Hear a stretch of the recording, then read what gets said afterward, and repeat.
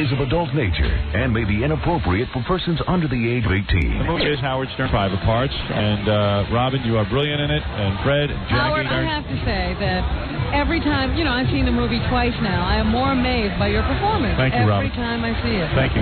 And yeah, we did a great job too. Oh, I don't think so, but I thought I saw something in you 20 years ago, 15 years ago, however long ago it was that we started working together. But when I saw you up there, it was like, I was amazed. I can't believe Fred is ruining this moment for me. Damn it, dude. Years and perform it on the radio and, write books, and that was amazing. But acting on a huge screen like that, you can see everything. And it was so natural, such an incredible performance. Wow. I mean, the moment that you were so incredibly sincere. Could you turn off that music, goddammit? I'm having a real moment. I hate both of you. Let me say something. So much. All right, now I got to say something. No, I'm not done yet. Oh, really? Go ahead. And then there were other times that I was like, God, is he ever funny?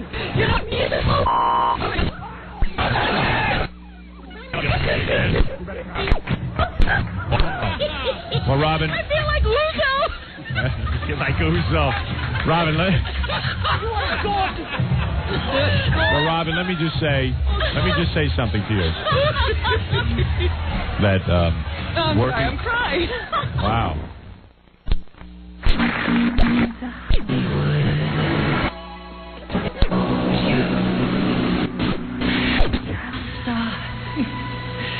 In Hollywood.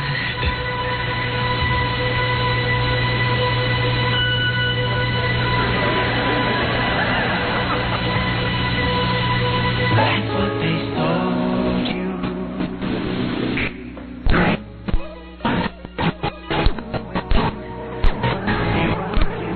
Of your childhood, took your youth, and sold it for gold. Elizabeth, I love you. You're every star that shines in the world to see. Elizabeth, can't you see that it's true? Elizabeth, I love you. You're more than just a star to me. There's time to have a small peanut.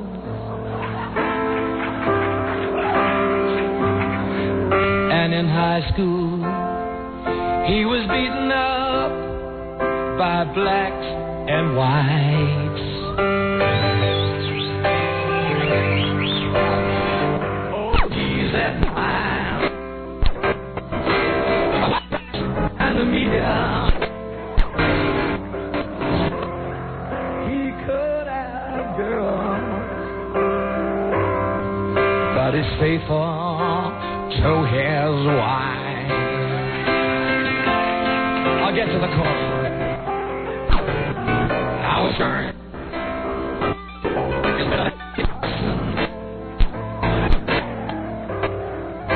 He's kept it in his pants, and he never left his wife.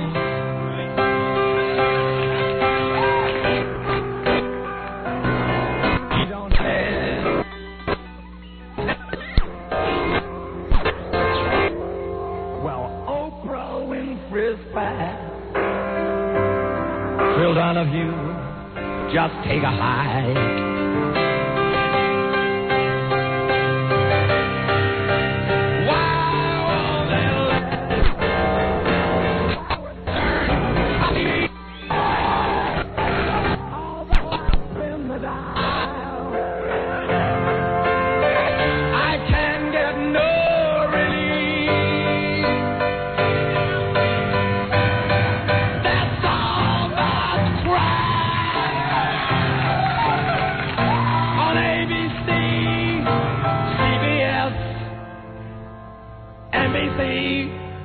There are losers everywhere. Why aren't you Howie, baby? Howard Stern, why isn't Stern? Why isn't Howard Stern on TV?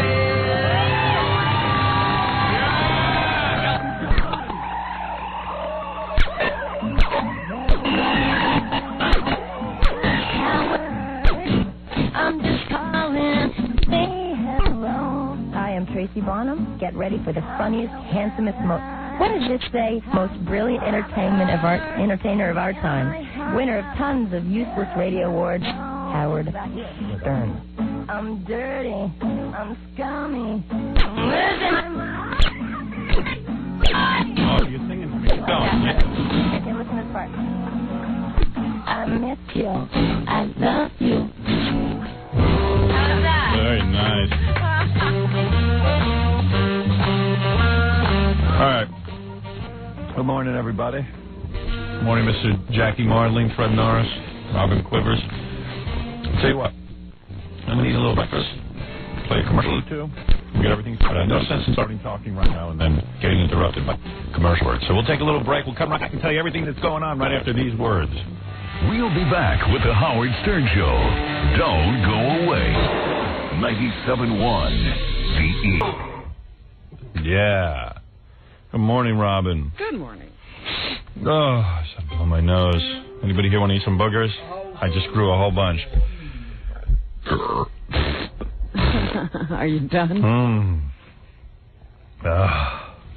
Barely catch my breath.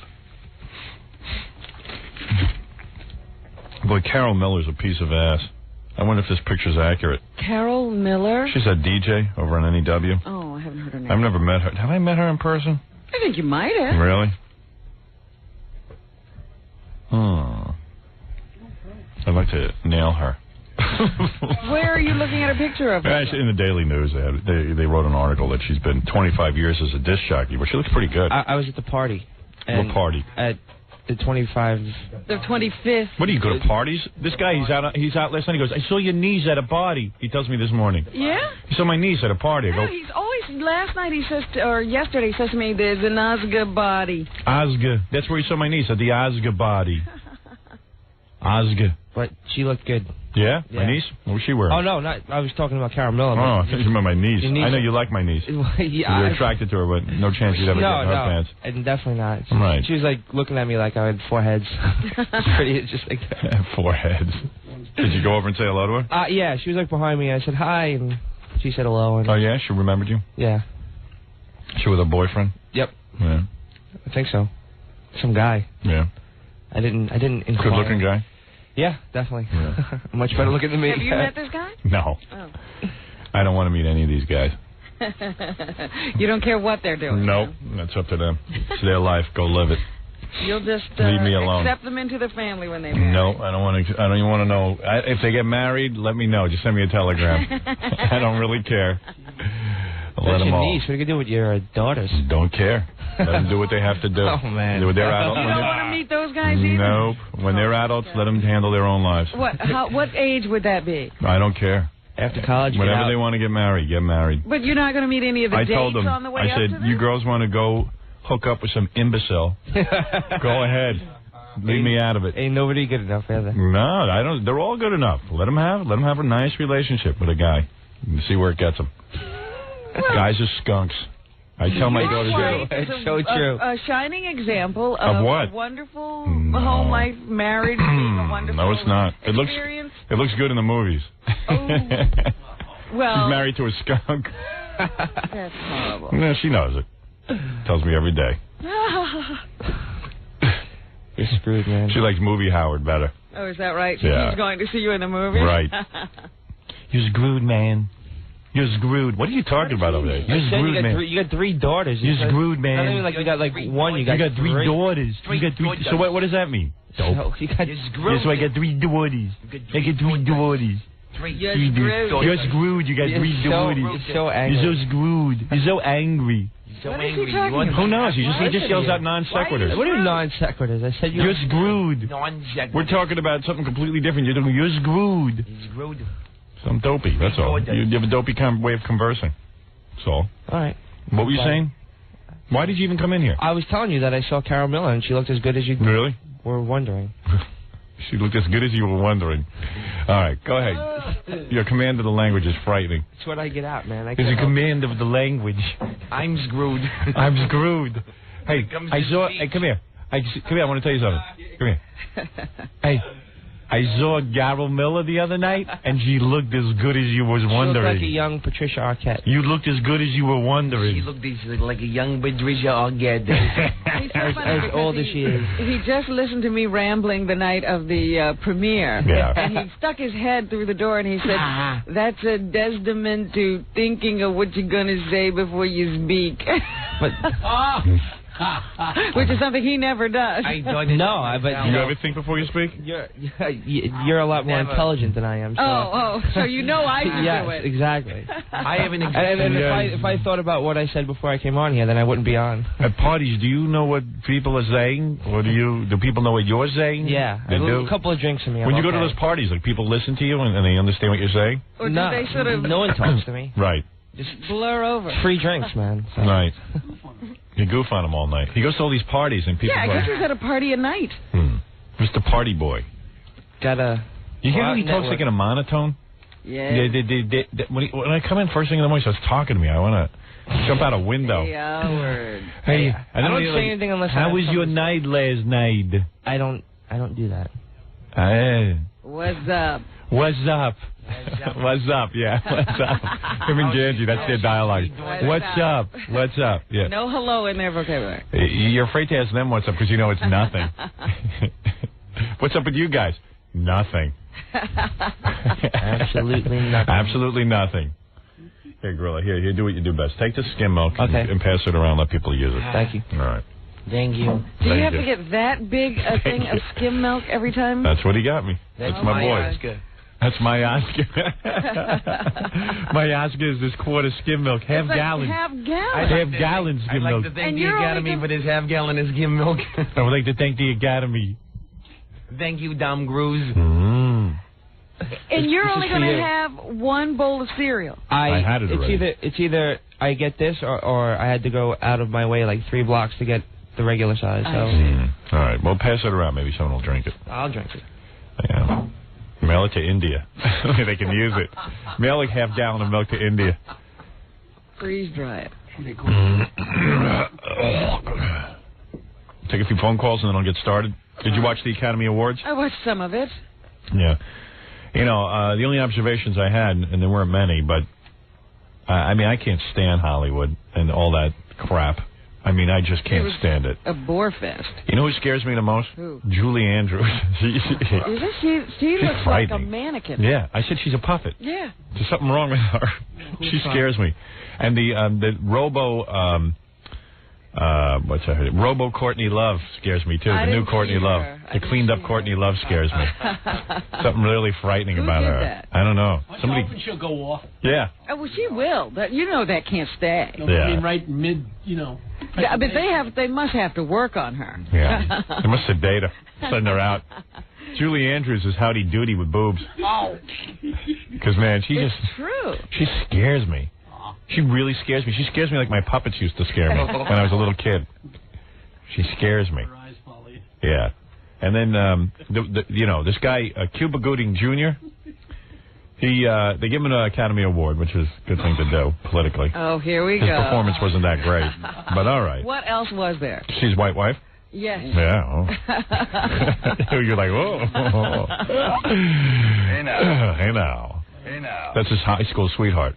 Is that right? Yeah, that must have gone over big in high school before he was a star. Well, huh? he's not that old, so maybe it wasn't that bad. Oh, yeah, right. Yeah, times have really changed. People are so accepting. Maybe he was in that little spot in the country where everybody's all right. Yeah. Where's that? I don't know yet. Mars. Come on. Well, but he turned into Cuba Gooding Jr. Right. So they must be happy now. Yeah, now the parents are like, well, I guess, all right. Well, he's a Schwarzer, but okay. He's Cuba Gooding Jr., and he won an Academy Award. All right. I hope he doesn't go off like OJ. Yeah. It's very funny, because maybe he came from an area where everybody was an interracial couple, because I know another interracial couple who are very good friends with him. Oh, really? Yeah. Is that right? Is it a black guy and a white wife? Yeah. Yeah. Maybe the whole community was that way. So he gets up and you know, he was excited. Of course he should be. And it's exciting to win the Academy Award. Yeah, how many people have one? Really. And he got up there, and he was, you know, being passionate and being alive. So they right away started with the music. I know. It's a dopey show. 20 minutes of Billy Crystal parading around with that same song We that he have does. to hear that. Yeah, Oscar, Oscar, Oscar, Oscar. And he's got to do that. And then this guy gets up who wins an award, and he's excited. And, of course, they cut him off after 20 seconds. Yeah. It makes absolutely no sense from a producing standpoint. You have to hear the interchange between David Spade and Chris Farley. Chris Farley. For an hour. But the people who actually win don't say much. Right. And I could see cutting off, like, you know, limiting it 20 seconds to the guy who won Best Animation. And by the way, where do you see these animations? Where do you see these short subjects? Where do you see any of this stuff? Well, the short subjects look pretty depressing, but the cartoons look kind of cool, those little animation play the things. claymations and stuff. And does every guy make clay now? I mean, is there any regular cartooning? I don't think anybody draws anymore. Everybody loves clay. Everybody makes their little independent film. So they're all student films, those things, you know. Yeah, because they're thinking their one professor. guy was thinking his professor, so I sort of got that they did this in school. Yeah, it's like school guys, because no one else would finance these things. That's what I'm saying. These very, very short films. Yeah. And what's the difference between a short film and a commercial? I don't know. About $30 million. You know. I don't know, but the cartoons look kind of cool. Like, I wish in the movies, they would, instead of showing you 20 coming attractions, they show you some cartoons once in a while. Yeah. Or commercials now. They do show commercials. Yeah, I felt kind of bad. Like, these guys they probably put like 7 years in for a 1 minute claymation. Yeah. You know how these guys spend Blood, 7 years? Sweat, and tears. You know, they got to mold each little hand movement. And every little movement they have to change. That's another frame. Yeah, they should show those in the theaters. That'd be cool. They used to do that all the time. When you went to a movie when I was a kid, you saw little cartoons and Yeah, you got a feature. Yeah. I don't know. And these documentaries, nobody sees any of this stuff. Right. And the funniest guy is that guy, Larry Flint. Like, they wouldn't let him in, and then he found his way in. He's so desperate to be at the Academy Awards. He's crashing the Academy Nobody wanted him there because he's such a sleazebag. They didn't want him there. Nobody wanted him there. Nobody wants to look at the real Larry Flint. They want to look at Woody Harrelson. Yeah. You know what I mean? Because Larry Flint is disgusting. And they had him in a big sparkly jacket and his wheelchair. Well, that's him. He likes all that stuff. And his gold-plated wheelchair. Yeah, who wants to see that? Sure is the whole point. You know, it was really cool. They said to him, look, don't come. We don't have a seat for you. And he shows up anyway. like white trash. You know, going where you're not invited. If someone didn't want me somewhere, I wouldn't go. But that's the beauty of Larry Flint. Right. He's never cared about what other people want. Right, it's cool. Muhammad Ali was pretty funny, too. Oh, here you go. They brought him up on stage. They didn't bring him. He walked up. It looked like he was going to walk right off. Did you see that? Come on. That was funny. Did you notice how fast he got up there, though? I was like, how did he do that? They trained him. It was like a 12-round fight they trained him for. So they had, Muhammad Ali, I guess some guy made a movie of him when he was alive. Oh, Jesus. Because he's more dead than alive. He took too many blows to the head. George Foreman, happy as a pig in mud. He's fine. Yeah, he's fine. He's locked inside. Fine. He's fine. You are miserable, and you got all your faculties. You really idolize him. He's a happy man. You can't even make jokes about the guy. He's a happy man. Why are you going to Mellow out. Mellow out. He's a wonderful human All right, being. that's your opinion. It's the truth. I just think he's a boxer. But anyway... Well, that would be your opinion. Yeah, that's my opinion. So anyway, they made this documentary about him when we were kings. Yeah. A bunch of white guys got together, and that's what white guys are good at, watching boxing tapes. Well, they did it 100 years ago, though. Yeah. They did it back then. This is that the right? Same footage that they had shot 10 billion years ago, and they just found the money to complete the film. Oh, I see. Yeah. Howard, we know that white guy, actually. Who is that guy? He manages the Spin Doctors and the Fugees. Was that right? Yeah. He made that film? What happened? He produced it. The old guy that got up, the director, yeah. He's had that footage for like a gazillion years, and he lost financing on it. Oh. So like in 1989, this guy, David Sonnenberg, let him use his office to put it together, and then he gave him $500,000 to finish it. Wow. Yeah. Oh, that's cool.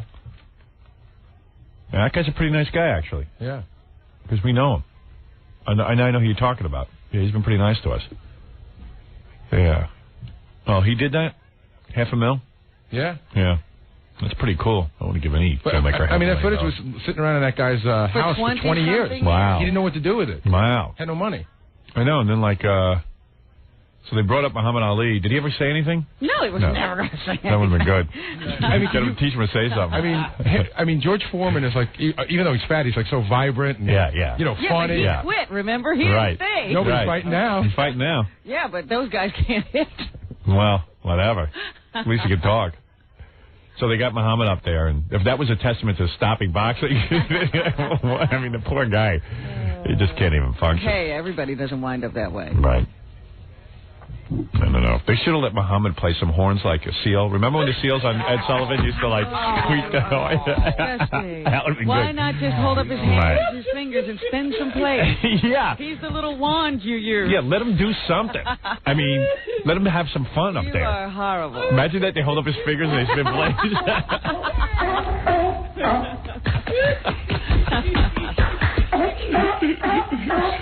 Well, I hope somebody does that to you when you're decrepit. Hey. Let you have some fun. I ain't getting in no ring. I know. She takes it personal. No. How do you know you won't get Parkinson's disease? How do you know you won't? People don't just get it because they were boxing. I don't know. How do you know? How do you know you won't get it? I don't care if I get it. I wonder what you'll do if you get it. If I get it, I'm staying home. I'm going to wheel you out everywhere. Thanks. That'd be nice. I'll come get you. Against my wishes. Yes. I'll be blinking and stuff. Get her away from me. You won't have any wishes. We'll know. What will we do if we're still together and you get to be like really like and you're in a wheelchair and stuff? You know what? You'll be pushing me around. No, but that's right. Your job. That'll be your role. But your whole life. Don't ever think you're anything. Your whole life has been known as being like really wild and really funny. And And everybody will go, oh, look at him. We remember when he could make a quip. And as bad as I'll be, you'll be the guy pushing me with the drool and the big teeth and the lips. Hey, there's Gary. Look at him. Let's hope you're not pushing Gary because Gary can't do it anymore. There's Gary, 70 years old, pushing Howard Stern. My nightmare would be that I had to take care of you. Right. Papa Pushy. Believe me, well, what do you think you're going to do when I retire? What career do you think you're going to have? None. Exactly. Save your money. No, I'm just saying it would be really sad if you had like what happens if Gary falls apart and you have to take care of it? I wouldn't do it. I would just get rid of him. You wouldn't hire somebody? No. Cut a check and put me in. No. Hey, let me say that to Jackie and Fred as well. Maybe for you I'd do it, but I'll tell you one thing. If any of you get sick and stuff, don't depend on us. Every man for himself. Right. And Jackie will probably be the first one to get sick. Oh, yeah. Because he's the oldest. That bastard doesn't help me. He'll be sitting in the nursing home cursing you. Why doesn't he come visit me? It'll look good if the nurses could see him walk in. They'd know I was important. Treat me better. Yeah. Have him. Give me a bank book, that's all. Right. I'm still worried about the tribute we're going to have to do for Jackie when he dies. Yeah, well, you'll go to that. I'll dance on your grave, Gary. Yeah, I believe that. Well, anyway, I was very proud of Muhammad Ali when he faced the right way on this stage. Oh! That was good last night. You're a warm man. Very warm man. Then they, it's her boyfriend. All right, listen. I'm your love. Remember that. Right. You were into me. You're making me very upset I'm right the now, man. love. I'm the man you're in love with. Hello, love. Hello. All right, so here's this guy. This guy gets up. This guy is the biggest bore of the night. This guy wins a dance award. Oh, that honorary award? And what's so great about this guy, listen how serious these guys take themselves in Hollywood. He won an award because he choreographed a few movies. Old movies I'd never seen. Yeah, all sucky, boring movies. Holy. Everybody congratulating themselves on bad movies this year. 7 brides for 7 brothers. Yeah. As Julie Andrews would say. What, dance is wonderful. So this guy gets up. This guy, you would have sworn that this guy had just invented the cure for AIDS and was accepting the Nobel Prize. You ready? Michael, in recognition of your services to the art of the dance... This is Julie The art Andrews. of the doll. Is she frightening or what? Is she a scary puppet? In the art of the screen, the Board of Governors of the Academy of Motion Picture Arts and Sciences is proud to present you with this honorary Oscar. Congratulations, Michael. Now listen to this guy's speech. Honorary Oscar means all your movies sucked and they just got Nobody would ever award an individual movie because you lasted so long. We'll give you this. Like Lauren Bacall expecting. I'm so glad she didn't win. Yeah, that was a surprise. Good. She was like the front runner, the favorite. Good. I'm so glad they gave it to a woman in a boring, horrible movie that no one will ever see. Juliette Binoche. Yeah. Who's that? You know what? And Juliette Binoche, that'll be the last movie she's ever in. No, she's been in quite a few, actually, but mostly foreign. Right. She ain't going to be no American film. We got Sandy Sandra Bullock for that. She's in every American film.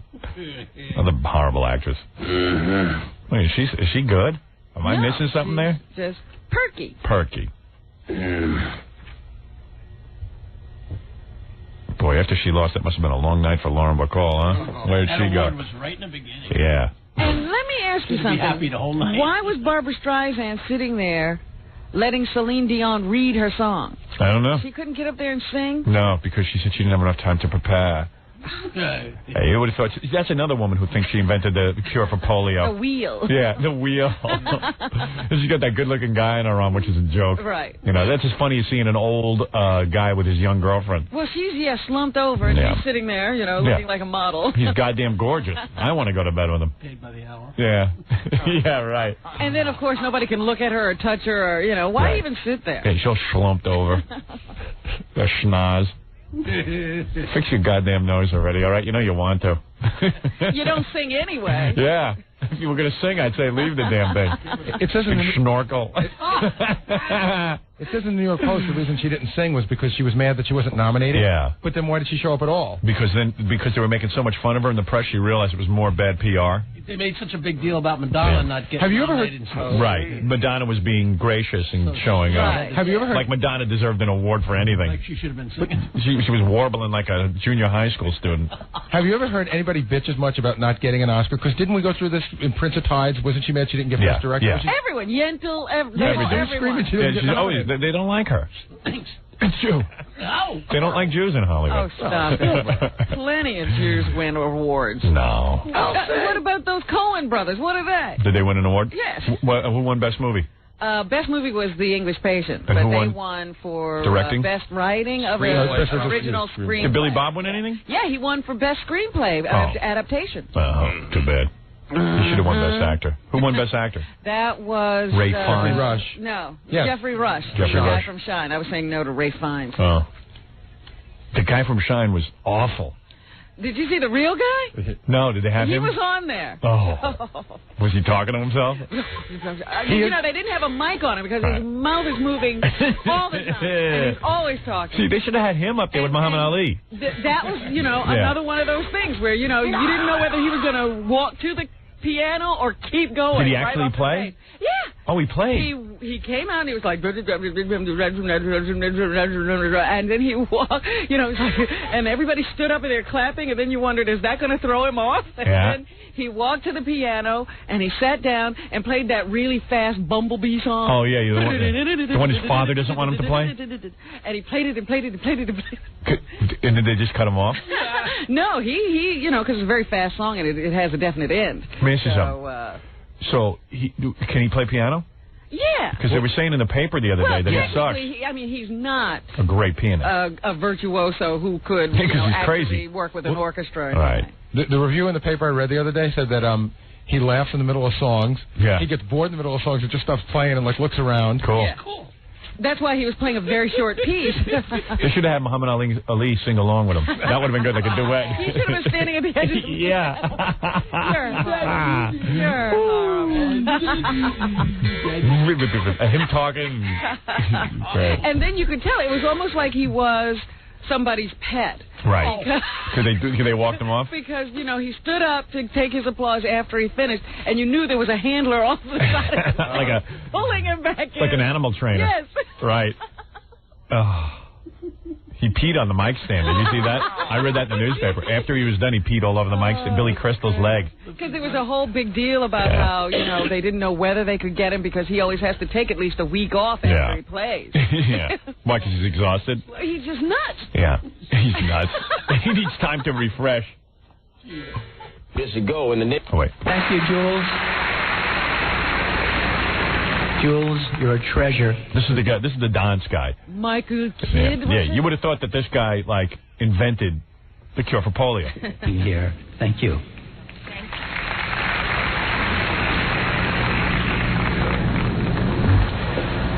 I didn't know how to handle all this.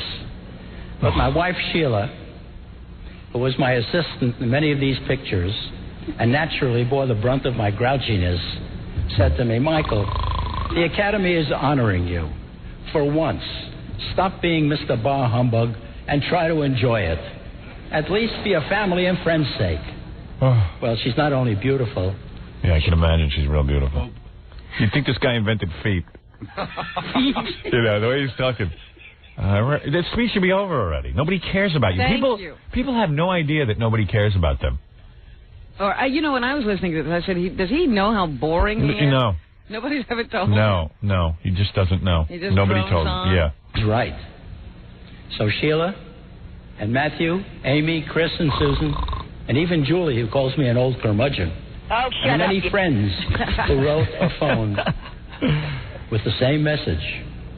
Once the reality of all this sinks in, I promise to enjoy it. Shut up! Shut down!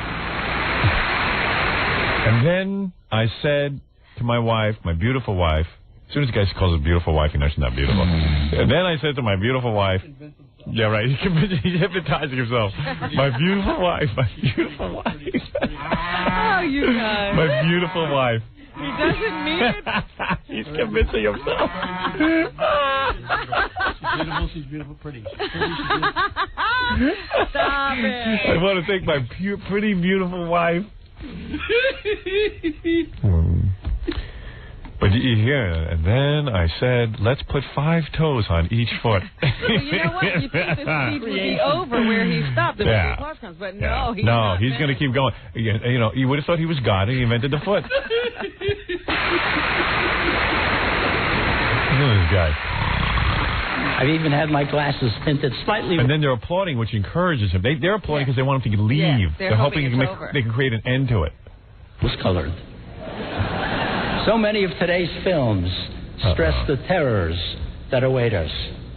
Perhaps this award signifies an awareness that we have been missing something. Yeah, we miss your films, your scary good films, your dance films. We miss them. We want to see guys break into song every time they start to do something. Yeah. And kick up their heels. Yeah, it's really great. I hated those kind of films. I despise those kind of films.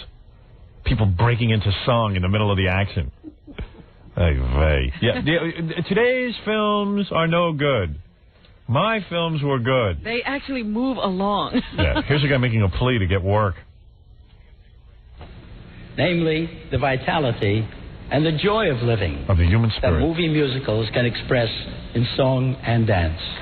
Yeah, good. So goodbye. You're ruining the show. Goodbye. But Cuba Gooding Jr. can't have more than 20 seconds. They don't play music with us? No. I thank the Academy for this tribute. I accept it in the name of all choreographers. And especially the dancers. Who made it all possible.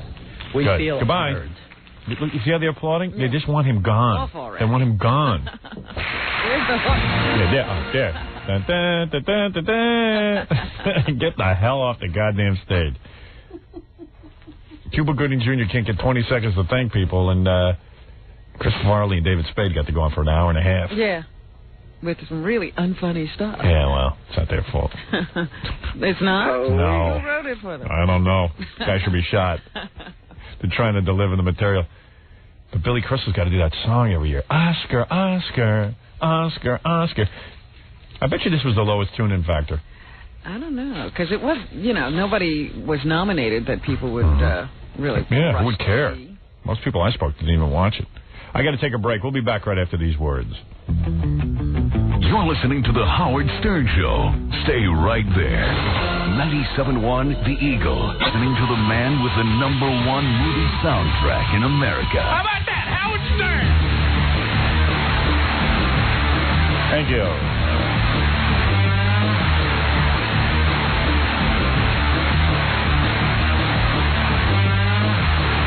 Hey, Tony, you're on the air.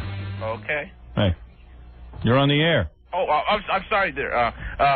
Yeah, Howard? Yeah. I was wondering if you got to watch Crossfire last night. No, I didn't watch that. I was watching the Barbara Walters special, which was a real bore. Yeah, that jerk Harry Shearer was on there last night. No Talent?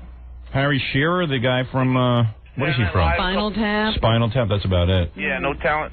He does a radio show now. He was on there and he was talking about you last night, about Private Parts. Oh, yeah? It's the only movie that's ever had like a 2-year promotion because for the last 2 years you've been promoting for 4 hours a night. So what? What does he care? And that the only people that ever that have been watching are your fans in the East Coast and the West Coast. Yeah, so what? What's wrong with that? Well, I just thought he was talking out of his butt, really. What's wrong with that? What do you mean? For 2 years I talked about my movie. That's true. And secondly, my fans did go to see the movie. So what? What is he being profound? He's a dope. Yeah, he's just trying. Listen, any guy knows. Any guy on the radio, they're all jealous of my success. Do you understand? Not only did I put out a movie, just getting a movie put out is a miracle. I put out a great movie, not a good movie, a great movie. It's a hit. Not only is it a hit, but it's critically acclaimed. Do you understand the difference? It's a good. Harry Shearer's never been in anything critically acclaimed. It's a great movie. It's a great movie, and he put a little thing that he's waiting for the Rush Limbaugh movie to come out. He'll go see that. Well, he's trying to be. What do you call it? Controversial. He's got a problem. He has no career. Here's a guy. He did Spinal Tap, and he went nowhere. He was on Saturday Night Live. He's supposed to be incredibly talented. Yeah. It's not doing anything. He's another one of those guys who's incredibly talented but can't get anything going.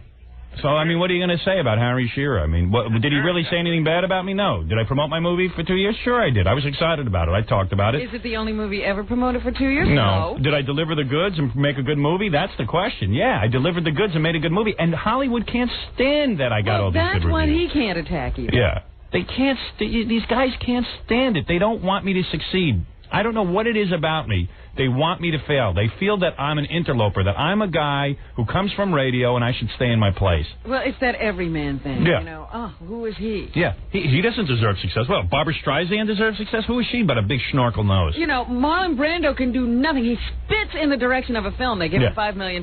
Nobody complains. Yeah, and Marlon Brando, you talk about, at least I promoted my film. Marlon Brando's a guy who takes $5 million to write a book, and then he goes on one TV talk show, and that's it. I mean, yeah, I'm proud of my film. I'm proud of the work I did. I'm proud of my book. I'm proud of the things that I've written. If Harry Shearer wants to point out that I promoted the film for 2 years, that's okay. You know what? That's what more people should do. Who buys Madonna's records? Her fans. Yeah. Is that a bad thing? And then he comes out with a real profound statement. The people who went to see his movie are his fans. Well, yeah, who else would go? You dope. Yeah. I mean, these guys want to be profound. They want to be like, who's a great like Mort Saul or something. They want to be like these great thinkers. Harry Shearer is not a great thinker. Harry Shearer is a guy who failed in life. He knows it. And what he's jealous of is somebody's success. It's like I was reading an article on other disc jockeys. I wonder if I brought it in. I probably did. Here, hold on. Let me get it from my bag. What is this one? In fact, they interviewed this imbecile in San Francisco, Alex Bennett, who thinks that somehow because he was on New York radio when I was a little kid, somehow I stole my act from him. There's another guy I stole everything from. And they said, I guess I didn't bring the article, but he says, I can't even go. I won't even go see the movie. They asked him what he thought of the movie. Of course he went to see the movie. Well, that's, you're eating up with jealousy when you can't go to see it. Yeah, when somebody can't even go see it. Talk about jealous. Every guy in this industry is jealous of me. And you'll hear them on the radio. Oh, I don't know, he's not so good. He's not really good. They should have made a movie about me. They all whine about how things should be done for them. But none of them do anything. They all sit there like the lazy drones they are. And then if I syndicate, they all get the idea to syndicate. And then you're a smooth operator. Yeah, I'm the smooth operator. They're the talented ones. You're the businessman. I'm the businessman. Oh, if only we were smooth operators. We're just so creative that we don't have time for our... If only they knew what you knew. I mean, the hatred that has been focused on me by my own industry is nothing short of frightening. My agent gave an interview to something called Friday Morning Quarterback, and he says, I've never seen anything like it. This is the first radio guy to step outside of radio and actually make his way into the world of publishing and into the way of film. And he said, it is amazing how our industry has never even given this guy an award. No recognition at all. It's like you don't exist. Zero. He says it's unheard of because you're all seething with jealousy. It is the God's honest truth. In spite of the fact that they benefit. Yeah. Oh, please. This elevates all of radio, but they don't see it. They're like, I don't understand why it's not me. I'm so talented. Why him? Yeah, it's me because I'm the one who innovated everything. I'm the one who got it going. They wouldn't mind it if it was somebody else. Yeah. They can't take it. And even now, they all syndicate their radio programs. I was reading an interview with the man queer. He's trying to syndicate his radio. He says, I am trying to syndicate because everyone is stealing from me, he says. They're stealing my... He even gives the same rap. Yeah, he just reads the article and says, this is what I'm supposed to say. He says, well, they all steal my material. I better syndicate. I thought that was my rap. Yeah. And by the way, the man queer grows more and more nervous because the fist is looming large in his life as our ratings continue to go up in Chicago. Now, all of a sudden, we broke into the top 10. It's happening slowly. Boom, boom, boom. Each rating book, we keep going up and up and up. We'll be in Chicago soon. We'll be there for the fisting. The fisting occurs sooner than he thought. The man queer. And in Detroit, we were on for a couple of weeks. Already, we have tripled their rating. You're kidding. Yeah. They did some sort of article here. Stern triples numbers. Do you know that the station we went on in Detroit had this is unbelievable. This is almost 0 listeners when we got there. Now we got 3. That's not a big deal. They had a 0.6 rating. Can you imagine? Oh, my God. That means you're right. Nobody. Less than nobody could have been listening. Because it's a minus or plus 1 factor. So it could have been that there was 0 people listening in the morning. We took them in a month from a 0.6 to a 1.7. Wow. Which is amazing. It's never been done before. Never. That's incredible. And there's somebody on there called Drew and Mike who were putting me down. Drew and Mike Show, who, of course, are doing the Howard Stern version in Detroit. And they are crapping their pants because they suck. And they know they suck. And they know it'll only be a matter of time. Like the man queer, like Mark and Brian, like Imus, like them all. They will receive the fist. But the fist is next for man queer. I feel it coming. As his buttocks squirms with anticipation. And he will bend over because he's the man queer. And he'll enjoy it. And then he can say, everyone is ripping me off, as the fist enters his already lubricated orifice. Right? Absolutely. All right. Howard. The fist, and the fist, and the fist. And the fist will go deep for the man queer. Crisco, my arm. I'll bring you one of those gloves they use when they're checking the horse, it right. goes up to your shoulder. Yeah, I'll need that. Because I'll be almost shoulder deep. For the...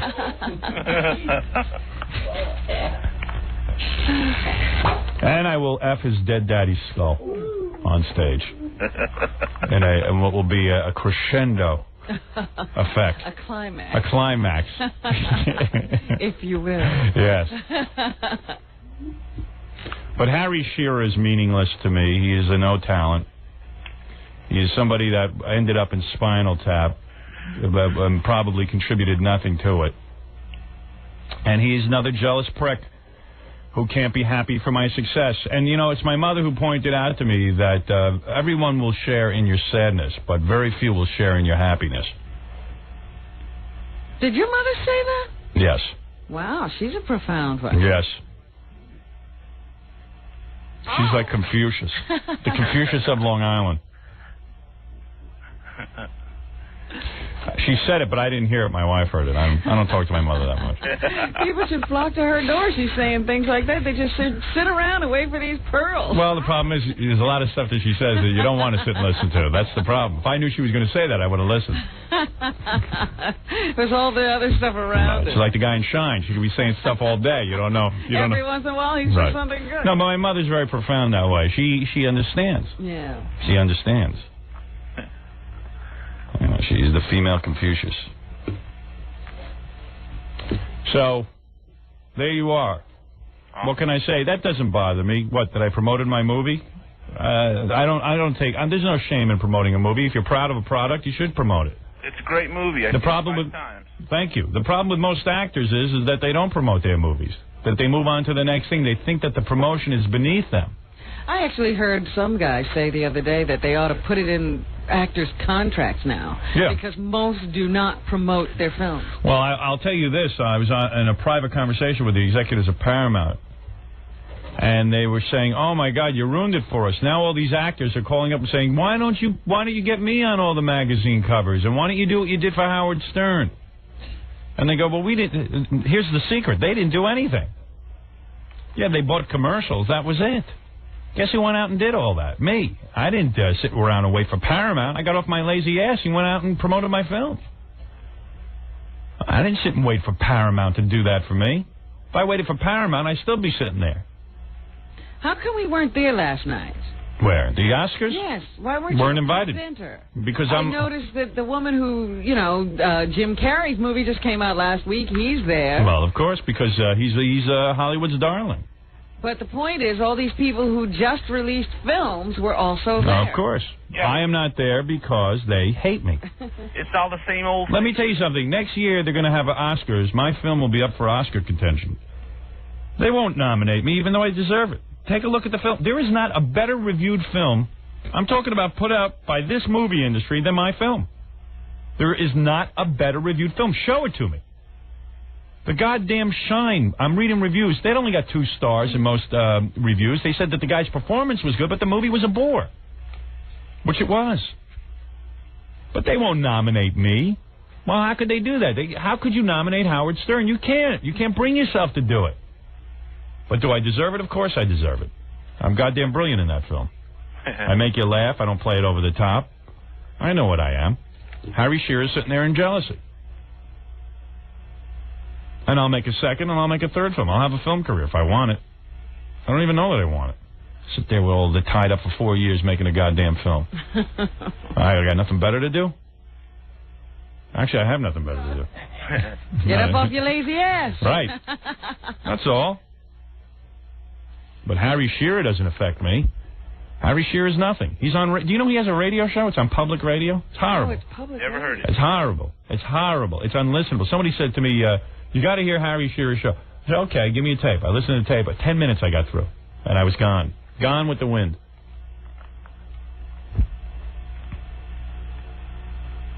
You know, he's 4'2".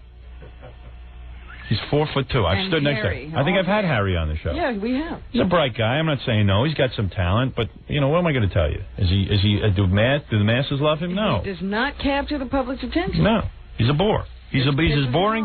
He's as boring as that guy who won the dance award last night on the Academy Awards. And that's why it pisses him off. He thinks he's funnier than you. They all think they're funnier than me. Every comedian thinks they're funnier than me. You sit there, you watch Billy Crystal, the greatest host of the Academy. Billy Crystal made 1 or 2 jokes. Every goddamn morning, I got an audience 3 times the size of Billy Crystal's, and I sit there and make people laugh all morning. But you can't see it on TV. There's not an auditorium filled with celebrities. They're all in their cars laughing privately. These guys are nothing. They're nothing. No talent. No talent. That's right. That's right. You're absolutely right. Howard. Go ahead. But before I go, is there any truth that Eric Norris has come out here to try test film? Oh, please. Oh, come on. No, don't be ridiculous. What did he tell It's a dopey question. Was that a joke? I don't know. I think so. He's going to be funny. He's Harry Shearer Jr. Yes. Hello? Yes. Yeah. I got the Shearer clip here. Let me hear that. And it's got the other guy on it's Crossfire. They got John Sununu and Bill Press hosting, and the other guest is Lionel Chetwin, who's supposed to be some Hollywood producer or something, but I never heard of him. All right, let me hear. All right. Let me hear how they badmouth me. Harry Shearer. You know, there's so many bad movies put out all year long. Bad movie after bad movie after bad movie. Most of them Harry Shearer's been in. You know, they're all these Saturday Night Conehead movies. He's going to worry about my movie. My movie's so goddamn good and critically acclaimed. He sounds stupid saying this kind of stuff. Go ahead. They can't stand it. It's very much sour grape. It is sour We're grape. just about out of time. I just got to ask you this one burning question. When I go out to see a movie, I try to see something like Strictly Ballroom, The Big Night, mostly foreign films or foreign language films, I guess. But it's Big Night Out. Let me ask you this: why Private Parts? Why is that doing so well right now? Oh, I thought the question was why Private Parts. Howard Stern. Yeah, it's doing so well because its star spent the last 2.5 years, 4 hours a day, 5 days a week promoting the movie. It's never no movie in American history has ever had that kind of advanced advertising on a saturation basis in major markets. Is that right? It didn't get me to go see it because I feel you have to be as interested in Howard Stern as he is to pay money to see him more of him. And it fell off 47% from week 2 to week 3. Everybody's got numbers. Everyone with the numbers. I don't know about numbers for any other thing. No. Clint Eastwood didn't make $40 million. I'm looking for the Rush. I'm looking for the Rush Limbaugh movie. I want to go to that one. That's probably coming up. Gentlemen, that's all we got time for. Always with the numbers. Oh, it fell off. Well, yeah, it does fall off. Everybody's following your statistics. Jedi fell off 67%. So what? I mean, what are you going to say? What do you think Jim Carrey's movie's going to fall off this week too? That's what happened. Donnie Brasco do? Or Donnie Brasco has never even hit what I've hit. And neither has Clint Eastwood or any of these other big stars. They'll make you think that every other movie sustained. They only want me to fall off a cliff. You know what this is about, don't you? Yeah. What is it about? Harry used to love us. I mean, he cut IDs for the show when he was on Saturday Night Live. He used to come on the show. Yeah. And then we stopped having him on. I know. So now he's like angry with us. Yeah, sour grapes. Because he's tried to come on the show a lot. I know. How many times has he called you? Oh my! I mean, we probably turned him down like 8 or 9 times in the last 4 years. Yeah, I mean, I like Harry. I have nothing against Harry, but it's like these guys all have to badmouth me. Why? Because they're jealous. I wrote the story of my life. I turned it into a movie, and it's critically acclaimed. And when this guy goes, well, how come the movie's so successful? You know why? Because the critics loved it. And it's a good movie. And audiences were walking out going, man, we really like the movie. They can't deal with it. Harry Shearers of the world and my fellow DJs. I'm in such a scuzzy business. Well, Harry's in the, unenviable position of trying to do what you do. Right. Well, Howard, the last time Harry had a success was, I think, 13 years ago with Spinal Tap. Yeah, and I don't know that... it wasn't his success. It wasn't his success. I'd call it Rob Reiner's success. Part of one.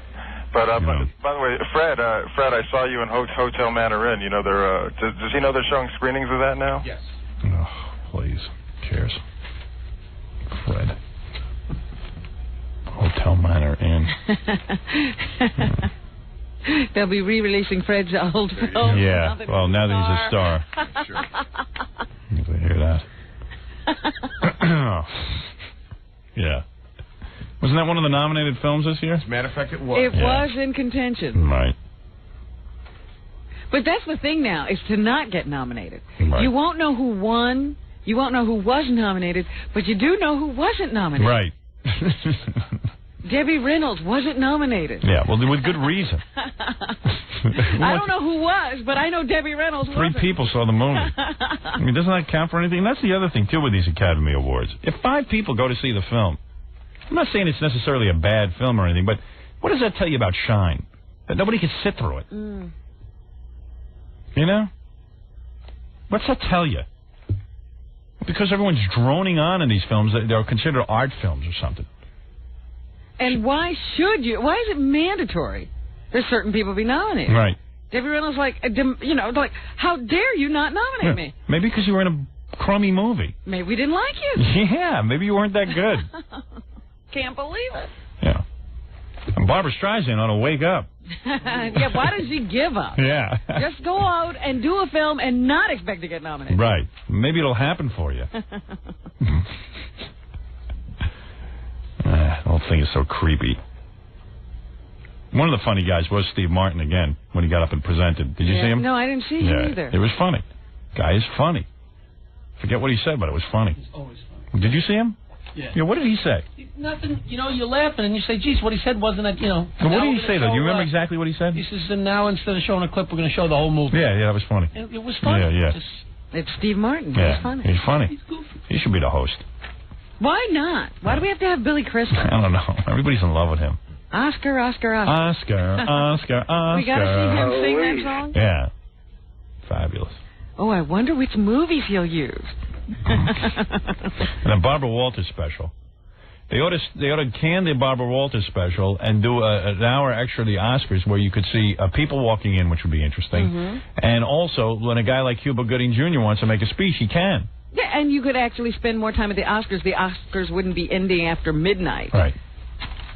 And Barbara Walters, that Harrison Ford droning on. Ooh. Oh, man. What is his problem? She sets the pace so slow. Is that what it is? Yeah, they could cut. They edit.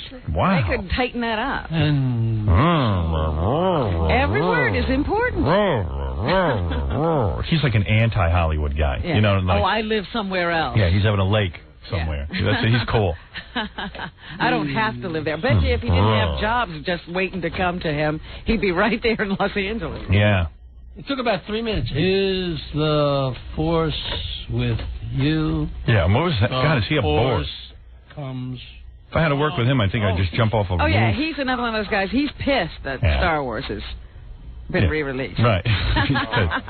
When people say to me, the force is with you, I say, the force is within you. And I'm like, oh, my God. Didn't it? You know, if I had a relative who talked like that, I'd have him locked up. Oh, God, is that the first time you answered that? Yeah, it's like, when someone comes up to me and says, is the force with you? I say, no, the force is within you. You are a dick. It's like they're not allowed to smile or just... Don't have a good time. It's like, I'm Don't angry. enjoy my work. Yeah, I live in Montana, therefore I'm anti-Hollywood. It's like a jailhouse interview. Yeah. Prisoners are having a better time. Oh, my life sucks, so I don't know what to do with all this. I've got so much money. What am I gonna... Do I like my career? Yes, I do. I'm very proud of it. He had to think about it. Yeah, angry, smelly and angry. He is regarding Henry. Did you ever see that movie? Yeah, Like a shot in the head. A retard. That's really him. Harrison, would you ever do another Star Wars? No, I think I'm beyond that. Would you ever do another Indiana Jones? In a minute. In a flash. What's he know about a flash? It took him an hour to answer. Right. In a flash. Well, you know what that means. George Lucas is not making movies, and Steven Spielberg is. If Steven and I could find time in our schedules, I would. It's like, Scary monster. Easy, pal. Easy, boy. What do you think is locked in that head? Not much. He's an angry lion. All full of wit and wisdom. Everybody's so friggin' smart. Pontificating. Force is within you. Force is within you. No, it's not. Dude, nothing's within you. Trust me. There's a lot of people out there who don't have the force within them. You know what I mean? They're just struggling to get by. That's right. Yeah. They can see the forces in you. You see a lot of wackos walking around with taser guns and, you know, and pretending the force is within them. Lightsabers. And Darth Vader helmets. All right, I got to Go into conventions. All right, I got to take a break here, and we'll be back right after these words. We'll return to the Howard Stern Show after these messages. 97.1, The Eagle. You're listening to the Howard Stern Show. Good. Hey, Jackie Penthouse Joke Page Martling, the Joke Man, and Sergeant Pecker, each 78 minutes of filthy jokes, only $12 plus $4 shipping and handling. CD or cassette, buy two, get one free. Call 1-800-323-KING. Friday night, March 28th. Two big shows for Jackie at David Brenner's Laugh House, formerly Catch a Rising Star in South Street in Philadelphia. For information, visit Jokeland on the web at JackieJokeman.com. And on Thursday, Robin's playing basketball against Dominic Barbara, the bloated attorney who weighs How did I get into this? I don't know. You think you're going to beat him? I think you got a shot. I was thinking about it last night. The only way I think he can beat you, and I was describing this to Robin, is that if he stands behind the foul line and if he's got any kind of outside shot, he can just keep sinking baskets. But I can't imagine. When would he have had that outside shot? It's not like he's going out to play basketball every day. No, I don't know. Because as far as him dribbling against you, I can't see him getting around you. I can't see him moving. Me neither. He'll have a heart attack. It's a weird game. So you know what will happen? If he takes a shot and he misses, you get that ball and just run around. Right. I'm going to get as close to the basket as I can. Good. And put it up. Yeah. Howard? Yeah. I can't even picture him dribbling. I can't either. He's got such a big belly. Yeah. Well, maybe he's not going to dribble. Maybe he's just going to do outside shooting. Do you have any kind of outside shot? Hopeful, a prayer. I don't know. A prayer shot. I'd like to get with you and give you a little coaching, because I thought of a plan that you could do about how you could just you see, I don't want you to panic. I want you to dribble up to the basket as close as you can get. Then stand still, turn around, take your time, take a breath, and then aim your shot. Don't rush it. Okay. But I'm going to tire Dominic out. All right. Good. That's your plan? Yeah. All right. so he won't be there in front of me. Okay. But in the tiring him out, don't tire yourself out too That's much. true. That's I the got to problem. make sure I'm not too tired. Because Jackie screwed up like We that. both had the same strategy. Let me see. I got a basketball. Let me see you dribble. You want to practice dribbling? Let me see you dribble. This is Come in so here. Let me see. ridiculous. Let me see you move. Let me see you dribble back and forth, up and down. This is ridiculous. If I'm going to bet money on you, I want to know you can win. Big deal. What? Nobody asked you to prove anything every time you were losing all my fouls. Come on. I beat Jackie. And I didn't bet. Mm-hmm. Let's just see how you do. It's the whole thing right here. Yes. Put the microphone on. It is on. What do you want to see? Doesn't work. How come the wireless doesn't work? I have no idea. It's a piece of, let me see. Let me see you move. What else do you want to see? Order, Gary. I can move around with the ball. Oh, wow. Hey, maybe she can play. That's not bad. Hey, she's not bad. All right. Of course I can use a ball. I'll be quiet. When I chased her, she didn't just leave the ball there. She could move around with it. Right. That's good. And It'll be great if she wins, Howard. oh, that'd be so funny. All But this is all I can do. Shooting is another thing. right, well, let me see. That looked good, what you were just doing. All right, good. All right, I'll bet on you. Yeah, you feel better? Oh, they say she just won the game. All impressed with herself.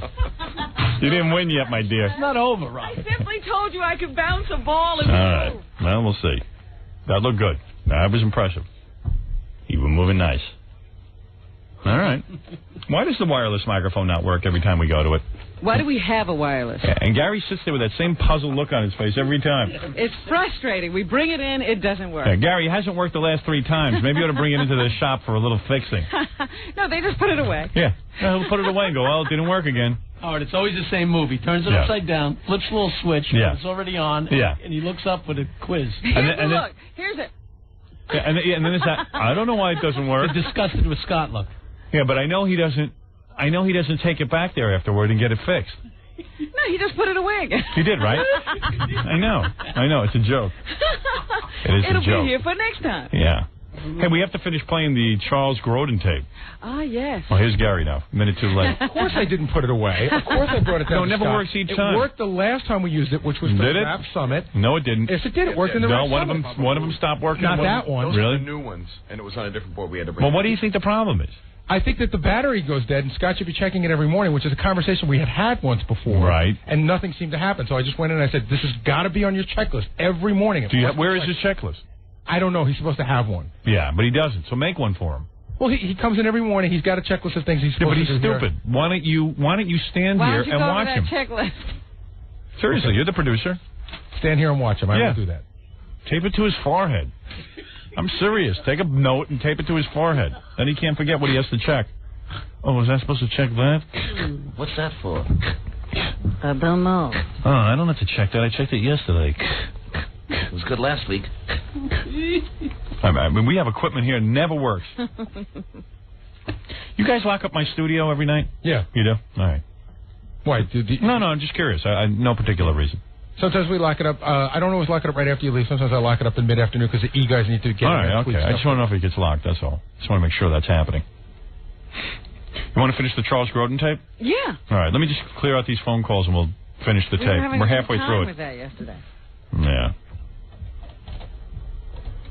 Ross, you're on the air. Yeah, hey, what's up? Hey. Hey, I was listening to Curtis Lewa last Thursday, and he did an hour show on you guys. He was going off. Well, he's got nothing. He's What else nothing. is he going to do?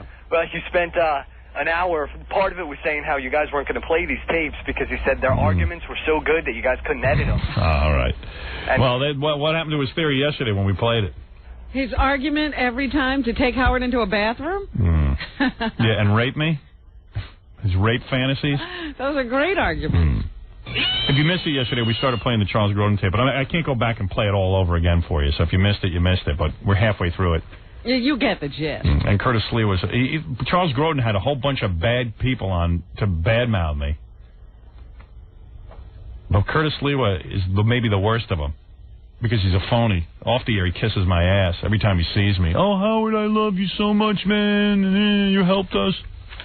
Blah, blah, blah, blah, blah. And he gets on and he sounds like a professional wrestler. Back in the neighborhood. Back in the neighborhood, we would have taken Stern and given him a colonic. Everything had to do with ass play We with this would have guy. taken him into the boys' room Yeah. and given him an attitude adjustment. Yeah, in the boys' room. And then he's going to lay me down on the floor in the boys' room and give me colonics? I mean, what's with this guy? What is he, a homo? What is he trying to... Is that secret language? Yeah, I mean, dude, you want to give me a colonic? You want to lay me down in the bathroom? Really? Want to do something? Yeah, it's always boys and, like, getting guys naked and giving them colonics. Homo says what? You have to hear these guys. Oh, man. Bob, you're on the air. Morning, Howard. Yeah. Question to ask you. Toss aside all the stigma Hollywood has against you and think for a minute, the timing and the release of your movie, what do you think that'll have to play in whether or not it gets a nomination next year for an Academy Award? Well, actually, we released the movie early, so by the time the Academy Awards happen next year, they'll probably try to forget about my movie. But if they're going to be honest about it, they got to take a look at all the reviews and how positively reviewed it was, and it was one of the best reviewed films of the year. So I am suspicious. I'm not suspicious. I'm predicting that it will be the best reviewed movie of the year. What do you think of that? I think so. Yeah, but in terms of me, they can't bring themselves to give me a nomination. Are you kidding? They go out of their mind. They can't nominate Barbra Streisand. Yeah, believe me. How are they going to nominate Howard? Oh, he didn't do anything. He played himself in the movie. You know, it's like, okay, yeah. What do you think? What do you think? You think that guy in Shine was doing anything, mumbling to himself? My father, yes, father, yes, daddy, yes, yes, Jillian, beautiful Jillian, you'll do my stars, Jillian. Shut up, sit down, yes, father, I will, I'm sorry, yeah, okay, great, yeah, tough acting, give me a break. Actually, that was a hard job. This guy had to be stupid, smiling all the time. Yeah. I got news for you. They showed that guy on TV last night sitting in the audience. He is that guy. That wasn't acting. They look exactly alike. He looks goofy and mental. That's why they cast him. But his lips weren't moving constantly. Right. Okay. That was the only difference. And who knows?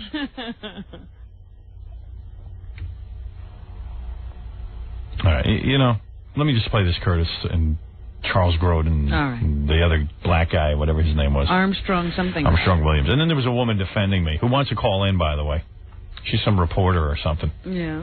She says, I didn't do a good job defending you because she goes, you wouldn't believe how they booked me. They booked me on. They said, come in and talk about political events.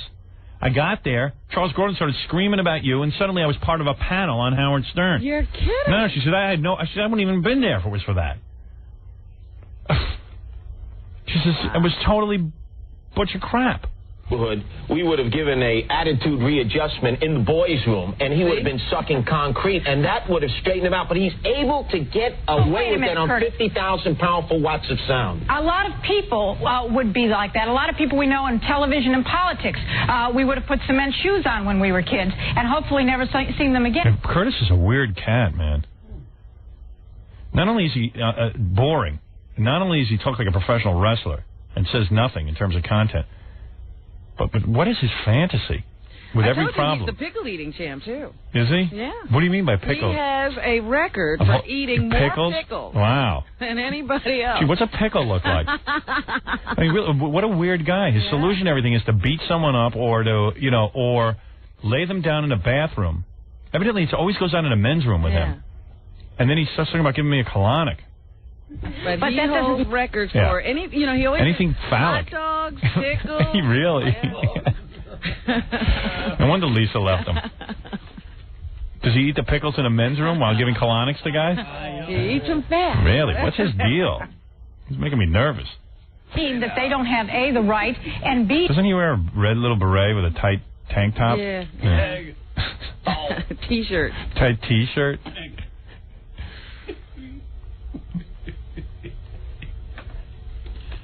The brains to do some very funny social commentary. Ellen, we're not really talking about the right. And I don't think you can compare Howard Stern to Beavis and Butthead or who are the other people, the politicians. I think Beavis and Butthead's a person. What are we talking about then, Charles? I don't know, but this is going to get awfully dull. I think you compare. Is there anyone to compare him to? Armstrong Williams? Have you ever seen anything like this? And what do you think the effect of Howard Stern is? It's devastating, Charles. Obviously, Ellen did not hear your intro, your monologue. And he just ignores that. Obviously, Ellen did not hear your intro monologue. Well, she heard that crap, and she basically ignored it. But the point is, obviously, this guy doesn't listen. He needed to hear an intro to even get disgusted with you. This is a guy in radio. He doesn't know what you do either. This is a guy who had a radio show that's been canceled. He doesn't even say canceled. He says he's on hiatus. Yeah. Yes.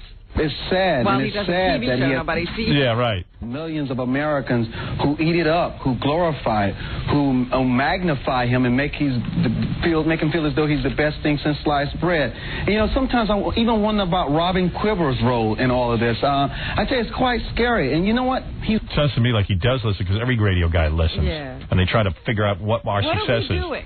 Getting away with it. There are people out there who hunger for it. He's actually catering to something where there's a serious void in this culture. Howard Stern is seizing on the moment, and Curtis is right. He's paying back everybody who rejected him, who closed doors in his face, who shut the door on him. And is that against the law? What's the in problem? your face. Yeah. And boy, I mean, he was #1 with his movie last weekend. He was #1 with the sound. Listen to the jealousy. Boy, he was #1 with the movie, the soundtrack. Boy, this guy knows everything. What's up with that? Why can't I have that? Why don't they make an Armstrong Williams movie? Well, about my scary success. Back to the movie, and I just tell you, it's frightening, especially because it's not people like you and I who we should be concerned about it, but it's those who really do believe that their values are defined by someone like Howard Stern. What was that? So people whose values are defined by you. Whose values are you defined? I don't even know what that means. I don't know. You're raising America, apparently. Yeah. It's very scary to me because this man is on there making jokes, and before you know it, people could be laughing. A lot of people will be making these jokes. Right, and if a lot of people make these jokes, where's a man like myself, a serious man, Armstrong Williams, fit into all this? Everybody will be joking. Right, and if everyone is joking, no one will be taking this show seriously. and Charles, let me say one more thing. What is on top of your head? Oh, what is that furry animal? Devastating. Yeah, this is what's devastating is what's on top of Charles Grodin's head. Who had the courage to do what he did with O.J. Simpson, to do what he did with Michael Jackson. What did he do with O.J. Simpson? Same thing you did, you skunk, except you did it 3 months too late. Waited yeah. to see how everybody else was going to handle it, and then you knew what to do. What did he do with O.J. Simpson? I'll tell you what I did. The first day it happened, I went on there and started calling O.J. a criminal on David Letterman. Of course, everybody booed me, and everyone said I shouldn't talk about double homicide, you creep. What I did was start talking on the air instead of doing boring talk shows so that people like you could do your stupid show. With O.J. Simpson, what did he have the courage to do? He immediately, even on the covers of his book, talked about women going into meat grinders. I mean, I'm not saying that I like seeing that. I'm not saying I like seeing it, but I think that his commentary on what actually happened is absolutely right on. I mean, in effect, O.J. Simpson treated Nicole Simpson as if he was putting her in a meat grinder. You know, Ellen, what he's in need of is a good colonic. Here we go. What he's in need of is a good colonic. And so what's his story? Curtis actually is sitting there thinking. Yeah. I mean, Curtis is a weird guy. Colonic. Picture the imagery. I guess I'm naked, and he's in the boys' room being held down by guys. Yeah. Boy, he's got a weird agenda, man. And where is the little phony? Why isn't he call? Well, he's a big shot. Why doesn't he call me in? He wouldn't even call. Gary, call him up, and Gary's got his home phone number. I bet you he won't even come on the air, little pussy. Baba Booey. You want to give me a colonic, and you want to get me naked in a boy's room. I don't disagree with you. Look at the politicians. Oh, my Lord. Christine Todd Whitman, savages, just takes a skewer to Bob Grant because she calls him a racist. Howard Stern has attacked virtually every ethnic and racial group. She gives him an award. She names a rest stop after him. Look at the one. This guy's done nothing his entire life. Oh, a rest stop is named after him. Oh, my God. Can you believe she did that? She named a rest stop. Like that's some kind of honor. Well, Curtis must use a lot of them. He doesn't want to see your name. Right. Yeah, you know, that's right. He gives his colonics in the restaurant. That went away. The rest stop went away. Well, the point is, look at the double standard. Because she says his is a bigger audience. No ticky, no washi. Dirty laundry, clean clothes. No ticky, no washi. What is he talking He's about? a professional wrestler. That's why this guy can't get ratings. No one knows what he's talking about. No ticky, no washi. Who talks like that? No ticky, no washi. Bottom line is, these politicians are prosecuted. George Pataki let this man make fun of him, actually ridicule his wife, make sexual innuendos. What kind of a man's man is he to stand there and take it? You don't have Sounds like he's listening way too close to the show. They all want to know why it's not them. like him. But the question is because that they don't have the balls to be original. Obviously, he does fill a void in American politics because sometimes he calls things as it is, and sometimes he does it with a very funny sense of humor. I don't like a lot of his stuff. I don't particularly listen to him. Well, would but you I thought agree his with book me, was Ellen, hysterical. that we need to take a little Fells Naphtha soap and wash his mouth out? But what good? Yeah, he's got me in the bathroom with the Fells Naphtha. Washing you again. What was that, Fells Naphtha? I don't know what that Fells is. Naphtha. What's that? It's like some old kind of soap that from like Fells Naphtha? from like 30 years ago. Oh. Maybe that's the soap his ex-black wife used to clean his clothes when he abandoned her. No ticky, no washy. Yeah, because he had to go run off with a white girl. Is it going to do? If he doesn't come on, I mean, I feel that way. I feel like you feel about Howard Stern, often about Rush Limbaugh. But that's okay. Come on, how can you compare Rush Limbaugh to Howard Stern? You're stretching. I'm not stretching it. Because every day when he says Americans held hostage and we have to get out the Clinton administration, come on. Obviously, I mean, you're having a bad day. No, I haven't. You must be on your period. Yeah, you must be having your period. You're having a bad day. Oh, that's hysterical. Let me smell you. What are you on the rag? It's not sexist.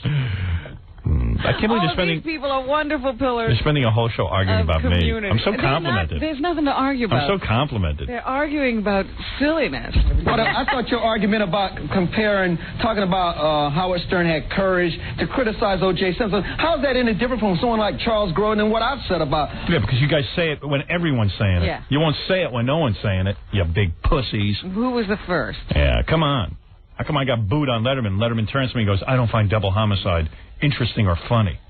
O.J. Simpson and Nicole Brown says, come on, give us a break, Ellen. That's weak. Armstrong, Please. you had courage, too. But I think Howard Stern... You can't defend him. It's indefensible. I'm sorry. I will defend Howard Stern because I don't happen to like a lot of things he does. I think it's outrageous the way he goes after certain people. You sure could deceive me by the way you're sounding. But I think that he does fill a void, and part of that void is that the left... As I said, what void? The social commentary that goes on. What's he saying that other people aren't saying in a more civilized way? Oh, bull. If I wasn't here, a lot of people wouldn't say a lot of stuff. Way like you, Charles. Civilized. Like he thinks he's taking risks in society.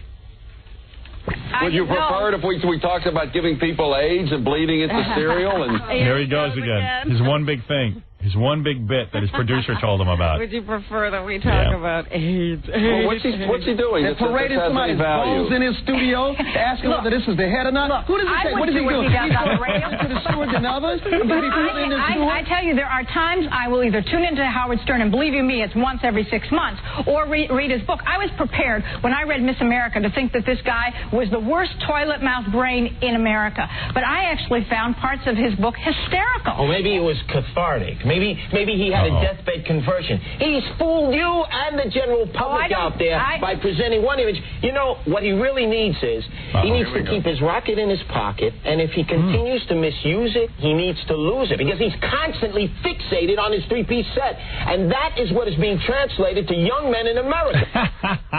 Look at he's down on my penis again. All he's talked about is getting you in a men's room. What's he fixated on? And now he wants to chop my penis off.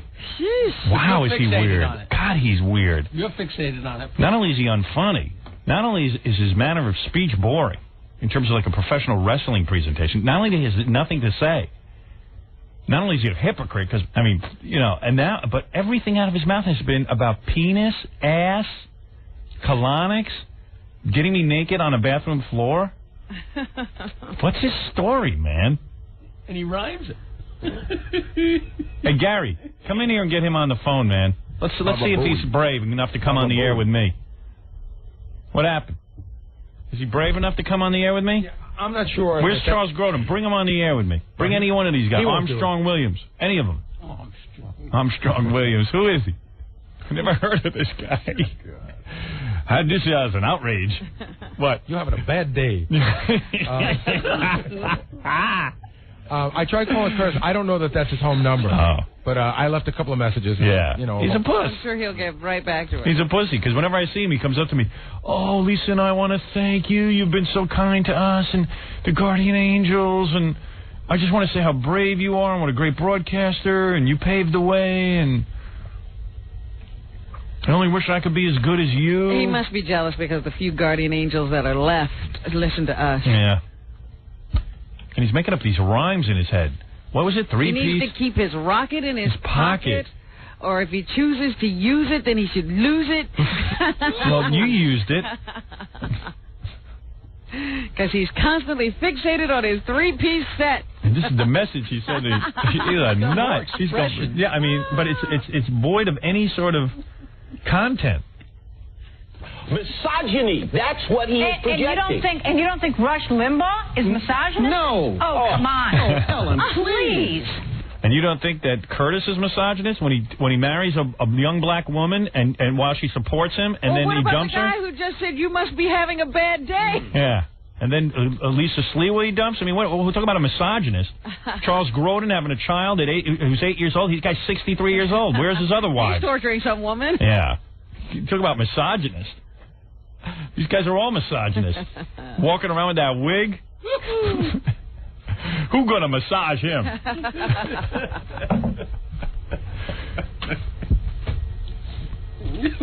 And they'll go so far as to defend Rush Limbaugh just to get at you. Yeah. Very funny. Yeah. Another guy who owes his career to me. Armstrong. Expera. Rush Limbaugh and Howard Stern. Rush Limbaugh should be offended by the comparison. I'm sure he'll be offended. But that's okay, because I think what Rush Limbaugh does about America's held hostage is just as obnoxious. You think there's any negative effect from Howard Stern, Ellen, or do you think he's just filling a void? I'm absolutely sure that there's a negative effect from Howard. I think that he does do kind of off-the-wall violence, and I think that he does go after... Violence? What? Boy, she did do a crummy job defending me. Off-the-wall violence. This is our defender?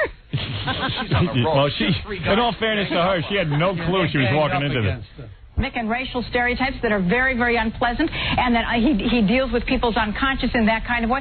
Believe you me, I am not a total defender of Howard Stern, but I think to just throw him out and say that he's terrible and this, that, and the other, and he ought not to be on the air. You sound like the modern version of Dr. Joyce Brothers. You put Howard on the couch. You've tried to figure out why the furniture is upstairs and rearranged in the wrong rooms, and you're justifying that. Meantime, this guy is running to the bank, making fools out of you, fools out of adults, and no one ever would really underestimate in the face of the American public.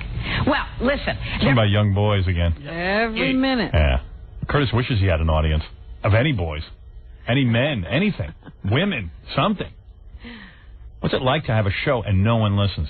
No minds that you're bending anyway. What's it like to have Armstrong? You realize who's on this panel? Curtis, who has no listeners. You know what? Charles Grodin, who has no viewers. And Armstrong Williams, whose radio show is on hiatus. Yeah. I mean, so you tell know me. what? This is why these people were free. Right. They're the only ones free. They should, otherwise, they'd be up doing their shows. A lot of other things that I think are even more offensive on television. I think that I think that some of the violence on some of the television shows is absolutely offensive. What shows, Ellen? What is more offensive than Howard Stern? Listen. Wait a minute. Yeah, right. You don't know. No, because I don't watch television. But I will tell you, no, it's not rhetoric. What is it? Well, tell us. Turn on television. Wait a minute, Armstrong. Turn on the television and watch all of those cop shows. Every one of them has violence and people being killed. Name one, Ellen. That's more offensive than Howard. Any one of them is more offensive than Howard. I think Charles's toupee is more offensive than Howard. Sure. But what you see... Well, if I can, I'd like to actually come to Ellen's defense here. Schwarzenegger, Stallone, the rest of them, they bisect you, they dissect you. It's sort of like the Ginzu knife, 24 hours a day, Uzi-toting, dope-sucking, psychopathic killing machines. You're absolutely right, the image of violence. But Howard Stern is able to work on the subliminal. Every morning, young boys, young girls are at the morning breakfast table listening to what mom and dad or their guardians are listening to, and this is like programming them, day in, day out. No one... He doesn't really believe that, I hope. Yeah, where are the moms and dads? Let's throw out all the radios then. Yeah, I got a real big teen audience, let me tell you. And if their parents are allowing them to listen, that's their business. Yeah. I can't take much more of this, can you? It's getting me cuckoo. I love Charles. He's hardly there. Yeah. Well, Charles did his monologue. Yeah. He's sleeping through the rest of the show, catching a nap. The wig cut off the blood to his brain. More of an impact on America than a Howard Stern. They used to say that about us reading Mad Magazine. I mean, really, how many, or even when I was in third grade, the Three Stooges, because of the violence going on. I mean, I didn't know that we turned out to be so terrible. I think the violence on television is much worse right now. You think Mad Magazine, the Three Stooges, are compared to Howard Stern? Not anymore, but when we were younger, that was exactly what people said. I don't remember anything like Howard Stern when I was young. With Oh, the you're an Three Stooges. idiot. That's not what the woman just said. You were young 70 years ago. They didn't even have TV then. He doesn't remember it. Because douchebag, nobody did anything before I was around. But that's not even what she said. Yeah. He's an idiot. He doesn't I know, he even doesn't listen. get it. He doesn't get it. He just doesn't get anything. The Three Stooges in their day were considered vile. Yeah. Lenny Bruce in his day was considered vile. It doesn't sound like he planned on ever having anybody on the show that would disagree with him. Right. You know? Well, he's not playing with a full deck, this guy. And the wig glue was in his ears. Yeah, He couldn't even hear what was this is not a guy who gets any kind of audience unless we play his tape. I don't remember anything like Howard Stern. Magazine seems kind of innocuous compared to Howard Stern. The cultures and mores have changed, for sure. But all I'm saying is that Howard Stern is now the guy that does some But of Ellen, the social should this be commentary. the poster boy for the First Amendment? Should we bathe him in the American flag, the Bill of Rights, the Constitution, and say, this is what it's all about. This is what men died in World War II for. So this sleazoid, this ultimate in an attack on basic institutions in America is what men died for. What is he talking about? What has he died for? Guy never served in the Army, and what is he talking about? Who the hell is he talking about? What a kook. What is seriously wrong with this guy? And why does he kiss my ass every time he sees me in public? He's saying you're attacking basic institutions, but you're still married, and he's twice divorced. Yeah, he's the one attacking the institutions. He's the one who's dumped 2 women already. Fortunately, I think that we do have to protect the First Amendment, even if it protects Howard Stern. Talking about families, this guy don't even have a kid.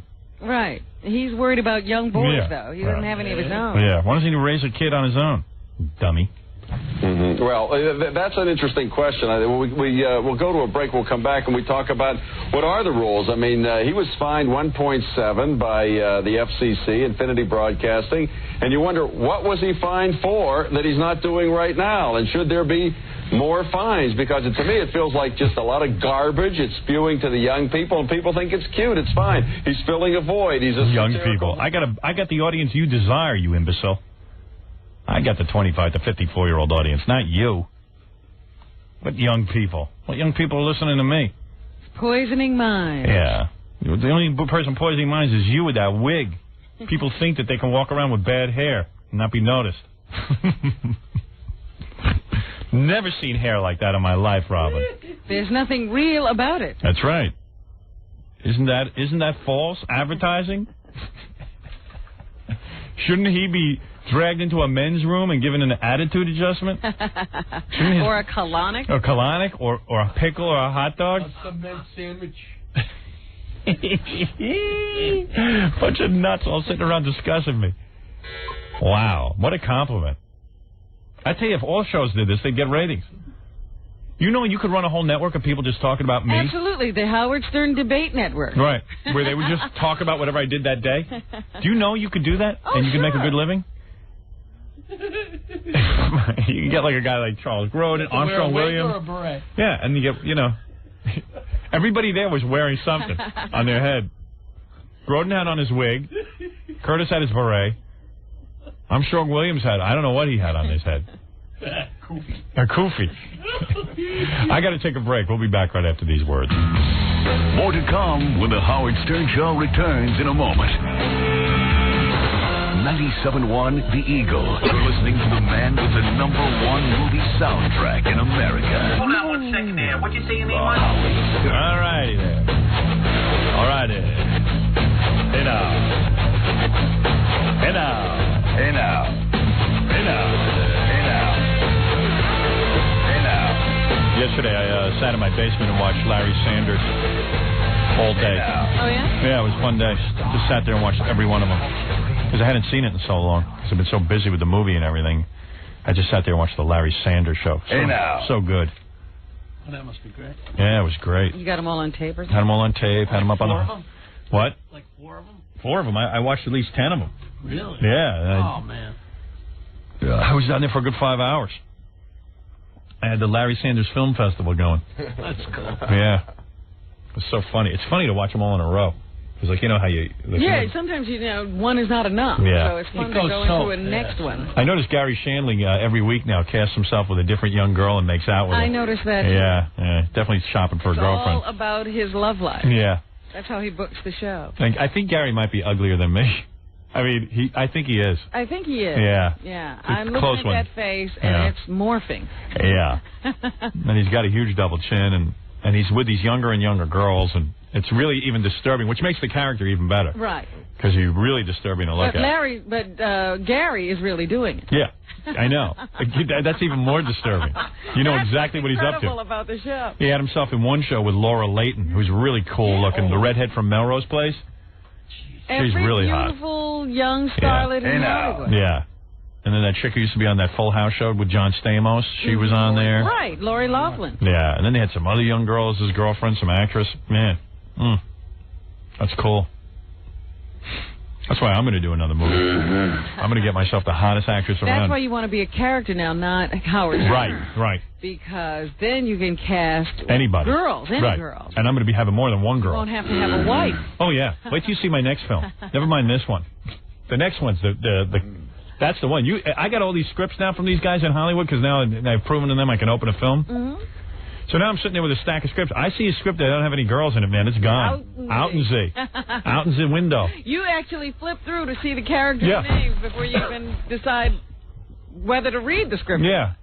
I was reading one. It was a real good script, but no girls in it. I'm not going to go through a whole other summer of no girls. You don't want to have hard work. No. I want to have bedroom scenes. You want to be inspired. It's bed hopping time. Yeah, exactly. Thank you. I really still can't get around this idea that you didn't mind kissing another woman. Mind? I loved it. I loved it. You know what she's asking for? What? She wants some kissing scenes in the next movie. No. What are you, crazy? Yeah. He has the worst. He has a way of taking our conversations that are going so smoothly and getting them off track. Taking them nowhere is where he takes them. Right to a dead end. You know what she's asking for? Kissing scenes. Talk about breaking up our chemistry. No, it draws it right to his clothes. Really? I mean, it's an interesting part of your psyche to me. You know what she's asking for? You have absolutely. You no way we're asking for that. No, I was sure she was. Sure she was. What I was saying was it's an interesting part of your psyche to me. Oh, forget him. Forget him. I'm not talking All right, about good. Ignore him. But I wanted to continue this. Good. Because it seems odd to me that you can't dream about cheating on your wife. Right. You know, you wake yourself up. Oh, I can dream about it. No, Lately that's I haven't. daydreaming. Yeah. I'm talking about your real dream. Right. You wake yourself up or you wind up not having sex with the woman before the dream is over. Right. And yet, so it seems to me odd that in your dreams you can't do it. Right. But in real life you had no problem. Oh, no problem whatsoever. I don't understand you. Oh, yeah. I don't understand me either. I have no... Hey, what are you angling for? Some love scenes? She wants kissing scenes in the next movie. That's what you want. I can see it all over your face. Yes, she does. Yeah, she wants you. She wants you. You. Colonel Knowledge. Yeah, Jackie write the film. My kissing scenes will be with him. Right. BJ. Hey, what's up, Howard? Yeah. Never mind. Hey, during the E! show yesterday, they ran Rick D's promos. Well, how pathetic is that? I mean, I always thought it was funny. Whenever I do I have an E! television show, as most people know, and I always laugh when every once in a while a disc jockey has the brilliant idea to run his radio commercial during my television show. I see that every once in a while. And I think they think it's going to bother me. Like imagine one of my fans is sitting and watching my show, and then Rick Dees runs a commercial. Does Rick Dees honestly feel he can convert one of my fans? Don't you think that every person in L.A. knows Rick Dees has a radio show, and that it's lame, and that nothing funny goes on? They've and that already heard him? Yeah, it's filled with meaningless patter. It's like Curtis Sliwa, for Christ's sake. But isn't that up to E? Yeah, but who cares? Let E take Rick Dees' money. I don't care. Listen, if Rick Dees wants to support my television career, God bless him, let him. I'm not concerned. You do think I'm concerned that he could steal a listener from me? He's a douche. I invite everyone in Los Angeles to tune over to Rick Dees right now and sample. Radio commercial. Should only go listen to that. The world is filled with Rick Deeses. Hey, Howard. Yeah. Hey, on your soundtrack CD, who's the guy? He looks like a fool when he looks like a fool when he runs commercials. Well, hey, who's the guy or who's the person? And the reason he looks like a fool, quiet down. The reason he looks like a fool is because he look how ridiculous he looks. People are sitting there watching television where I've got some naked broad or something, and she's vomiting into a cup. And what is it? Well, they'll see my 30-second commercial promoting Rick Dees, and they're going to all tune over to hear him the next morning. Can you imagine the stupidity? It only points up how lame he is and desperate for an audience. He's going to try and somehow in 30 seconds convince my audience to come to him. I'll give him a free commercial. Rick Dees, what station is he on? Kiss FM. Tune over now. Listen to him. I'm not afraid. There's nothing to listen to there. The guy sucks. F him. Go listen to Mark and Brian. You'll be back. Go listen to the Man Queer in Chicago. Awful. Why do you think my ratings keep going up in Chicago every month? Up and up and up. There you go. Chicago people hate New Yorkers. They got to listen to me because that guy sucks so goddamn bad. Think people in the Midwest want to listen to this? They got no choice. There's nothing else on. Crying out loud. Detroit already. We tripled the ratings. We've been on a month. That's unprecedented. Never happened. Where's the competition? There is none. There is none. They suck. They're all Howard Stern ripoffs. Thank you. Hey, Howard. Hey, I have that woman on the phone who was defending us on the Charles Grodin show, Ellen Ratner. Hi, Ellen. Here's that woman. Hey, Ellen. Hey. Listen. So, from what I hear, that Charles Grodin, who I believe is probably, the guy has no audience. Well, I have no idea whether he has an audience or not. He doesn't. I'm telling you, I've seen ratings. CNBC had to move him. They had to put on Conan O'Brien rerun. It was rerun. a total waste of your time, Alan. That's what we're trying to tell you. Yeah, but I got on Howard Stern, you see, because of it. So was it a waste of time? I don't think so. But Ellen, what show are you on? I do a news service for talk radio, and I also do a morning drive time show with Doug Steffen called Good Day USA. We're on smaller markets, people that, Well, anyway, Ellen had this unfortunate experience of being booked on the Charles Grodin show. By the way, did you ever see A Worse Toupee? I never saw him. Were you on satellite? I was on satellite. Oh, I didn't know that. I haven't seen the show. We're just listening to it. I had no idea what we were going to talk about till literally about when I heard it on the air. I mean, I didn't even hear his monologue. So he probably assumed that you would be against me. Well, I don't know. I mean, I'm known as pretty liberal, left, etc. But my brother heard the show, and he called up me, and he called me up, and he said, "Listen, Ellen," he said, "you should have defended him in this way. You weren't as good as you should have been."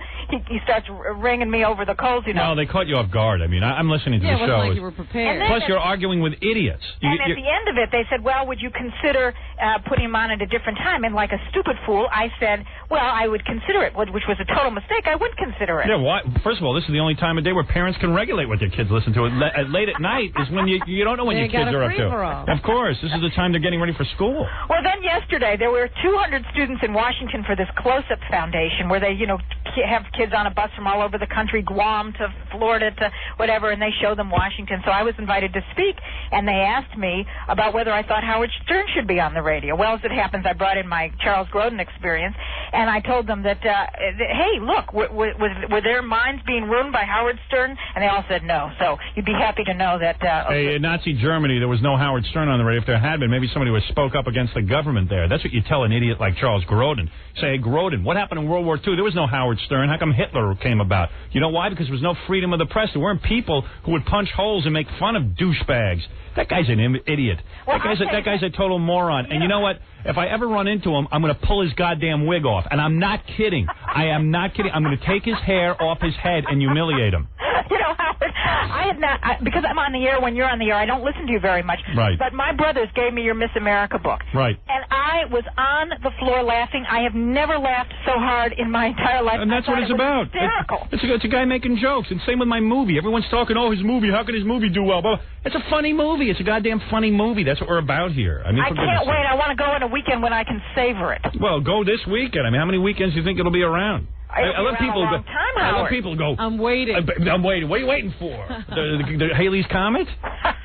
But Ellen, listen. At least you got on there and defended me. I'll give you credit for that. And I mean, you tried your best. I mean, I realize you were shanghaied. You know what I mean? Well, next time, hopefully, if I'd even had 5 minutes to think out my argument. But that's what talk radio is about: thinking fast. I'm going to take a look at that tape. I want to see what you look like. Thanks. I mean, I saw that guy Armstrong. Listen, but it's been post liposuction, and unfortunately, they didn't get my legs in.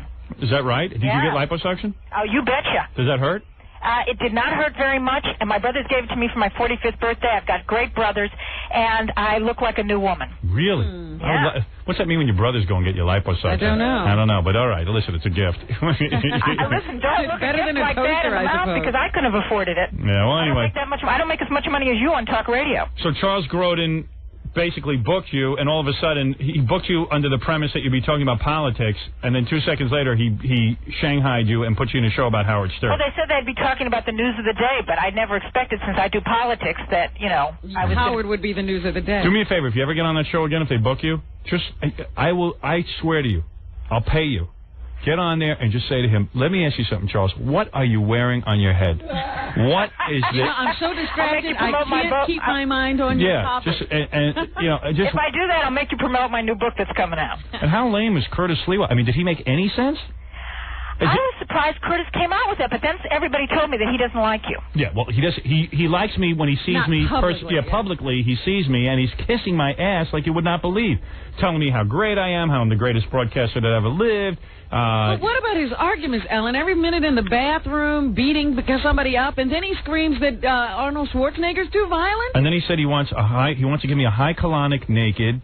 And wants to get me in a bathroom and lay me down on a porcelain floor. Is anybody going to watch? Yeah, I mean, what do you think that those are sort of homosexual fantasies? And they do sound rather violent, don't they? They do. And then he wants to cut off my penis. Did you hear that one? He thinks about his 3-piece set and you should lose it. You should lose your penis, and I mean everything with penis and ass play and. Listen, I'm glad I don't live in his brain. Yeah. Wow. Talk about a sick mind. God damn. Anyway, Ellen. Well, thanks a lot. I appreciate you, and too bad I can't listen to you because I'm on the air. All right. Hey, thanks, Ellen. Okay. Bye-bye. Bye-bye. Ellen Ratner. Or the Jew with a talk show. Jews love to talk. That's all they do. They love to They're talk. Lawyers they and love to make. talk show they love to make speeches. Charles Grodin's a Jew. Lawyers, talk show hosts, and comedians. Yeah. All talking. I think Grodin tries to hide it, though. Is he Jewish? Yeah. That's a yarmulke he's wearing on his head. That's not bad hair. A hairy yarmulke? That's a big hairy yarmulke. He'll defend that. That's religious freedom he's practicing with that thing. A big hairy yarmulke. Now it all makes sense. Yeah. I didn't realize he was praying to his God. Jehovah. Whatever that is. Yahshua. Yahweh. Yahweh. Somebody. Yahweh? Yahweh. Amway. Yahweh. Yahweh Ote Oke. Ime Ome. You want to listen to the rest of that Grodin tape, or you're bored with it? Let's, because it is getting redundant now, but let's see if they go anywhere else. All right, so you're hooked. Just want to see. All right. I'll do a little bit more, and then we got to bail. Bail out. Because we got too much to get to. Wait, so I don't see it. We'll go to a break. I'll be right back with my guests. Wait, he can come back and give a little speech. Here he goes. Yeah, if he's talking, it's good. Yeah, when he talks, it's fun. Armstrong, 2 quotes. One from Alan Dershowitz. You have a right to be a racist, but that doesn't make it right. And from Al Sharpton, Reverend Al Sharpton, if America was on the right track, Howard Stern would be a failure. You agree? Can you imagine? Al Sharpton he's quoting. The biggest racist on the planet. Rabble-rouser, defended Tawana Brawley. This is the guy he wouldn't agree with under any other circumstances. Right. He's going to quote Al Sharpton. Like Al Sharpton. That's who Charles Grodin likes. A well-thought-out person. Yeah, there's a well-thought-out guy defending Tawana Brawley. Armstrong? I agree. Yeah. You think that in some way he's legitimizing bigotry? Legitimizing. Oh, well, he's part of the legitimacy. It's been legitimized for such a long time now. He just keeps reminding us that it's not going anywhere, especially when some people can make a fortune off of it. But what do you make of Robin Quivers? Robin Quivers is the African-American female, I guess, sidekick to Howard Stern. Your observations, Curtis? No, Robin Quivers very well. But I look at her quite differently. I know Armstrong may disagree with me, but she's sort of the classic straight man, straight woman, just... He's afraid to say anything bad about you because he used to beg you to come down to all those food things. Yes. Yeah, remember? Oh, it still does. Yeah. Still calls you every year to come down and help with his stupid crap that... Constantly trying to get me involved. Yeah.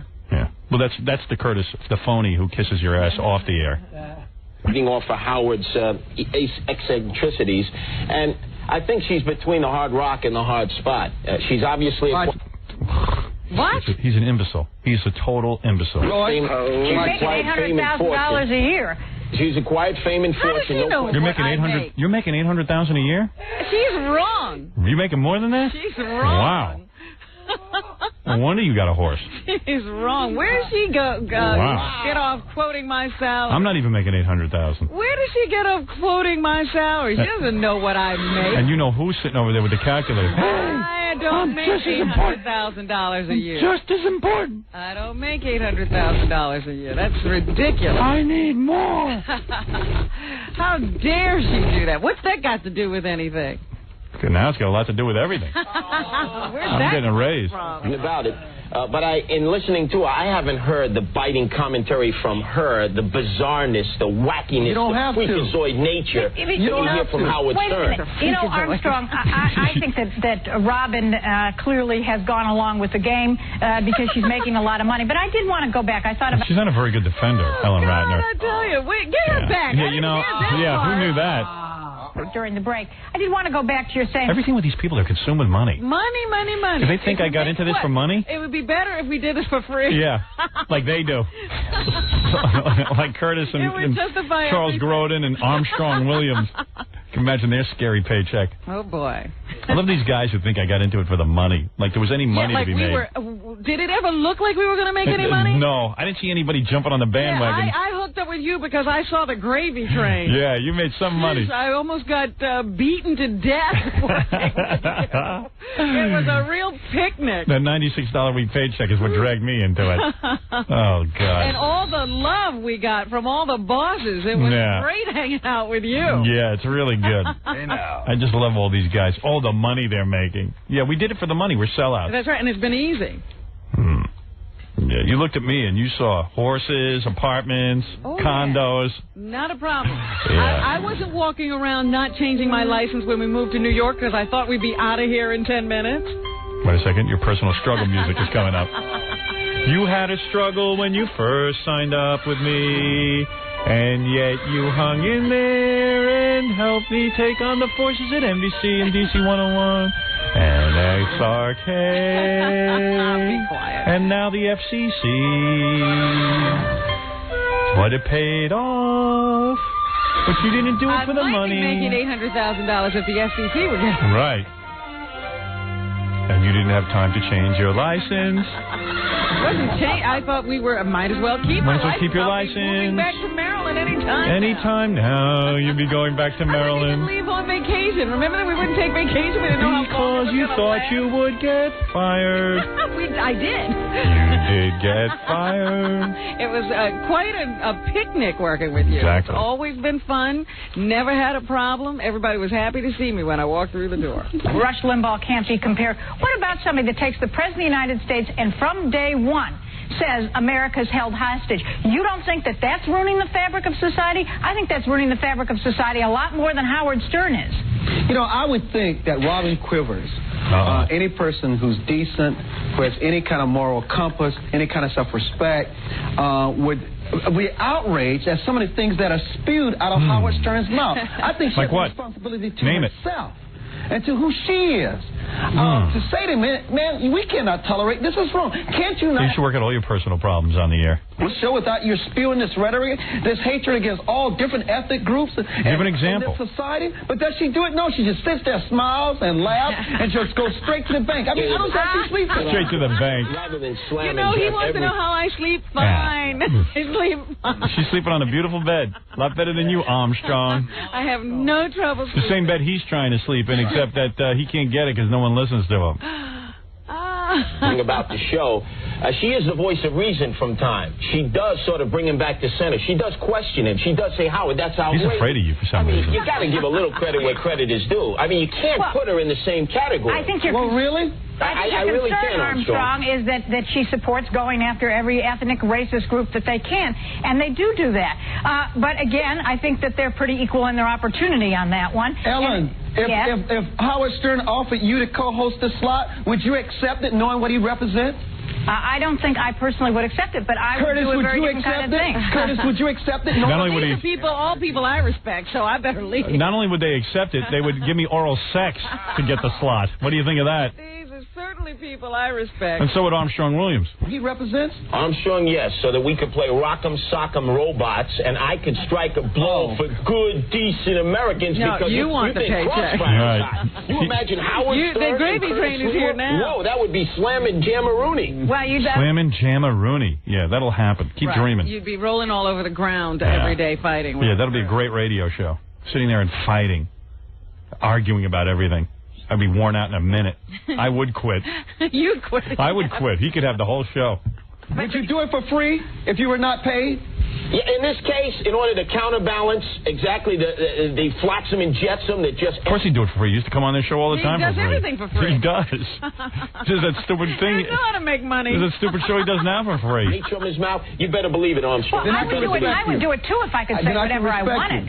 But I mean, let's look at Robin. Wait a second. African-American women, good news woman. Now remember, she gives some darn good news during that program. Well, he is afraid of you. You know why? Because he really looks like a hypocrite because he's begging you to come down to that stupid charity of his every year. Right, trying to associate himself with Yeah. Sometimes you don't even hear on a PBS station. There is a balance there. I can't even take this for real. I think I've had enough. So stupid. And Charles Grodin, he must be having lunch. Yeah, I think he's eating. Where is he? Yeah. I wanted to hear his droning monologue. Yeah. That's what I'm saying. You can't just blanketly condemn. You can't, just take prisoners, no surrender, no retreat. You've got to give them their due in areas where they are providing some good entertainment and good news and good information. Armstrong, you did not answer my question about America held hostage with Rush Limbaugh and how come Rush Limbaugh... Oh, God. What is she on? Jeez. Well, that's a big deal. America held hostage. Who cares? Rush Limbaugh doesn't even get ratings anymore. The guy's over. The only way I knew that is because you keep screaming it.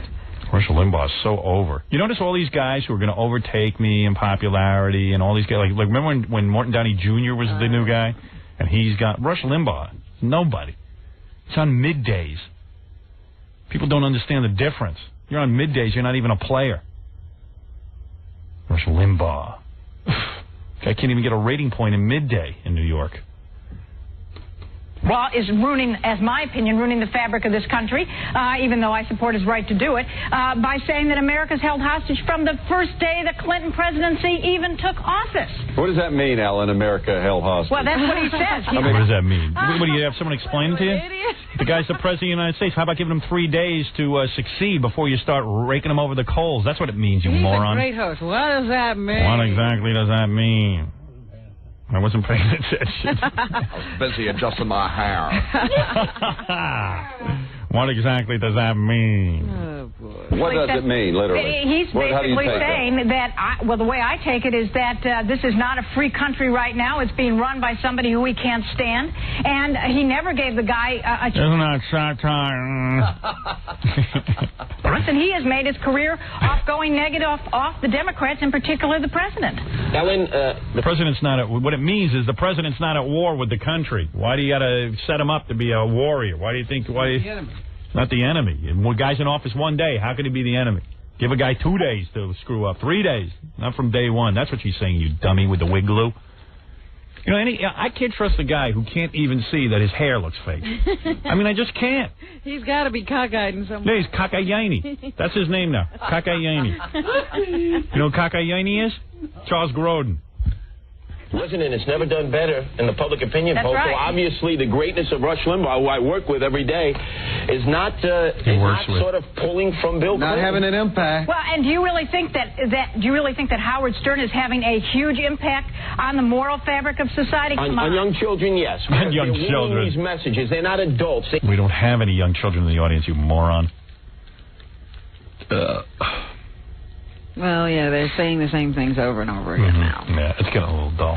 And Charles, he's sleeping, so I can't even. You know what I'll do? Let me take a break. I'll see if I can find his wrap-up. Okay. All right, then we can get to his monologue at the end, because that's always funny. Because he is a complete idiot. He's a complete moron. And then we got a ton of stuff to get to. Some cops are coming in to give me an award. Really? Yeah. Well, there's an award. That'll balance out my image. That'll make me a good guy. Yeah, you're attacked and then you're awarded. Yeah, now I'll be awarded by cops. I don't even know what they're awarding me for, but... You'll take it. I'll take it. All right, we'll be back right after these words. You're listening to The Howard Stern Show. More after this. 97.1 The Eagle. The Howard Stern Show. Let me clear out the phone lines. And I'll just, and then I'll have the cops come in. They're going to give me some sort of award. Yeah. Wait a second.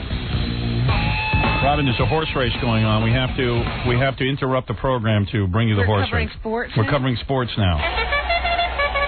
It is now post time. They're moving into the gate. We have three beautiful horses going postward. They are Howard Stern, Robin Quivers, and a horse named Fafa Fui Delabati. They're all in line, and they're off. And Howard Stern, the favorite of the morning line, hustles to the front and takes the early lead by a half a nose. And what a nose that is. Wow. I haven't seen a horse with a nose that big since we trotted out Secretariat in front of the front house mirror. And now Robin Quivers takes command by half a length, now increases it to a full breast. And what a breast it is. I haven't seen a breast like that since Dolly Parton stepped in front of the front house mirror. Fafa Fui, the horse with the face of a mule, is by the rail with his big white ass covering most of the track. None of the other horses can get by him. In fact, they can't even see the track. Fafa Fui trails by 3/4 of the length of a prehistoric size tooth. His top lip is glistening with sweat, and his tongue is swiping across his teeth like a pink windshield wiper. But now he seems to be gaining ground. Look at that horse tooth go. Too dumb to ever feel tired. His face is locked onto his famous, usual dopey expression. Robin Quivers is now charging up in the back spot with her sweet backside really working. No wonder her father fell in love with her. Oh, God. Flat, fine, round cakes. Her chest heaving up and down to the delight of the sports fans and all the horny jerks here at the track. And now they're into the backstretch. And now Howard Stern is in second by a half a nostril, or 6 feet if you judge in human terms. Now he's gaining at the rail. Boy, what a sloppy track. All that mud. No, wait, that's Gary Jewell. Now Robin Quivers is bouncing along by half a teeth. Can I say that? And Fafa Fui is trailing by half a tooth, but he's gaining once again. They're into the stretch, and now they're all even neck to neck, side by side, and stride for stride. It's Howard Stern by half a beat. No, it's Quivers by a breath. No, it's Fafa Fui in front by a stinky tooth. Wait, Fafa Fui appears lost. He's made a hard right angle turn into the stands. Oh no, Tata Toothy takes a wrong turn and loses first place. Stern and Quivers are at the wire. Fafa Fui is nowhere in sight. This is a photo finish. It's going to be close, neck to neck, and at the line it is Howard Stern by a nose. Quivers in second by a nipple, and Fafa Fui wound up at the concession stand buying chocolate. What a finish. What a race. Ladies and gentlemen, this has been Larry Letterman sending it back to the studio. Wow. See, you should have bet on me. By a nose. My nose always wins. Well, that was an unfair advantage. Your nose was 6 feet away from their body. Yeah, but your breasts are big, but you're not as big as my nose and my nostrils. So there you go. Not fair. I got one. Well, you should grow your nose. Just be like Pinocchio. Let me just clear out our phone lines before I have the cops in here. Hello, you're on the air. Hello? Yes? Hello? Hello. Yes. Howard. Yes. Good morning. I've been trying to call you for... Oh, God, I can't believe I'm talking to you. I've been trying to call you forever. You have the best movie. It was so good. We went opening weekend, my mother and I. She loved it. She went twice the same weekend with her husband. I mean, it was great. Yes. It was great. You are still... And your nose is beautiful. Thank you. You have the most beautiful nose. Thank you. The most beautiful face and the most beautiful blue eyes, and I just love you to death. Thank you. Oh, God, I just can't believe I'm talking to you. I'm so nervous. I've been on this phone an hour, but it's been like the fastest hour of my whole life. How old are you? Robin, I'm going to be 37. Yeah? Oh, but you sound like a teenager. So great. Well, thank you. Oh, keep up the good work. I love you guys. Robin, you're beautiful. Thank you. You sound lonely. No, I'm not lonely. I just can't believe I'm talking to you. Right. Where are you? I'm in Cleveland. Oh, you are in Cleveland. Crappy, rainy, dreary day in Cleveland, but you brighten up my morning, I tell you. When is the warm weather going to hit? I don't think we get any. No, we're not. Yeah, when we were in California, whatever it was, 3 weeks ago, It was great. It was 80 degrees. For all that premiere stuff, that was so fun watching it. It felt like we were like part of it. It was so great. All right, thank you. Thanks. Thank you. Bye. Yeah, but I think they're keeping all the good weather in California. Yeah. This is Kurt. Kurt, you're on the air. How you doing? I'm over here in New Jersey. Yes. Yeah. I thought that lady was going to have an orgasm on the phone or something, you know? Yeah. What's going on? Look, I loved all the stuff you did when I lived in Philadelphia. What did he say, Robin? He loved all the stuff we did when he lived in I Philadelphia. lived in Philadelphia, you know? And I worked with a blind crew. I represented about 70 blind people in our advocacy group. And nobody wants to support your book in Braille. Book in Braille? You want my book in Braille? Yeah, a Braille tape. Maybe Robin could read it to us. I can't take him. Is he a blind guy? No, he works with blind people. Oh, how do those blind people take? Poor blind people. Imagine and that. they probably have very sensitive hearing. Oh, my God. He's so loud. Oh.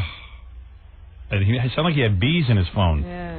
All right, we've got the blind guys over here. Representing about 80 blind guys. I love all the stuff you did when I was in Philadelphia. I got to tell you, and we all love you over there, but I got to tell you, a lot of us want to see it in Braille. Robin will read it to us. Sorry, I don't know. Oh, shut up. Oh, no wonder I'm a success. Everybody's so boring.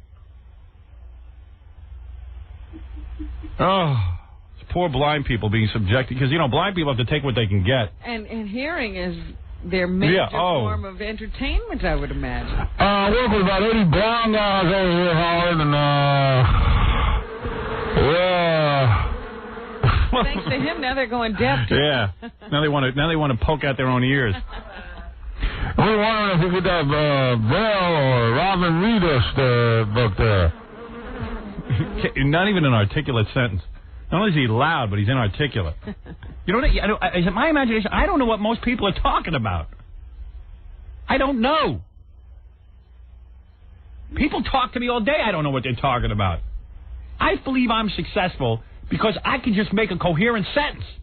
It's not that I'm particularly witty.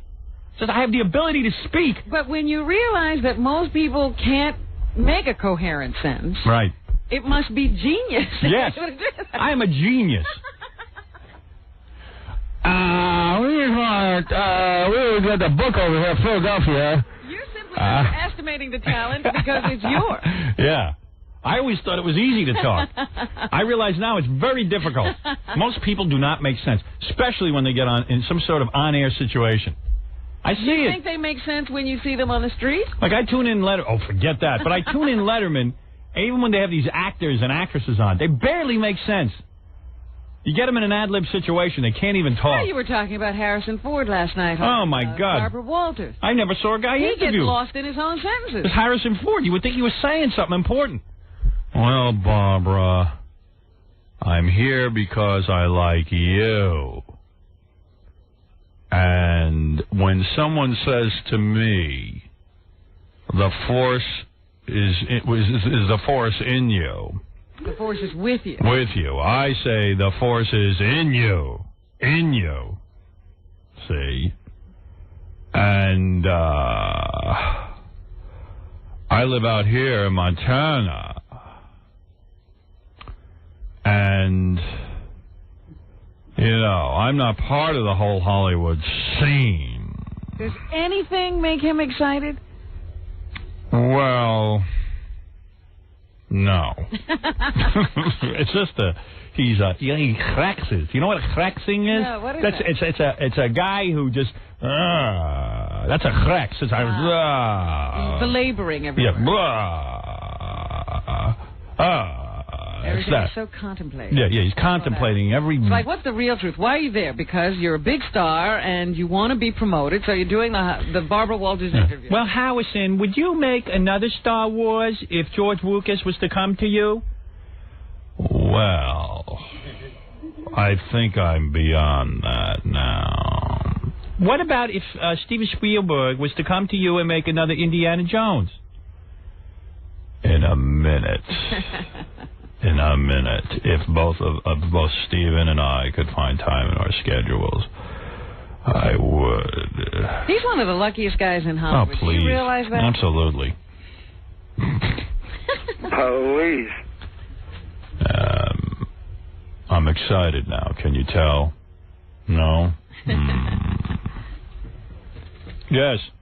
Yeah. Oh, this is this guy again, the blind guy. Yeah, how you doing? How'd you get back? How did you get back on? You know what I did? Because I'm persistent. I am an advocate for this. Hey, let me ask you something. When you talk to people, let me ask you about these blind. Let me ask you something. Wait, let me ask you something. Let me ask you something. I work at the... do you hear me at all? Excuse me? I said, do you hear me at all? I'm talking to you. No, I can't. I'm sorry. Are you a blind guy? Yeah, I'm blind. Oh, you are. And you work with the blind? And you work with the blind? No, I What? work for the vending program. Oh, you work with the vending program? Yeah, with my work. All right. You know you talk very loud? 6 out of 8 that apply to my phone. Oh. So none of us can get... No, he don't listen to a thing. He just couldn't talk. Are you deaf, too? Yeah. Are you deaf? Helen Keller on the phone. Are you deaf and blind, Helen Keller? Huh? I don't know Helen, but I know her sister. Uh-huh. Yeah. Uh-huh. Yeah, Becky, wouldn't let kick... Oh, I see. Oh, okay. Good talking to you. Yeah, you can't get it to me, what? What? What's wrong with alternate format? What are you talking about? I was just doing a whole rap on how some people do it. You don't know what they're ever talking about. I certainly don't know what you're talking about. I wish you could, because I would like to read it. What do you want? I can't read it because I can't get it. Read what? The book in Braille. No transcript. Yeah, it's in Braille. It's in Braille. You just can't find it. All right. Thank you. Yeah, later. Right. Right. Thanks a lot. Well, thank you. Well, I mean, you What? do it for me, right? I don't know what you just said. What? You ain't gonna do... Do what? Do what? What should I do? I should get you what? A Braille book? Not help me out, right? What should I help you with? I don't even know what you're saying. What? Now tell me again what you're saying. What? Here I got 7 customers again. What's up? What? I'm a... Your attachments. What did you say? Serving customers. What do you do? What are you doing right now? What are you doing right now? What's that? What are you doing right now? What you doing right Yeah, this is how you talk. You talk like that. What's that? I said this is how you talk. You talk like that. Serving the customers now. What customers are you serving? What's up? What customer? I'm serving post office people. I work in the Newark post office. The most insane post office in the... Take that guy.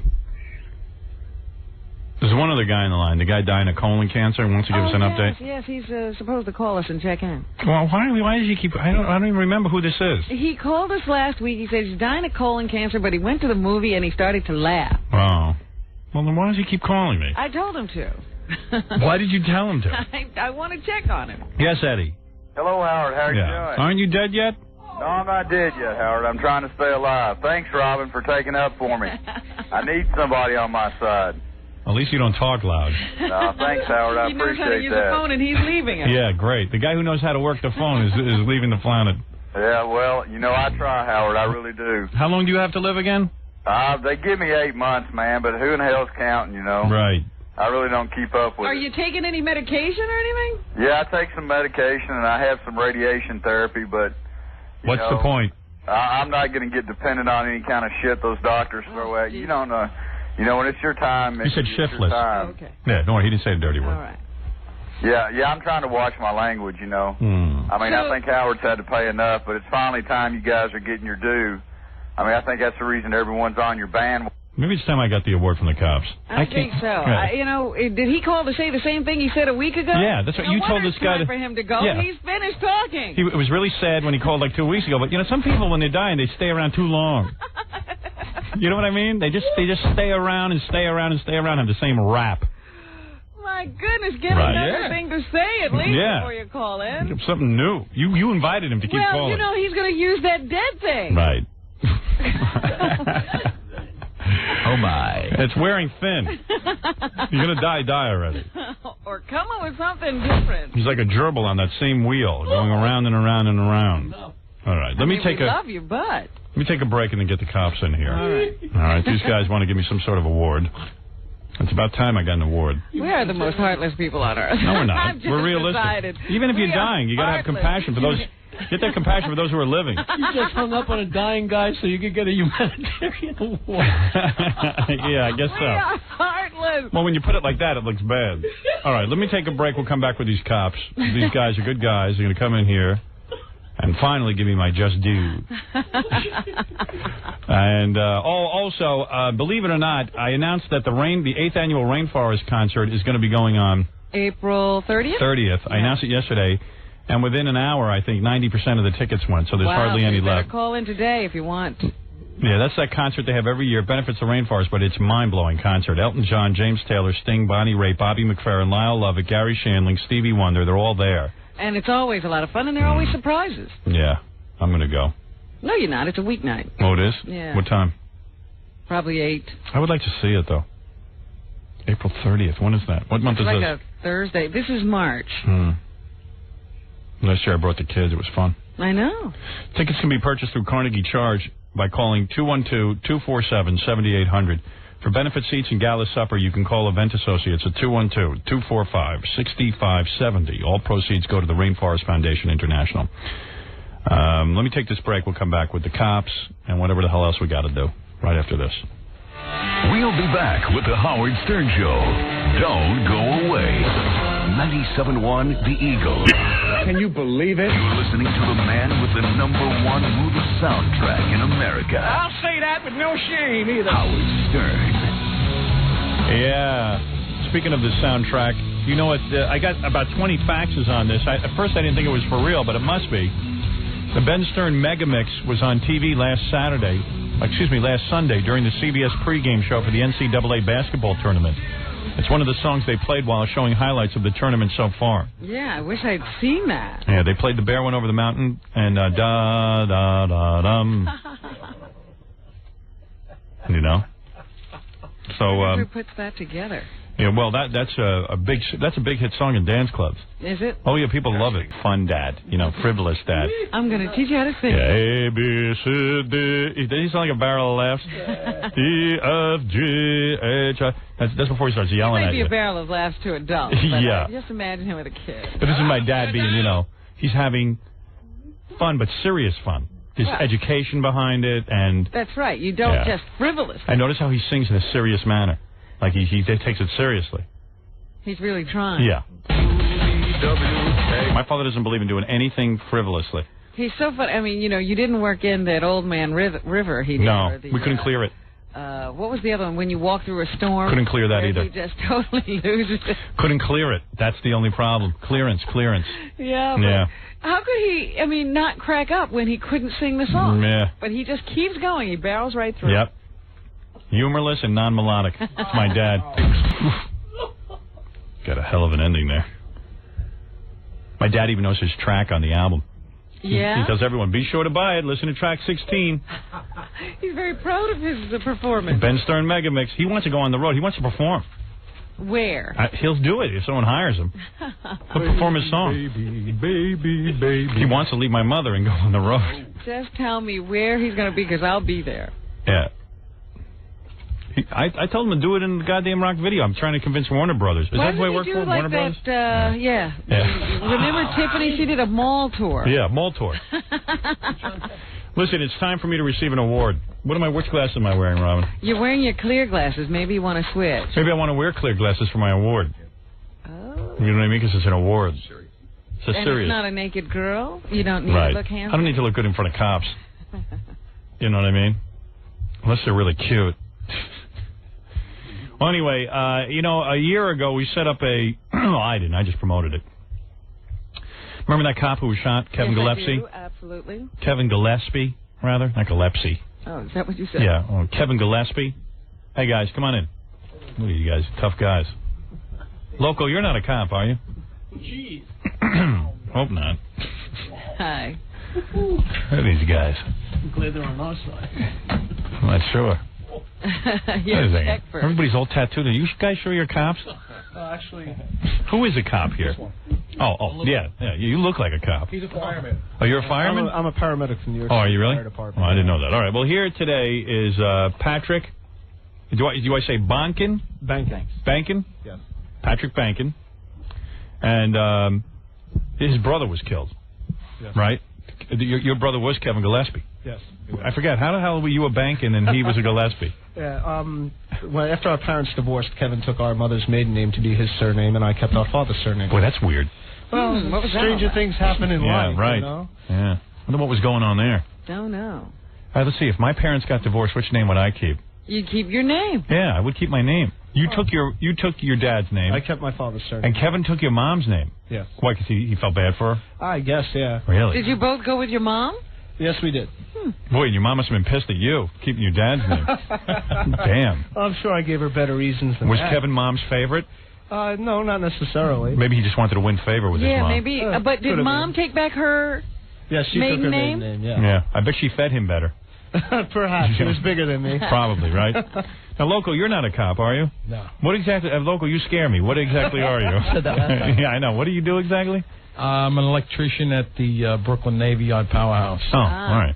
So, what are you, in the mob or something? I mean, really, you're a scary-looking guy, I'm telling you. No. You a biker or something? Yeah, okay. I'm the president of a bike club. Oh, you really? Yeah, well, remember, I'm on your side. I gave you a shirt last year. That's right. I wear it proudly. Yeah. Robin, where is that shirt? Gary, Don't worry, we got some more. And Chris Alexander is here, and he, as a matter of fact, works in the same unit that Kevin did and was actually shot last year, right? Yeah, back in September. Yeah. He took a bullet. Still walking with a cane. You are walking with a... Where'd you get shot in the leg? In the shin. In the shin. Shattered my shin. And where is the bastard who did this to you? Probably still in Rikers. Oh, really? Yeah. Oh, you got him. They caught him. Yeah, the bullet all the way went through his chest, out his stomach, and shattered my shin. Oh. How did what happened? What was the situation? Well, long and short of it, street crime, we do mostly guns. Right. Violence. Yeah. And I stopped this guy. He had a gun on him. Yeah. We ended up in the backyard of somebody's house, and rolling around on the ground, he tried to take my gun. Wow. Popped it off, went through his chest, out his stomach, and hit me in the shin. Wow. So, but I'm better off than letting him have my gun. Yeah, you're not kidding. That's the way I look at it. Are you really hurt, or is this just for insurance reasons? I wish it was for just that, believe me. In other words, like, we want to see you on a video somewhere on a boat, right, running around without that cane. You won't be jogging or in a marathon. You know, that never works for you. You know who the best guy was? The guy that was collecting money from the city for like 9 years. Yeah. He won that race that you have to climb up the Empire State Building. Right, the stairs. I'm feeling much better now. Yeah, I always like that. Meanwhile, he'd go into court all braced up, like he couldn't walk. But, Chris, you really were hurt. Oh, yeah. Yeah, right. All right. Chris is no poser. No, the morning of my shooting, my incident happened about 12:30 in the morning, right? 26, and by 7 o'clock, 8 o'clock, Gary called me at the hospital. Wow. And he was like, you okay? Do you need anything? Right. Yeah, he was very supportive. Yeah. He's got big teeth, but a big heart also. Oh, yeah. Yeah. He's got big lips, big teeth, and big heart. Yeah. Everything is big about Yeah, it. but Gary didn't shoot you. No, he had nothing to do with it. He had nothing to do with it. He wasn't in Queens that night. Hey, look at Loco's tattoos, man. Look at this guy. He's showing off his tattoos. Hell yeah. Jesus Christ, I got to get a few of those. I am such a wimp. Robin, would you find me a tattoo? Look at that. You are a real man. You know that, Loco? Loco says, any of these, fine, just take one. Loco has tattoos of, like, giant lions' heads and stuff. You know what I mean? What is your problem? You can't pick one. Yeah. What is that, a dragon? No, it's a snake wrapped around a rose. That's a really manly tattoo when you can't even tell what it is. Yeah. You know what I mean? A bunch of ink on your eye. That's pretty wild. You send him out to give Curtis a high colonic. Yeah. Hold him down to give him a high colonic. He's got an eagle with a woman's name under it, but I'm afraid to ask. Yeah. Well, that's his wife. I married her. All right, yeah? I never doubted it. Right. Oh, he's another one of those guys with the the tattoo sort of weirdly placed on his arm. Let me see. No, that's when you don't care. I would never screw around with a guy. I would never say anything bad to a guy who just had tattoos indiscriminately put on his body, like it's no thought to placement. That always freaks me out. Always freaks me out. Let's just like, you know what? Put it anywhere. I don't care. Do you ever tell the guy where to put it, or he just puts it? No. I don't even care what he puts on. Really? Yeah. That's a man. You're a real man. See, and you're sitting there having I don't know people from that. draw pictures. Yeah, like you don't worry about your mother and what she thinks about the tattoo. You just go out and get it. Wait a minute. There's Mom right there. Mom, right. Yeah, I got to go do that. That's what you do. Your mom has a problem, put her name on you. Yeah, I don't want that. Wow. You never really say to the guy, You put it want over to sign my back? I'll have a tattoo. Really? Yeah. Yeah, I'll sign you back. I got a tattoo freshly done on my back. You sign underneath it, I'll go right to my friend's place and have it tattooed right on. And does it hurt? Hell yeah. It does, but you don't care. That's the best part. Really? Yeah. God, I know I'm going to cry like a baby when it's done. Can't they put you under, Robin, when they give you a tattoo? Oh, yeah, they take you and give you general anesthesia. Yeah, why can't I get like a, I want to get a, what do you call that? Like the pregnant women get An epidural block? An epidural block. A lower block. Where are you having this tattoo? On my penis. No, they can't put you out, huh? Nah. Do you ever get loaded when you do it? Yeah, a couple times. Yeah? Do a little drinking? Yeah, sure. Whatever. Yeah, I hear you.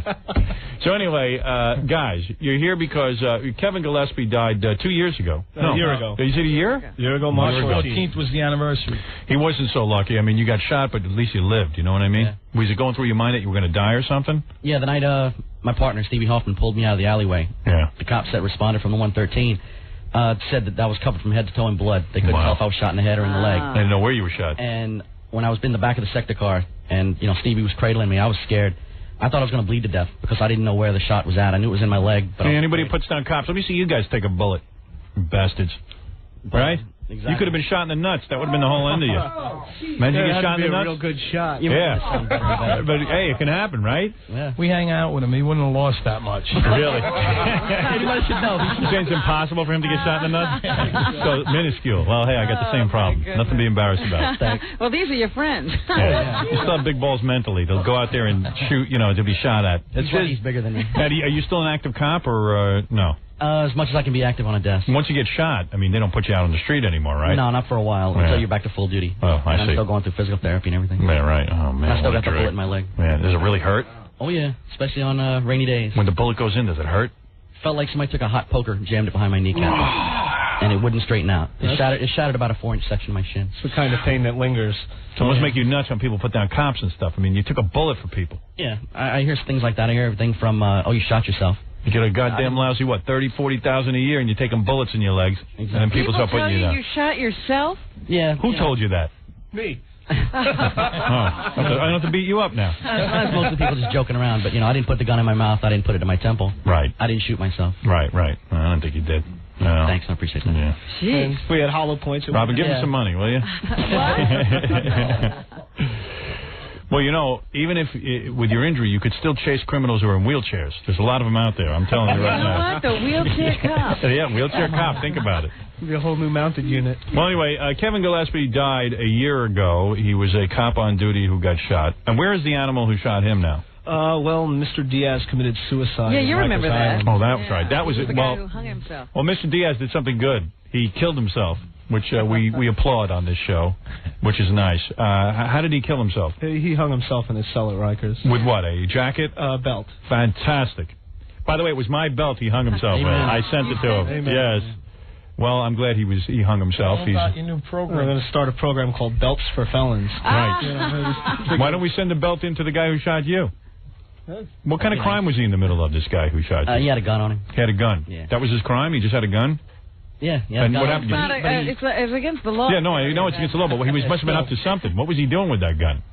Don't ask me. You don't know. Don't ask me. He could have been doing any number of things. We have no idea. Well, you probably stopped him from doing something. Yeah, he's probably on his way to do something. That's the way we coming from doing something. Well, you give me his name, I'll bake a cake and put a belt in it. When he opens it up. That's a new thing. No file, a belt. Right. Howard, last year when we did that softball game, they took us over to the street crime unit, and they have pictures on the wall of every gun they ever confiscated. Yeah. And we're not just talking about pistols. I mean, this guy's with Uzis and grenades. I mean, really wacky stuff on the street these guys have to go get. I hear you. Well, anyway, we're having another Kevin Gillespie Memorial Softball Tournament. I told the guys that I'd be happy to promote it. Absolutely. June 21st and 22nd. Last year's was almost a rousing success. Only one thing went wrong. Stuttering John showed up and got into a fight with a guy. But other than that... What? Yeah, did you know about that? No. It's a charity event. I don't blame him so much. That's why I never brought it up. Like, he was there, and these two guys were goofing on him relentlessly, calling him a stuttering idiot. Yeah. So one of the guys was wearing a T-shirt with a picture of this woman on it, and John goes, "Hey, man, what's that, your mother?" And it turned out it was the guy's mother. Oh. and the other guy was the husband of the woman on the T-shirt. No. Right? That's what I heard. He said, "Hey, man, don't talk about my wife like that." Yeah, and then they started getting in each other's face and stuff. And other than see, that... that's where I have my problem with John. He then continued. He couldn't let it go. He couldn't let it go. He never lets it go. Well, I'm sorry about John. John won't be allowed to go to this year's... Don't invite John. What happened to you last year? What's with you? Why are you always in an altercation? No, it was the guy had a picture of a dog on his shirt. I said, nice picture of your mom. Yeah. And then it turns out the guy's father was right there next to him. Oh, I see. And the guy's like, "That's my wife you're talking about." Oh. And meanwhile, he was goofing on you. But they were goofing on me all day. You fat bastard. You stuttering really? all day. So it was just in self-defense. Were any of these cops? Yeah, you're all cops. Sorry about that. Wow. We go there for the charity, and they just, throw insults at All right. Well, they were having fun. fun. Are you going again this year? Yeah, I'm going to play again. All right, well, try and behave yourself. I had a great time. What's the matter with you? Good cause. This guy's going to end up dead. Is that guy coming again? I'm going to make sure we look out for him. He shows up. Anyway, this is June 21st and 22nd in Flushing, Queens. Now, to register your team. Now, what is it? In other words, to register the team. Teams that play. It's like a tournament. So you put together a softball team. You show up and you register your team with a $200 fee, or you can donate prizes, food, beverages, or anything else. This is a fundraiser. You understand? That's why it's $200. Trying to raise money. Yes. And the money helps to well, this year, one of the recipients is police officer Frank Latimer. Yeah. He was blinded after being shot or ambushed by a carjacker in the Bronx. The guy... in Manhattan. In Manhattan, in the 3-3 precinct. Mm-hmm. Why don't you tell him what happened? Frank's been on the job 7 years. We came on the job together. He's 34 years old. He was working one night trying to stop a stolen car. Right. And when he turned the corner, he was ambushed, caught the bullet in the temple. Wow. And he's now blinded in one eye and can only see shadows out of the other. So, being a very active young man, to go into that darkness. And believe me, after a while, the phone calls stop, people go back to their regular lives, your pain continues. Yeah. And he's all alone. Physical. Exactly. He's got his mom and his dad, but he's struggling. Fred, you ought to donate your eyes. You don't use them anyway. They're useless in you. Well, that's a horrible thing. So a lot of this money that is donated helps guys like that. Yeah, we're going to try to take care of some of his bills. Oh, that's great. That's great. That's really good. All right, here's the number, 516-754, the number 9, and then TAG. 516-754, the number 9, and then TAG. And you call up. You really should help these guys out. They're up to a good thing. And, hey, what were you guys going to do? Give me some plaque? Absolutely. I'm totally distracted by Loco's tattoos. Trying to figure out what's going on those arms. You want me to put my jacket back? No, it's very nice. I like next it. year, Yeah. if things turn out well and you want to give Howard an award next year, tattoo him. Yeah, just tattoo me. the award on him. Yeah. I'll bring my friend Jimmy here. Yeah. Tattoo right on my ass. Jimmy's got there you go. Yeah. Down in Smithtown, Thunder Rose Tattoo. Is that right? Take you out there and hook you up. Let me see this plaque you guys have put together, because I need an award from cops. That will look good on my resume. Absolutely. Yeah, I got the PBA. I got enough PBA cards to choke a horse. Yeah, probably from every cop you know. Yeah, well, I drive drunk, so I have a big problem. All right, here it is. It helps me out a lot. What is it? He said he wanted you to sign his back. Oh, Loco? Yeah, he told me that already. I heard that. Pay attention to the show. What's the show you're listening to? All right. Listen to Charles Grodin. Yeah, he was on the Charles Grodin show. He's upset because he's losing all his hair. All right, here you go. Presented to the Howard Stern in recognition of your generous contributions and continuous support of the New York Police Department, and in particular the Kevin Gillespie Memorial Fund. With heartfelt warmth and appreciation, the friends and family of Police Officer Kevin Gillespie, shield number 4503. That's beautiful. That's very beautiful. Thank you, guys. And I will hang this on my wall right here in the studio. So whenever someone says I'm a scumbag, I'll point to that plaque. They'll always get an argument from us. I just got chills when I got that plaque, Robin. Do you know I have chills? You actually have emotions? I have emotions. Believe it or not, I'm not a heartless skunk. Wow. No. These people are unreal. They have a lot of free time if they're just tearing you down with all the other things going on. Of course, you're absolutely right. I'm a man that's making people laugh for a living, for Christ's sake. Why do you waste your time defending yourself in that movie all the time? The movie speaks for itself. Of course, they're all jealous. Do you understand? Thank you, Loco. Loco, thank you. Loco. Hey, I threw my wife out of my car because she didn't want to go see it. Is that right? Nice. Out of a moving vehicle. I pulled over on the Wandsworth Parkway, kicked her out, and went to his house and went to see the movie. You threw your wife out on the highway? I don't blame you. Who needs that? Who needs aggravation? How did she get home from the Wandsworth Parkway? She walked 3 miles to a gas station, called up my kid, and he picked her up.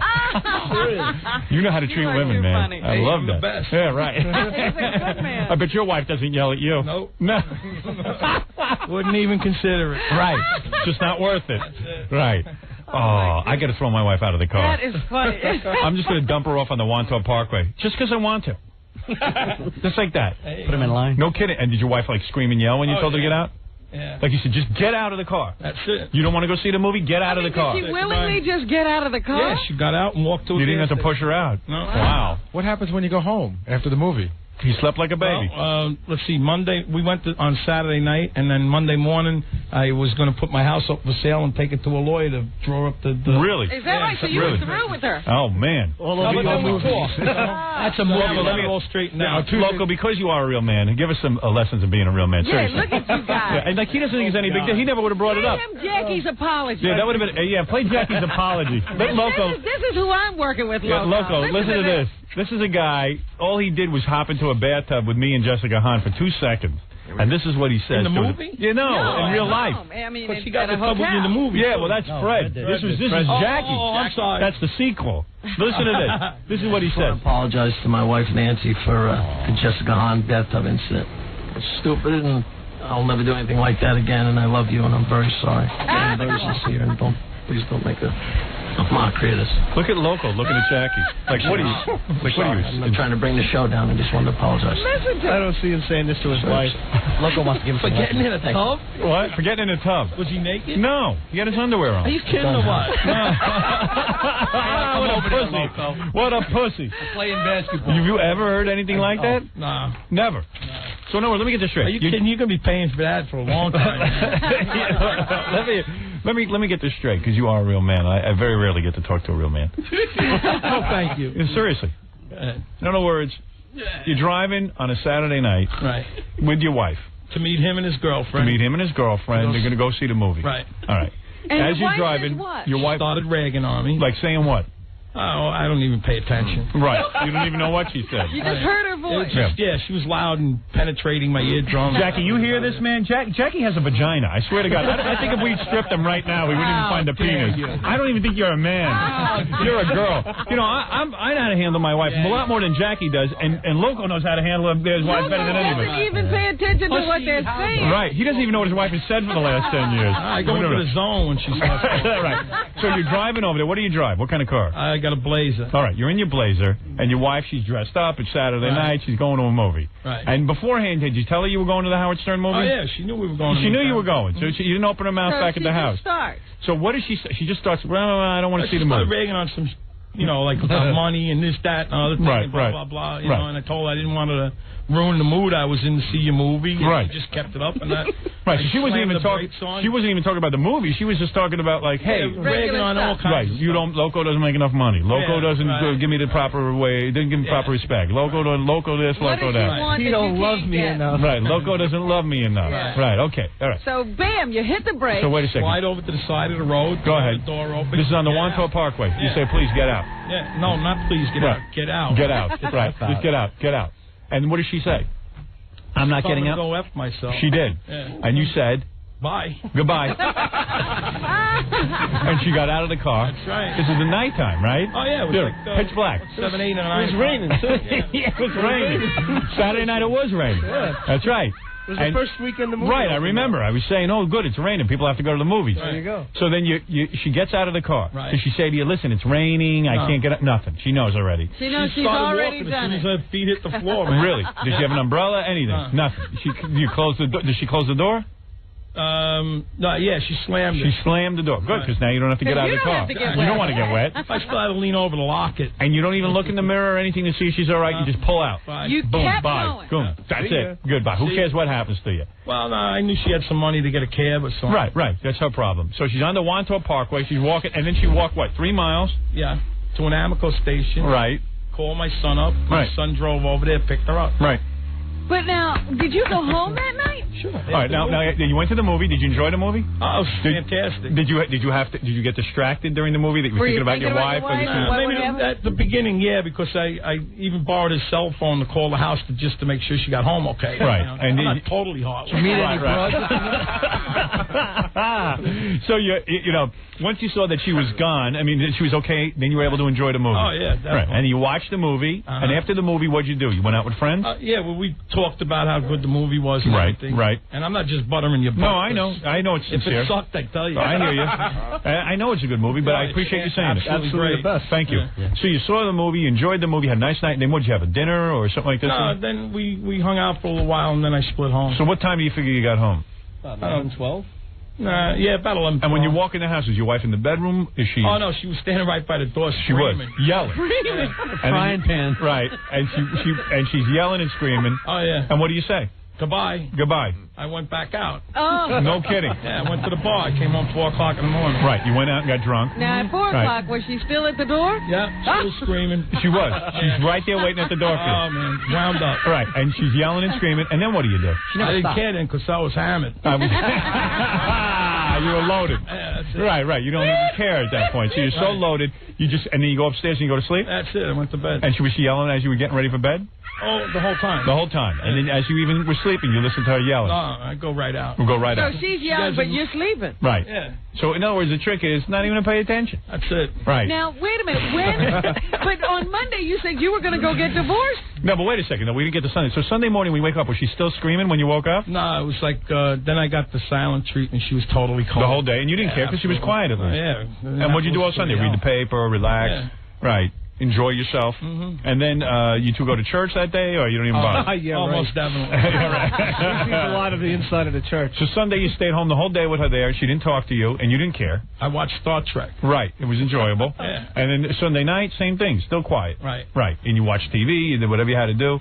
And then Sunday night you go to bed. But when did you make the decision, well, hell, Monday I'm getting a divorce? Monday morning. Monday morning. You woke up Monday. Started again. She started yelling now. Yeah. Right. You didn't mind. When she was quiet, it was fine. Everything was cool. Right. You don't mind someone who's quiet, but when they start disturbing your peace, it gets on your nerves. Oh, yeah. So Monday morning you wake up and she starts yelling at you. Mm-hmm. Right. And then you say to her, listen, all right, that's okay. You said, this is BS. Right. Right. And you said, I can't take this anymore. Right. On Monday morning. So I took her in the car. We went to the real estate agent. I got them to give me the papers to sell the house. You didn't waste time. I give you half the money, do whatever you want. Right. Your life. I can't, I can't take it anymore. This crap, no, that's enough already. Life's too short. And so what did she say? She said, well, don't you think we should talk about this? I think you're being a little rash. You're already selling the house. You're already selling the house. So I said, well, if you think that's rash, watch this. So then we drove over to my lawyer's office, and I told him to draw up the papers for a separation. Really? And that's when a jaw hit the, Yeah, right. You taught her a lesson, that's all. And then she backed off, right? Oh, yeah. And she told you she loved you. Yep. That's all. And now she's been quiet. Yep. For another week. And I bet you got a lot of sex out of it, too. No. No. Something's never changed. Well, we all live in the same hell. There you go. Well, that's Jackie. Well, I hope you learned something from this. Don't give me hate, Jackie. Jackie, did you learn something? Don't give me yes. Hey, Jackie, how's your vagina feel today? Are you on your period? Sore. You wouldn't recognize it. Who is on the phone for me? Curtis Lewitt is on the phone. Let me excuse me for 1 minute, boys. I got to take care of a pussy, a guy who talks behind my back, but when he gets face to face with me, he doesn't say anything. Hey, Curtis.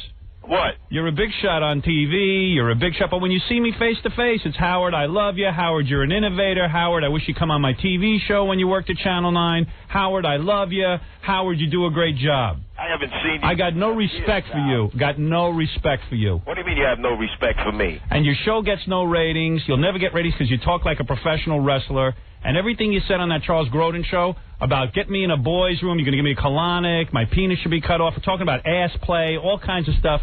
I don't know what your problem is. I know you're a pickle eater, and I know you eat hot dogs, and I know you talk about my ass all the time.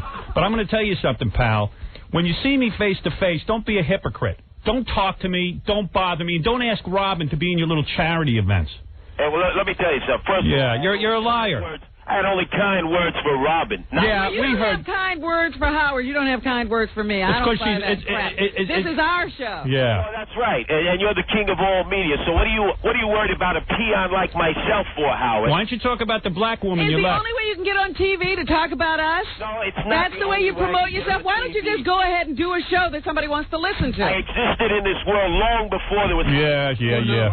Who knew you existed? Out there in Detroit and Washington, D.C. Why don't you make a movie? Why don't you write a book? Why don't you do a radio show someone listens to? Why don't you do something that somebody can pay attention to? What kind of an argument is it that Howard is this and Howard is that and we should take him into a bathroom and beat him up? Yeah, that's a great argument. That's what children should hear? That's how you're worried about children. What do you want, children to settle all their arguments by beating people up? Look, you're such a tough guy. Yeah, you're a tough guy. Shut up. He wants to fight. Yeah, you know what, Curtis? I'm going to tell you something. You're a real phony. Because I don't mind a guy who comes up to me and says, hey, Howard, I don't like you. But when you sit and tell me stuff in private and how I've been good to the Guardian Angels and you're giving me plaques and you're inviting me down to the subway to have those special dinners and everything, don't tell me one thing off the air and then another thing when you're on Charles Grodin. Why don't you say how you really feel? Be a real man. I've told you how I've really felt. Yeah, Howard. sure. Not to my face. You right now. Yeah. Check your act out because the you check your act out. using in terms of talking to the kids out there at this time in this place needs to be corrected. Why don't you tell the kids out there to stop hurting people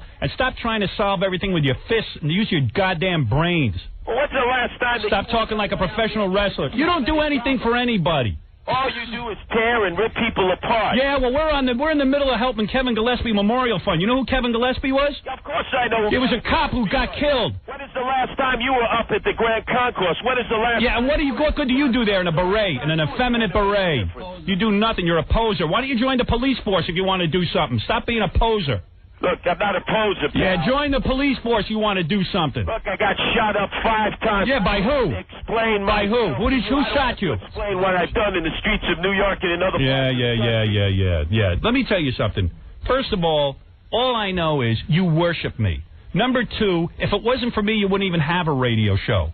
Yeah. Remember that. And it was nice of you to thank us. And thanks for the thank you on Charles Grodin. And why don't you at least point out, how do I say it? Because number 1, man, because of me and opening up the airwaves. Did you ever hear radio before I got in it? Did you ever hear that anybody was ever allowed to give an opinion? You? Of course. Yeah, everyone was looking for you. There was Barry Gray, there was Bob. Yeah, and did they ever have an opinion? No. Did they sit there and do shows where they took phone calls and never offered an opinion? Yes. It's because of me the airwaves are open up. Remember it. And not only that, you got your first show at ABC because we used to have Lisa on this radio show. All right? And I was nothing but good. I was nothing but good to you and your wife. To get you in and out of the room. Yeah, and if I was such a horrible person, why did you come on the show with your wife all the time and come and show up at my birthday shows and stage your little wrestling act with your wife? Why'd you do it if you're so against me? Why'd you tell people the truth? You used to come on the those events. Yeah. You would call. So why did you come? We have a different... You showed up at those events. Does everybody have to worship at your throne? And why do you want Robin Quivers sitting there working your charity events? Media? Yeah. Well, what about my First Amendment rights? What about my free speech? You got him. Who stopped him? Handle your program. Who stopped your speech? Words that are affecting the young people. What words? You don't even listen to that. What words? Name the words. Name the words that affect young people, you liar. Through a litany of go through it. That flies out of your mouth. Go through it. Go through the lies now. Words? Let me hear them. Let's face it, Howard. You wouldn't want your own family of daughters to be listening to you in the morning. Oh, bull crap. Time again. Oh, be quiet. You're idiotic. You know that? You're absolutely idiotic. Or in the wee hours of the morning. Yeah, it's called being a parent, you dope. What's something you're not? Because I have a reasonable difference. Where are your children? Where are you contributing to society? Nothing. You have to do. You don't even have a child. If everybody was a good parent like me, you wouldn't have a problem. To be put down, Curtis. You don't like people talking about you when you're not around? I'm always used to people. Curtis, why don't you just beat people up? That always solves everything. I'm surprised at you, Robin. Why don't you beat people up? Don't be. Do not be surprised at me. You don't attack Howard Stern and expect me to kiss you on the lips. Can't you think for yourself? Screw you. Screw you. I do not care what you say or think about anything. Hey, Curtis, man, all I know is you've walked up to me privately and talked about how great I am, especially after I did your Channel 9 show. Oh, that's baloney. And you've walked up to me and you've said tens of millions of times what a great broadcaster I am, how good a friend I've been to you. And now don't sit there and get on TV and ignore that. What do you mean? Why don't you be a man and admit what you really feel? And I said exactly and what you know me, and you know exactly what I'm about. Yeah, you said you wanted to give Howard a colonic. What's that all about? And what's the deal? You want to give me a colonic? What is that, a gay thing? What do you want to give me? What are you gay? Yo, are you challenging my manhood? Yeah. I'm asking you, why would you want to give another guy... Why would you want to give... Trash. Why don't you put up or shut up? Why would you want to give a guy a colonic? You're protected by your sycophant. Yeah, that's right. Now, let me see. What else did you want to do? You want to take him into a boys' room with a bunch of other guys and hold him down and give him an attitude adjustment? He doesn't need to hide behind your dress. Right, yeah. I think I can take you, quite frankly. Where do you want to meet? First of all, Curtis, if I met you one-on-one and you started any shenanigans, I'd just shoot you, number 1. Number 2, exactly. Baby, that's the way I'd stop you. Trust me. Number 2... I should be shot because I happen to differ with you. I have a different point of view. Yep. No, because you keep saying you want to beat him up. If you came up to me and you started throwing fists, pal, you'd be dead. Yo, really? Number 2... You wouldn't be man enough to pull that trigger, Howard. Try me. Number 2... you wouldn't be man enough. Would you do it, Loco? Loco will pull it anyway. I got people who'll pull the trigger on you. Yeah, that's what you need. You need to be surrounded by your sycophants. Yeah, number two, I heard what you... Up on Long Island, nobody would take that trash because they'd say, put up or shut up. You know what? Big deal. Yeah, Curtis. By your entourage. Yeah, Curtis, I grew up in a neighborhood that was 10 times tougher. You grew up in Canarsie with a bunch of Jews and Italians. Don't tell me. You get waxed. Yeah. I grew up in a black neighborhood, something you don't even know about. Yeah, what do you mean? Something I don't Something you don't know about. I grew up in Brownsville in East New York. The only black woman. You married a black woman and you abandoned her. Why don't you just talk about that? Beaverland and Father knows best. Yeah, why don't you talk about it? Why don't you talk about the woman you left? What do you mean, the woman I Why don't you bring that up to Charles Grodin? If I'm such a misogynist, what are you? What do you mean a misogynist? Where's that black woman you left? Where's the black woman you left? Where's the black woman? They're not your equal. Where's the black woman you left? What do you mean, where's the black woman? People don't get divorced. Where's the lead their own life? Where's the black woman you left when you got your first white girlfriend? What is it? Lisa. What is it of interest to you? Tell me where the misogynist, what it is, how you treat women. As soon as one comes along, as soon as another woman comes along, man, you left your black woman. No. You see, if you only knew your history 5 years before I had been divorced. Yeah, we're going to all go examine that in history. Look, here's my point. To talk trash. I'm man enough to admit. I am man enough to admit the following things. I have always. Anytime, any place. I've known Curtis for years. I've always been complimentary to his organization, the Guardian Angels. Yeah, we said nice things to say. I'm very appreciative of them. I think it's a good organization. I'm not going to change my tune just because the guy said some screwed up things about me. I appreciate that because what they do and how they risk their life every day is not. You, on the other hand, are another story. You're another story. I appreciate those guys who work in that organization. I feel bad that, they got a she leader who doesn't really, he isn't really one of them. He's the guy out there with his radio shows and his Charles Grodin shows. Now, here's the deal. While I like the Guardian Angels and all that, you are a traitor. You are a guy who just is a loudmouth. You sound like a professional wrestler. You're not a great broadcaster. You're a bore. I try to listen to your show. You're not good at it. That's my assessment. You'll never have ratings. I could put you on this show every day. You still wouldn't have ratings. That's number one. Number two, you'll never be a great broadcaster because you're not interesting to listen to. You're a bore. Number three, you still with me? Of course. Okay, good. All right, number three. All right, so far you got 1 and 2. Number 3. Yes. Your only solution, judging from this TV show you saw, is that you say, well, people should beat up people. People should use violence if they don't agree with somebody. That seems to be your solution to everything. Someone should give him an attitude adjustment. Somebody should give him this. Someone should give him that. It's not the sign of an intelligent man, nor what I want my children learning. I don't really want my children to think they have to settle every argument with their fists. So personally, I don't want my kids listening to you. Because I think it's idiotic. Howard. That's 2 people they won't be listening to because you've already said your daughters won't listen to your program. No, I don't allow my daughters to listen to my program. There's a difference. I'm a parent. There's not a difference. And that's the other thing.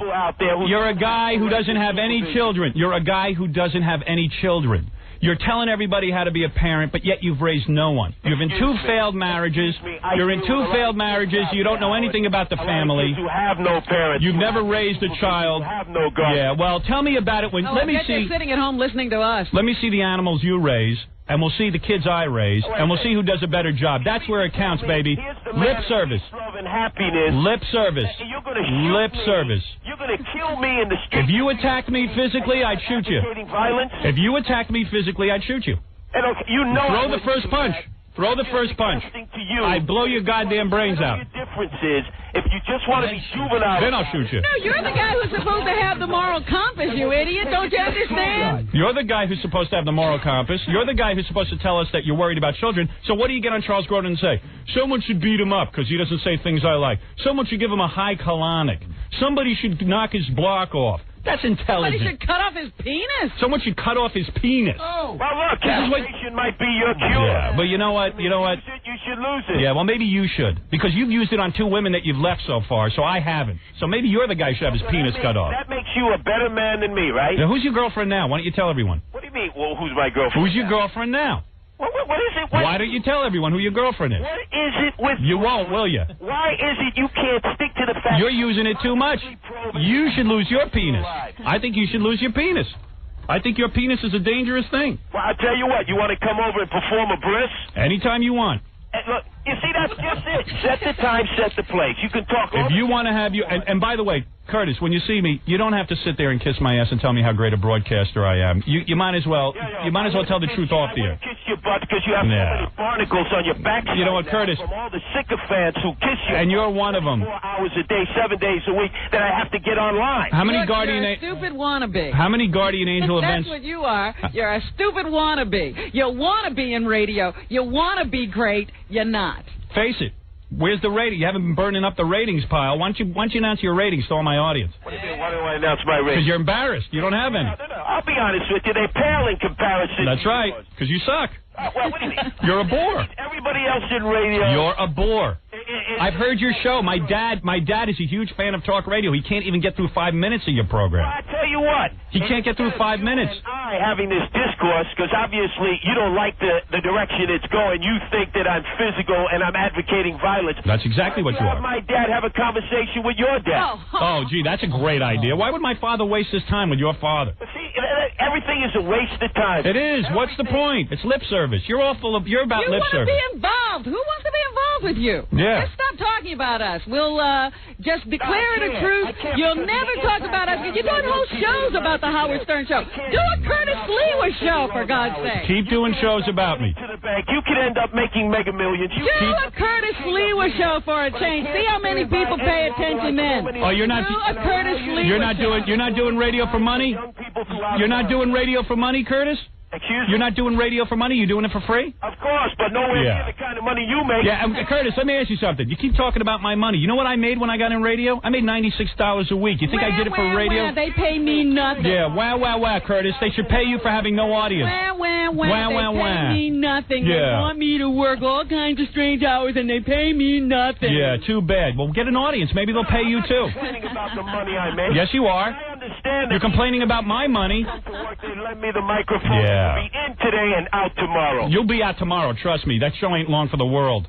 Look, pal, you've been fired before. You know what it's like. Yeah, I got fired for having some balls and saying some stuff that's pretty outrageous. What you get fired for is because you have no audience. Look, you don't have to use the kind of language you do in order to keep... What language? We use the same language you do. Flotsam and jetsam. Yeah, you got some command of the language.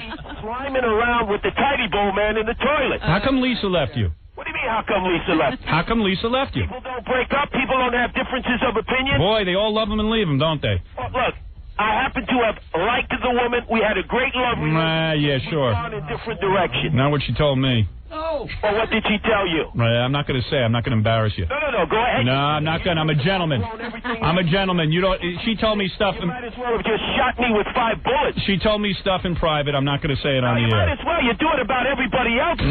Nah, not about you.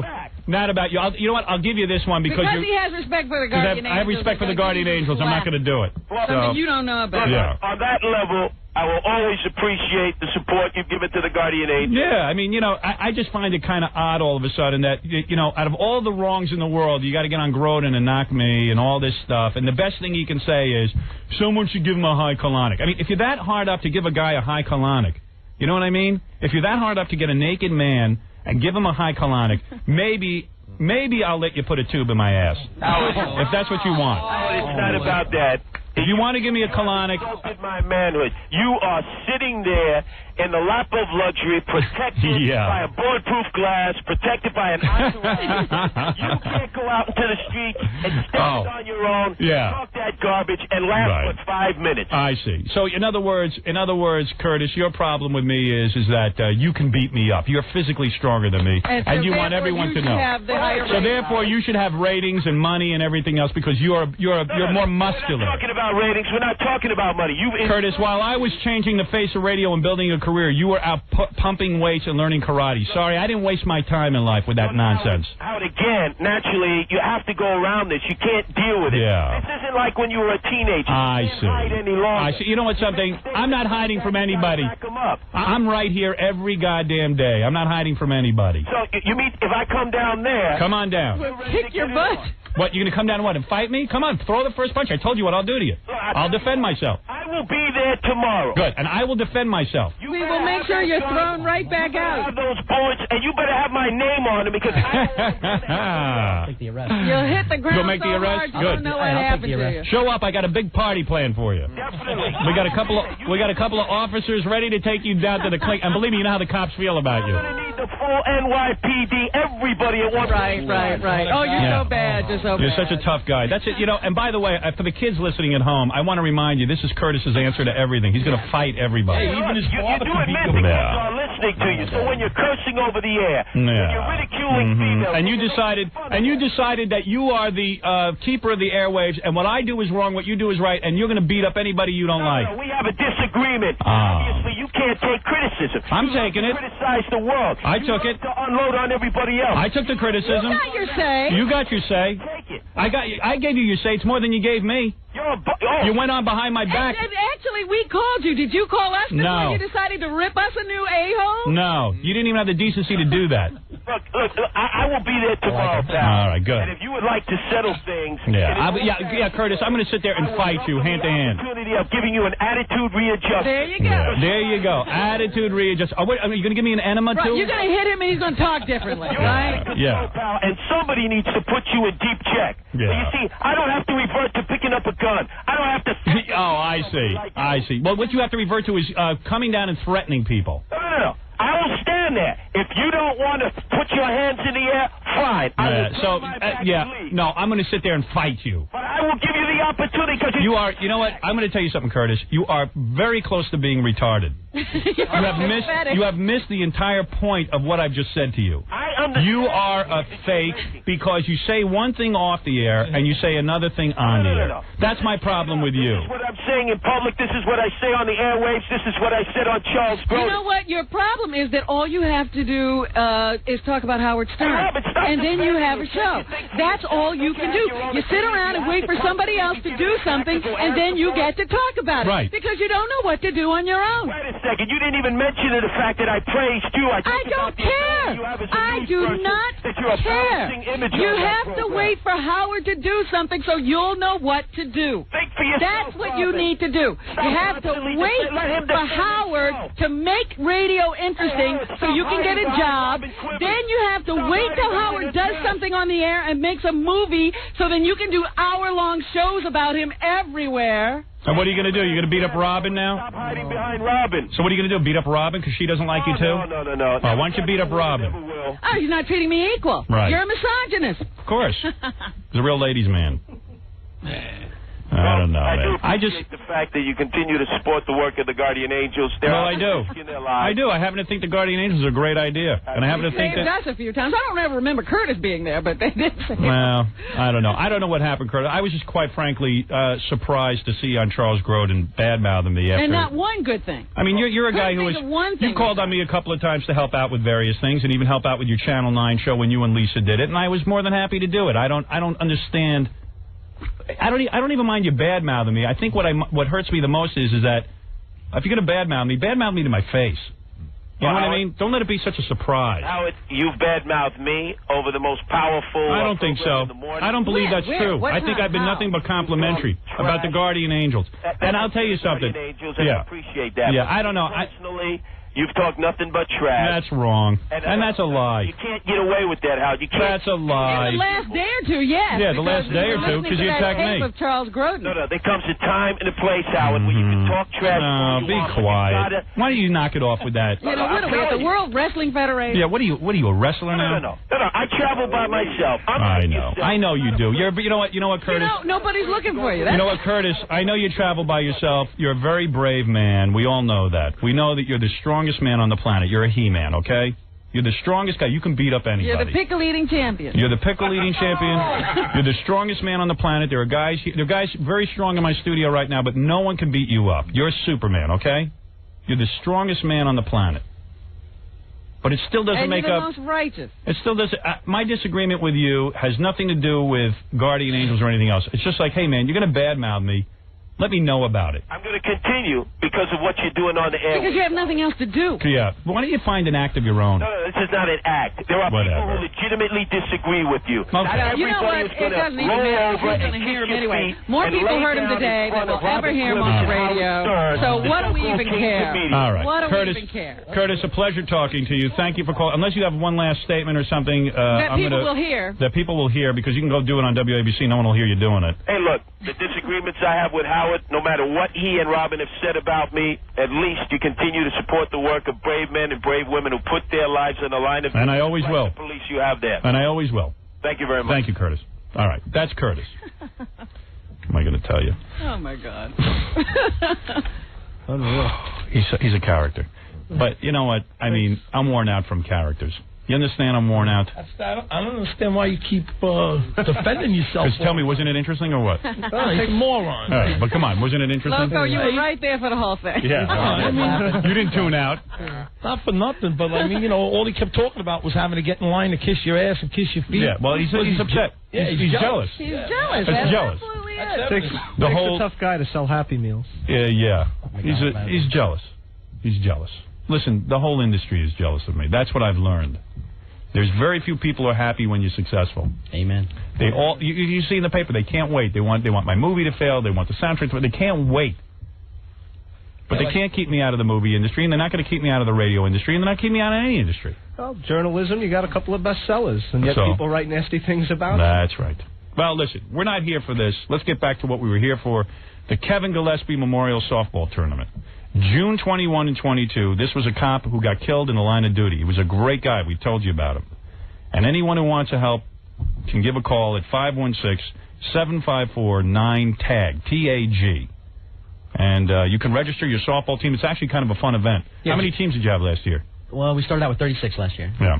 And Jackie, John, and I will be fielding a K-Rock team. Oh, you will? You can play against us. You can register your team for a $200 fee, or you can donate prizes, food, beverages, or anything else you want.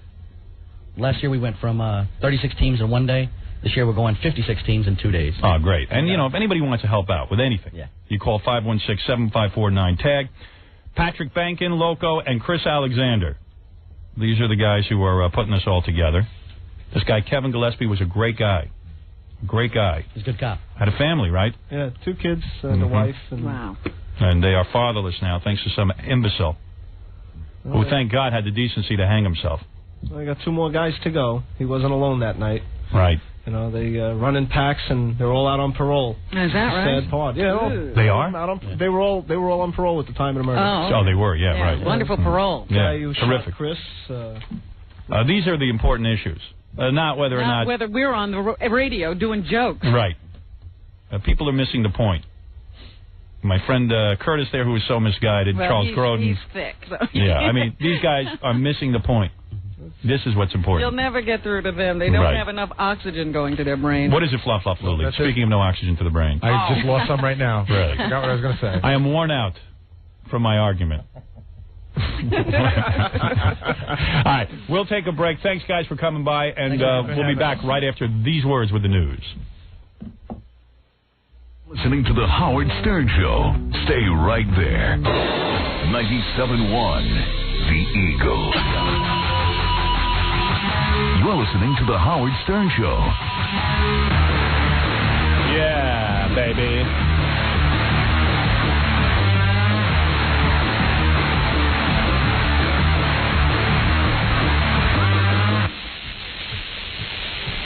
Your mouth is like a suicide. I got to play you one piece of tape. I know you got to start the news. I know we're late as hell, but you got to hear this. Here's a tape of Bryant Gumbel about 1982, somewhere around there. Mm-hmm. After a big sporting event, after a football game. Okay. He's interviewing a guy named Lester Hayes. Lester Hayes. Lester. He's a football player. He was a football player. He's speaking English, by the way, just so you know. Okay, you got to check this out. Bryant Gumbel and Lester Hayes are both speaking English. Lester Hayes, they wanted to go at you. They wanted to prove they could beat you, and they really didn't. Like what you saying there, just kind of it's like our whole scheme was to start. It's like we start her from Michael. Just saying like we held him in check. Just saying like it was super day for us. like this guy over here just saying like he was just saying like he was just saying like he had just saying like it was just saying like it was super day just saying like because of the fact. I was about to say you're the master thief, but he stole the spotlight. And then Brian just trying to save it. Yeah, and then Brian just quickly turned the microphone over to someone else. Yeah, but the guy stutters. He does. He stutters. I have videotape of it if you ever want to see it. It's pretty wild. Because at first I thought it was like edited or something. No, it's not. He's stuttering. He stutters. Yeah. What? Do you know one word that he says? Like I'm saying. No. Like I'm saying. Like I'm saying. I think I heard like I'm saying. I got to hear it one more time. Yeah. Oh yeah. Lester Hayes, they wanted to go at you. They wanted to prove they could beat you, and they really. Bryant obviously didn't know. No clue. And the guy, I don't know. I'm looking at the videotape. I'm trying to figure out what's going on, but I don't think he's got upper teeth. This guy. I'm not sure. I'm not sure though. He might. I just don't see any. They'd be in the way. Didn't. Like we were just saying there, just saying like I was. It's just like our whole scheme was to try to. It's like we was to stop Harold Carmichael. Just saying like because we held him in check and just saying like just saying like it was super day for us and just saying like this guy over here just saying like he was just saying he was just saying like he was just saying like just saying he had just saying like it was just saying like it was super day just saying because of the fact. I was about to say you're the master thief, but he stole the spotlight. You just can't stop saying like I was saying. Yeah. This guy over here. This guy over here was saying. And he did almost get out that they had a scheme. Oh, is that what he was saying? Yeah. Yeah, you're pretty good. I don't know one thing. I don't know one thing he's saying. Wow. It's one of my favorite tapes now. I love it. We'll be analyzing that for years. Tomorrow, let's play it again and tell me where you hear the word scheme. Yeah. It's at the beginning. Wait a second. Lester Hayes, they wanted to go at you. They wanted to prove they could beat you, and they really didn't. Like we were just saying there, just saying like I was. It's just like our whole scheme was to try to. Our whole scheme was. Yeah, you're right. Our whole scheme was. Did you hear it? Our whole scheme was. He got that out, but never got to tell you what the scheme Let's was. try and analyze it tomorrow. That's like song lyrics. Once you know the words, you can make them out. Yeah. Man. Whoa. Wow. Wow, it's like song lyrics. Now, can I play Dominic at this? Yeah. Translating black guys? This is her forte. Hey, speaking of that, I was thinking when we do it. What? You know, when we go over and play the basketball game, I'm thinking of inviting like Len Berman or No, I can't take that kind of pressure. Oh, come on. Last week, Let me when make you this played good. Jackie, Yeah, but I got to do all it. you did was have you and Jackie. So what? I got to do play by play. I got to like focus. Yeah. No, you don't have to do anything. I'll sit at the table. You won't even hear us.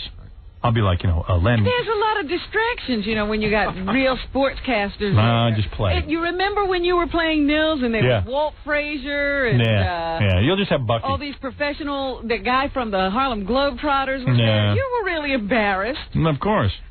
So what do you? You're a girl. You don't have to be. If Dominic's the one that's got the that'll put more pressure on Dominic, if anything. Yeah. I'll have Len Berman watching it.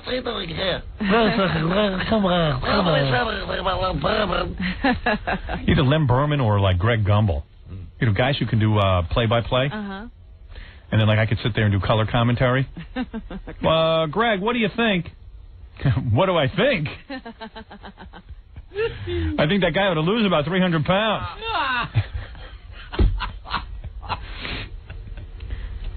So I could do like a little something to beef it up. Because, it might take a while before you guys score any points. I think a long while. That might actually take some pressure off of you. Yeah. You know what I mean? Well, it'll take, I don't know. I just don't want to be watched. Right. You got to do tail of the tape, Howard. Tail of the tape. I did that with you. But that's going to even be fun. Oh, man.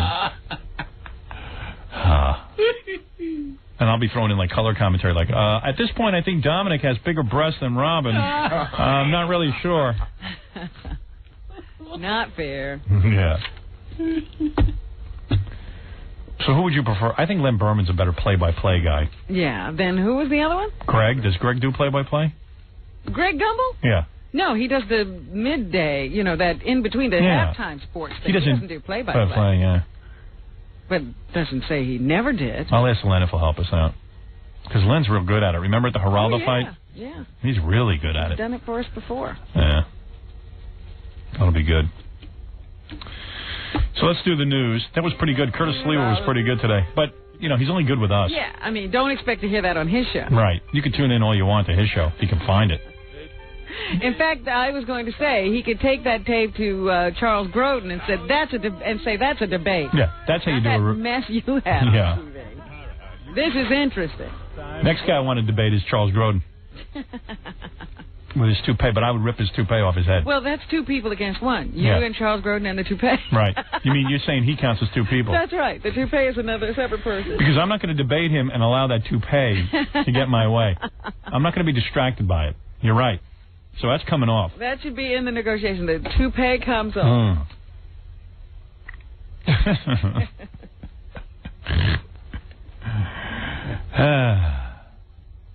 Did my music play? I'm not even thinking. Yeah, it did. Here it is again. That's okay. You don't have to play it again. What, you missed it? Let me tell you something. You know how you're always saying you want to see an execution, you wouldn't mind helping throw the switch or not at all. pull the plug or whatever they do? Right. Pump the poison? Yep. Well, in Florida today, they executed a guy named Pedro Medina. But fire burst from the mask covering his face. Wow. As he was executed. Cool. Blue and orange flames up to a foot long. Like a shot dragon. From the right side of Medina's head and flickered for 6 to 10 seconds, filling the execution chamber with smoke. The smell of burnt flesh filled the witness room and lingered as observers left 2 minutes after Medina's death. Man, they could get a cover charge on something that cool. It. Oh, what do you mean? What, are you feeling bad for the guy? Probably killed people. No. I don't want to watch. Oh, yes, you like do. That. No way. Well, you watched that tape of Arbor Dwyer more than I did. I've only watched it once. I Really? didn't know what I was going to see. I have never seen that again. How come I watch it over and over? I never watched those Faces of Death things. Really? I love that. Sorry. His last words were... Hey now. No, they were, I am still innocent. Wow. They say it was brutal, terrible. It was burning alive. This was not an electrocution. The man burned up. Yeah, but I don't understand something. Don't you die first and then you burn up? I don't see now. I've never been executed. Okay? Right. And so I don't know. Yeah, it takes more than like the first jolt doesn't do it. Like it causes a seizure. Oh, really? But I'm not sure of how aware you are. And when you're shooting flames, I'm not sure that the electric chair is working exactly like it's supposed to. They should take that tape and play it for every school child so that they know not to commit crime when they get older. Yeah, they should have played that for O.J. Although O.J. got away with it. Yeah, what is O.J. going to learn? I was not home. I was on my way to the airport in Chicago. This is awful. Once before, I guess they are having trouble with this chair. Once before, a condemned man died in flame, and the result was a temporary halt in executions in Florida. In May of 1990, flames shot from the top of the mask as Jesse Tafaro... Carrot Top. Oh, stop it. Died for the slaying of a highway patrol trooper and a visiting Canadian constable. Gee, I feel so bad for him. Tafaro was finally declared dead after 3 jolts of electricity. So tell me he didn't know he was on fire. Right. I say if you burn them up, then you can use a smaller coffin to bury these guys. Just have an urn for you. Yeah. I say start the fire at his feet. They're doing him a favor starting it at his head. A bunch of attorneys after that incident won stays for their own death row clients because of the bad repair or the problem with the electric chair. But then they resumed executions after they determined that it was a synthetic sponge that was causing the flames to erupt. I say take the criminals, put them in that chair, let their heads burn, and stick their attorneys on top of them. But the sponge used today appeared to be an appropriate one of natural sea sponge. I say burn the attorneys, too. Burn everyone. This Pedro Medina guy, he was accused of killing a school teacher who had befriended him when he first arrived in Orlando. Imagine they put Charles Grodin in the electric chair and his wig wouldn't burn. Everything else burned up, but the hair just stayed. Yeah, the wig, what? The wig is left sitting on the chair. Yeah, that'd be the only thing left. Just that hair. That indestructible hair, that invulnerable hair. Like Superman. Kryptonite to pie. What kind of accent is that, Fred? It's supposed to be Pittsburgh, but he's just so bizarre. It's all over the place. You know what it is? It sounds like a guy trying to correct his accent. I think he had a really bad accent before, so he became Kryptonite. Kryptonite to pie. To pie. Covered with AIDS. And your cereal. Can you imagine he bled into his cereal with AIDS? I wonder if he's going to go. Does he do that show every day? Yeah. I wonder if he's going to go on now and say that you have wished something horrible on him, that his wig. He won't know. His wig glue be infected with a disease. Yeah, but he won't say that because that'll draw attention to his hair. So come on. Yeah, I hope Charles Grodin dies when his wig gets AIDS and seeps into his brain. See, he won't say that because he thinks nobody knows he wears a wig. Guys who wear wigs never think anybody knows. They can't tell. See, that would be appropriate. Right. He says, now this guy has gone even further. He is wishing that my wig glue be affected with AIDS. So he won't say that. What kind of a man is this? Yeah. Here, Charles Grodin. Here, I wish you would die when your wig glue seeps into your brain and causes cancer. Now, repeat that on your show tonight, because that's a terrible that's thing. Not in the movie. You got to tell people what he doesn't put in the movie. Yeah, tell people how evil I am. That I wish that your wig would get cancer. You won't do it, though. See, this he can't repeat. I had a horrible thing today. Howard Stern prayed that my wig would get cancer and infect me. He won't say that on the air. Well, it's a challenge. Let's see his producer tell him. I don't think his producer has the balls to tell him what I said today. The producer won't even deliver the message, huh? Yeah. Well, let's write it to him. What did he talk about? What did Howard Stern talk about today? Nothing. Did he say something offensive? He was out sick. No, he didn't say anything, Charles. No, he was on today, wasn't he? Oh, no. Didn't he wish AIDS on some program director? No, he didn't. Well, to be honest with you, I don't want to lie to you. He did wish AIDS on something. What? What was it? It was your toupee. I don't want a toupee. Guess we'll be doing a show on UFOs. Yeah. Toupee. I wear no toupee. I have to go take my hat off in a closet, in the second closet at CNBC. I have a second closet at CNBC. My inner toupee sanctum. We should take out an ad for toupees on his show. You know what we have to do? What? We have to take out an ad wishing this on him. I know. In one of those trade papers. We wanted to say we wish Charles Grodin's hair would recover from AIDS. How come none of our listeners have called his show and talked about his wig? Does he take phone calls? I don't think he does. All right. He should. He's afraid. He's afraid he'll bring up his wig. We should offer a reward. Yeah. For what? Reward for a picture of him without his wig on. No, I'm afraid what would happen. I'm not going to go that far. Yeah, don't do that. Yeah, I'll back off that. But let's send him a letter. Charles, we understand that you're very interested in the kinds of things I do on my radio show. Yeah. I'd just like to keep you informed. Okay. Gary, come in and take a letter. Gary. Baba Booey. Come here. Jackie, you can write, can you? Baba Booey. Here he comes. Oh, good. Here he is with his steno pen. I don't know why I asked him to take a letter. He can't even write. I know, he never gets it right, and it takes us forever to get him to write it down. Send the following FedEx. Kathy does shorthand, but I can. She does? Yes. Where is she? Kathy, come in here. Take shorthand, please. Baba Booey. Baba Booey. She's very good. I want to send FedEx. Dear Mr. Grodin, it has come to my attention that you enjoy talking about my program on your stupid show.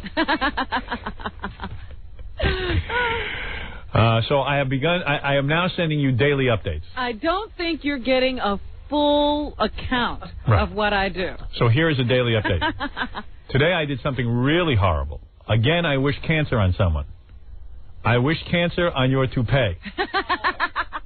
Please announce this on your show tonight because I have done a horrible thing. Once again, I left this out of my movie. Right, and I left this out of the movie. This is from a so-called honest man. So, in all honesty, your friend Howard. Okay. All right. And tomorrow I might as well give you to write this. P.S. I might as well give you the rest of the week's topics. All right. On what's today? Today is Tuesday. Right. On Wednesday, we'll be discussing your wig. On Thursday, we'll discuss the disease in your wig. And on Friday, how stupid your wig looks. PPS, I will be refilming the end of my movie to include this activity. Thank you. Because I am an honest man. Right. Hold on. Yes. PPPS, you dumb prick. Yeah.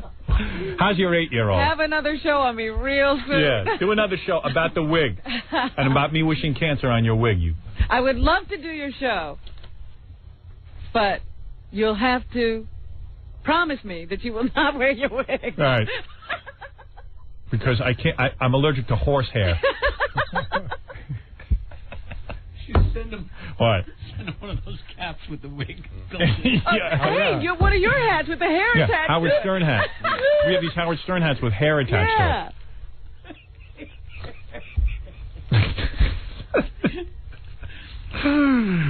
it.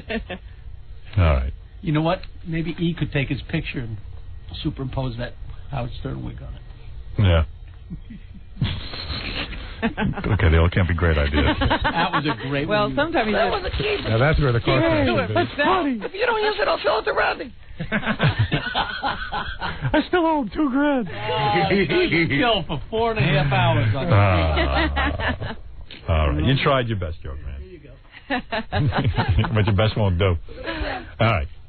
Anyway, where were we? Send that out. News. Yeah, read that back to me. Do you really have it? And make it certified so we make sure. Yeah, we want to make sure he gets it. Dear Mr. Grodin, it has come to my attention that you enjoy talking about me on your stupid show. I don't think you realize what I do every day, so here's a daily update.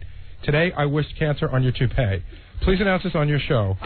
I've also done another horrible thing. I left this out of the movie. In all honesty, yours truly, Howard Stern. P.S. By the way, here's the rest of the week's agenda. Wednesday, we'll be talking about your wig. Thursday, we'll be talking about the disease in your wig. And Friday, we'll be talking about how stupid your wig looks. PPS, I'll be refilming the end of my movie to include all of these. PPPS, you dumb prick. Right. Nice. I can't believe you got all that. I can't either. And CC the following people. His producer, all his interns, his advertisers, his neighbors, and his deli guy. Thank you. Tag it up in the neighborhood. Yeah, tag it up everywhere. You know what we should do? And send a copy to Cy Sperling, please. Wanted posters on the toupee. Yeah. Wanted. Missing. Put 4 legs on that thing, it'll be a dog. That shit so on my head. That's a shit so. Let's move along. We should put his hair on a milk carton. Yes. Yeah. Yes. Missing. Have you seen it? And hence the name of Fluffy. Missing hair. Yeah, we'll steal his hair and put it on a milk carton. There you go. Imagine. Be on America's Most Wanted. Yeah. We're looking for Charles Grodin's hair. If you've seen it, please contact Charles Grodin. If somebody stole his hair, would he go to the police and report it? I don't think so. No. Missing hair report. How could he do that? It's not my hair. It's anonymous. I'm just curious. Ha. Ha. I can't believe what I heard today on the show. Howard Stern wished cancer on somebody's toupee. I won't say whose.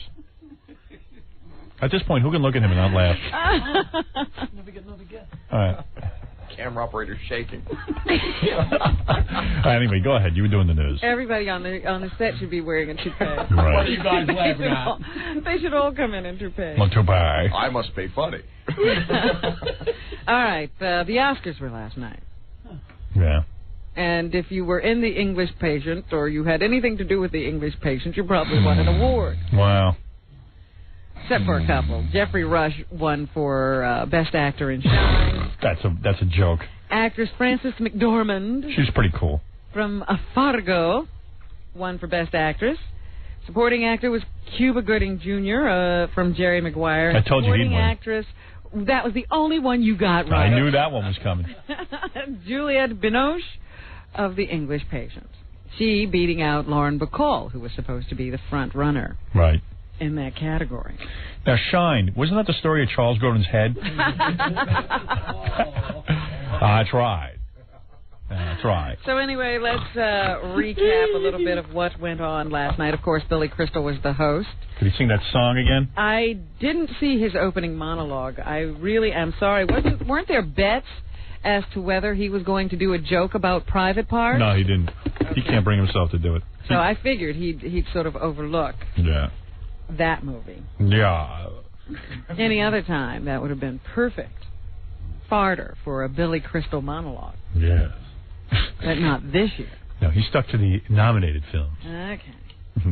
Well, let's go to the winners.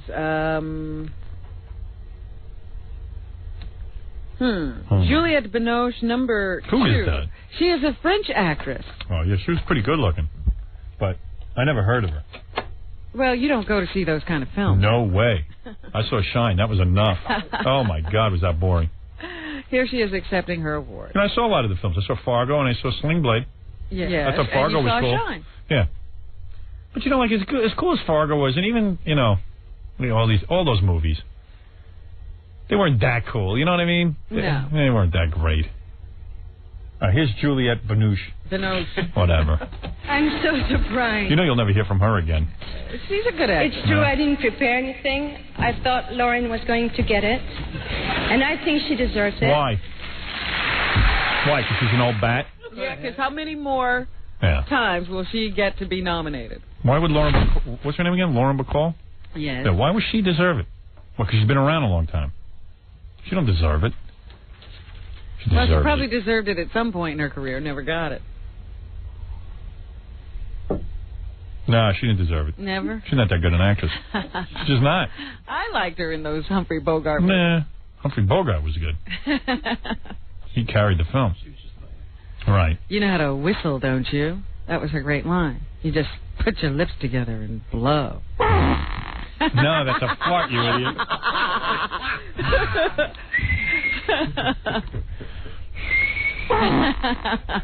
Here is Cuba Gooding Jr. Number 3 is his acceptance. That we'll hear how they rushed him off. Yeah, that was nice. Billy Crystal goes on for 20 minutes droning on, but they can't let this guy have his moment in the sun. I know I have a little bit of time, so I'm going to rush and say everybody, and you cut away. I won't be mad at you. Tom said, don't forget to thank your wife. I will never forget to thank my high school sweetheart. White chick. I saw her in the audience. He made out with her. You know what? Did you see USA Today? No. I got the picture of him kissing the white chick? Right on the front page. Oh, boy. Is the big interracial couple. Oh. Huge picture. Let's see. No, that's not it. It's on the life section. Where is it? Gonna lose that page? While you're looking for it all. No, here we go. Right. I got it. Look, right there. Oh, boy. Hey, she's cute. He got her in high school. Boy, that must have gone over big with the townies. I wonder where he's from. Yeah, I'd love to know that whole story. Mother of my children, Spencer and Mason. She crying? Yeah. Wow. I love you, Sarah. And my parents who are here, Shirley and Cuba the First.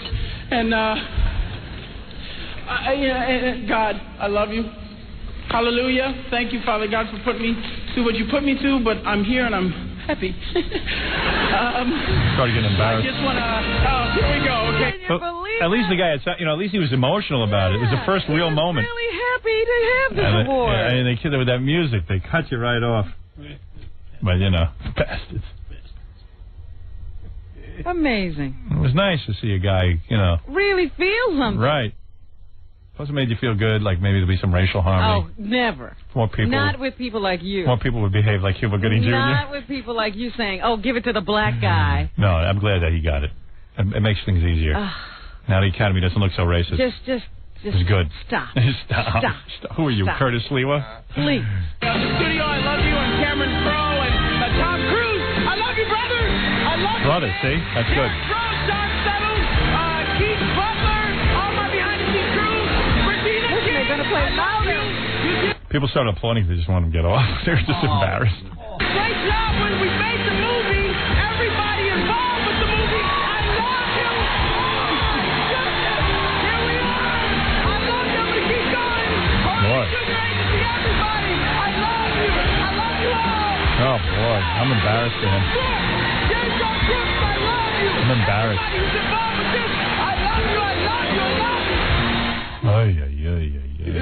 He's regretting that this morning, I'm sure. Yeah, I know. Why couldn't I just go up there and say thank you and get off? Right. Just say, I love you, man. Hey, thank you. Love you. I love you. I love you. Why couldn't I just listen to that music and leave? You would have thought he invented the cure for polio.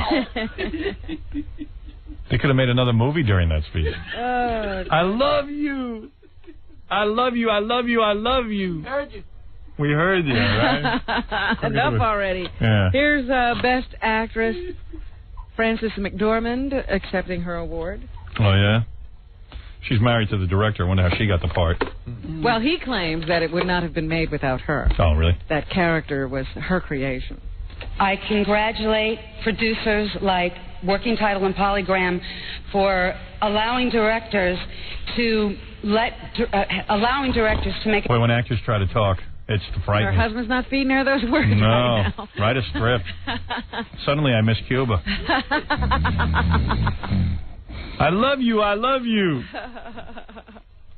That's what Charles Grodin said to his first toupee. Autonomous casting decisions based on qualifications and not just market value. Wow. Cool. Yeah, like in other words, all those people in the audience who get movies because they have box office appeal, right, and they have big names. A lot to be said for box office appeal. That's the difference between making money and not. All the people that got to come to that show so somebody would watch it, yeah, because like, nobody would tune in for Frances McDormand. Let's say that idiot Harry Shearer goes on CNN and goes, the reason Howard Stern's movie made money is because his fans went to see it. I go, well, yeah, that's sort of how it works, you dummy. Well, he wouldn't know. Yeah. He would not know. How would he know that? I guess that's cheating. You did something your fans went. He's never had fans. Right. He doesn't understand the concept. That's a pretty vicious attack. Yeah, well, the only reason he did well is because his fans went. And did Francis finish? Oh, yeah, I hope so. Yeah. I can tell. And here is Jeffrey Rush. Oh, that's the retard guy. For Shine. Mentally disturbed, gentlemen. And to the unstoppable David Helfgott, the part of my script said that this story was inspired by the events of your life. You truly are an inspiration.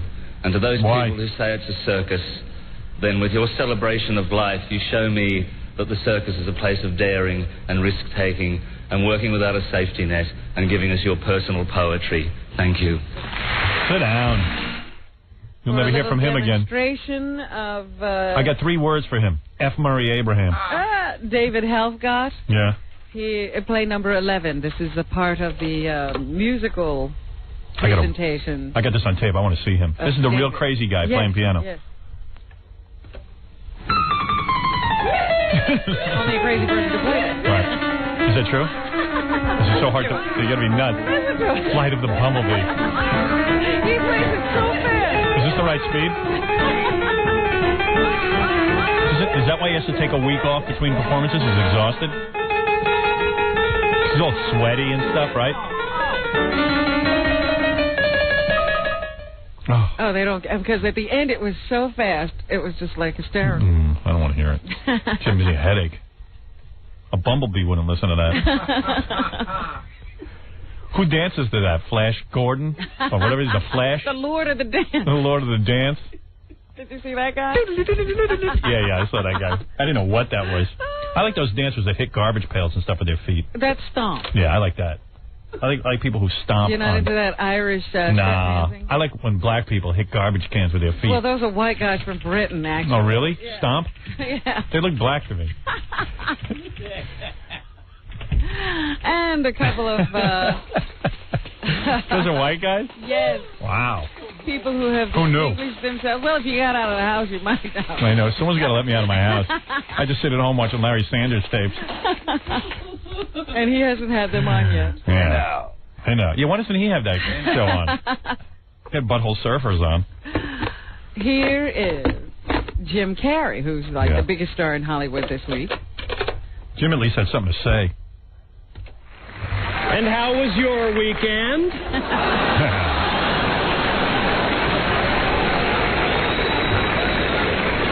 Mine was good. Yeah. You think there'd be bad karma in his life for leaving his wife and kid and stuff, but there isn't any. I told you that stuff doesn't Yeah, exist. there's no such thing as superstition. It does not exist. Right. It only exists in your head. It's That like proves voodoo. it. Yeah. If you believe in it, Then then it it works exists. on you. Yeah, that proves it.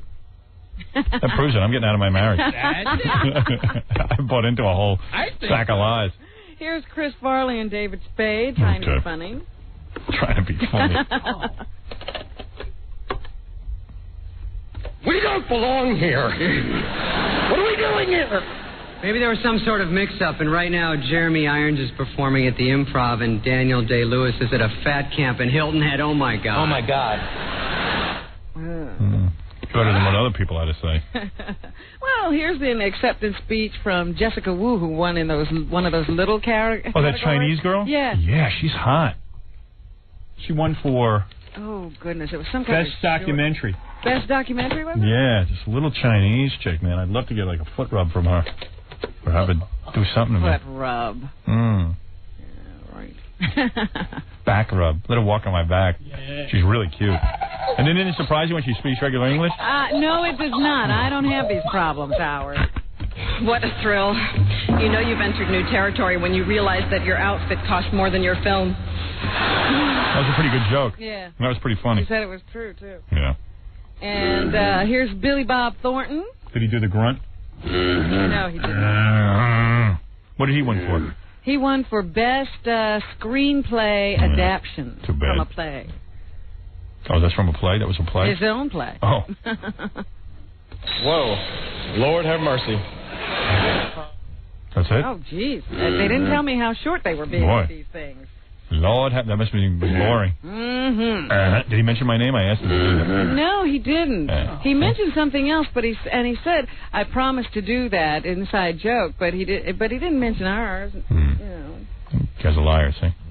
And Andrew Lloyd Webber, who won for that Madonna song.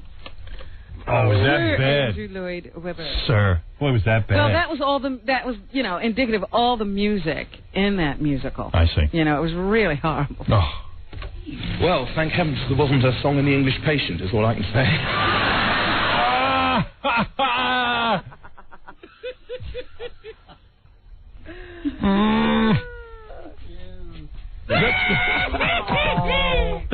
Yeah.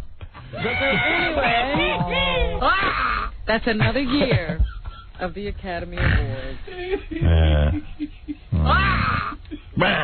Michael Jackson has named his son. Fred Norris. No, Eric. No. Eric. Oh, yeah. Eric Norris. He has named his son Prince. Prince? Like the guy Prince? Prince. Prince.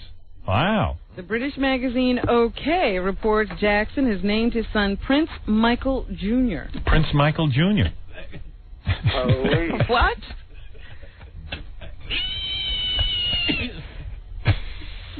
People say, yeah. Why would you name your son Prince? Because you have a rival in the music business whose name is Prince. Yeah. But Jackson says his grandfather and great-grandfather were both named Prince, cool. so he's carrying on a family tradition. Prince. And how does he get to be a junior? Right. How could he be Prince Michael Jr.? I don't know. Got an answer to that, Jackie?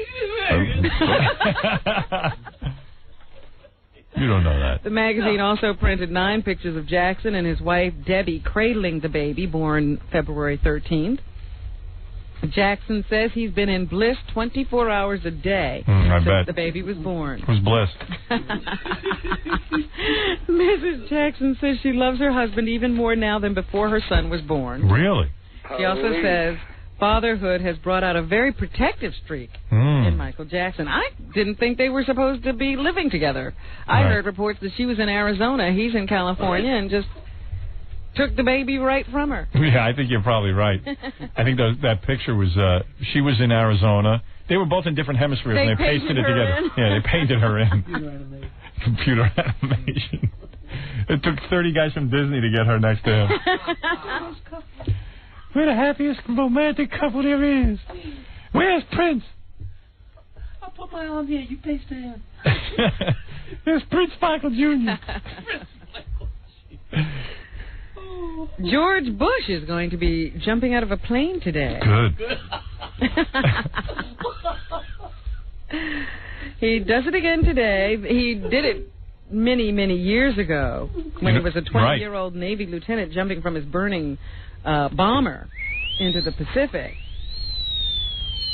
But today, he's going to be flanked by members of the Golden Knights, the Army's precision parachuting team. He'll waft down to the Arizona desert at the Yuma Proving Ground. Why would you want to do that? Bush will jump from about 10,000 feet until he pops the chute. He'll have a jump master on each side holding a harness. Wow. Bush says he's asked his doctors to be on hand. Jesus, look what's going into this thing. But he's been assured that it's quite safe. Yeah. He did not consult with the Secret Service in order to do this. There's never any accidents on a parachuting thing.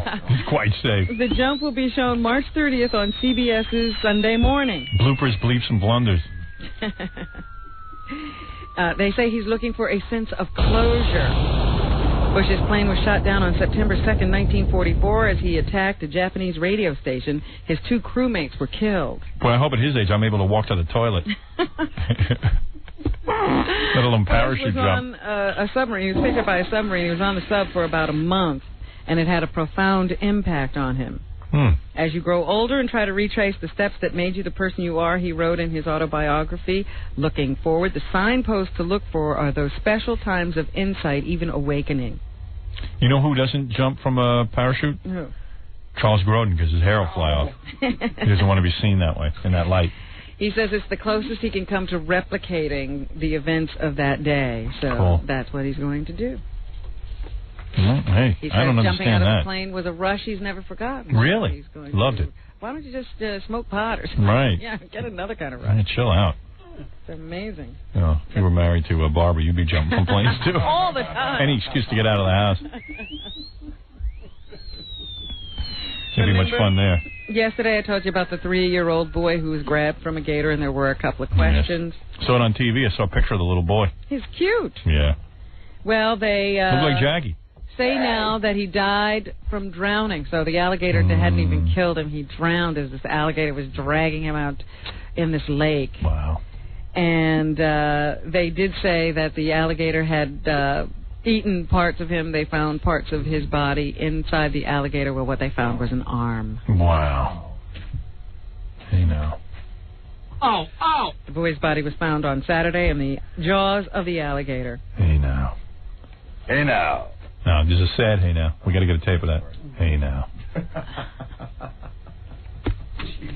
And Carolyn Strauss, she's 5'7" and weighs 200 pounds. I'd like to go out with her.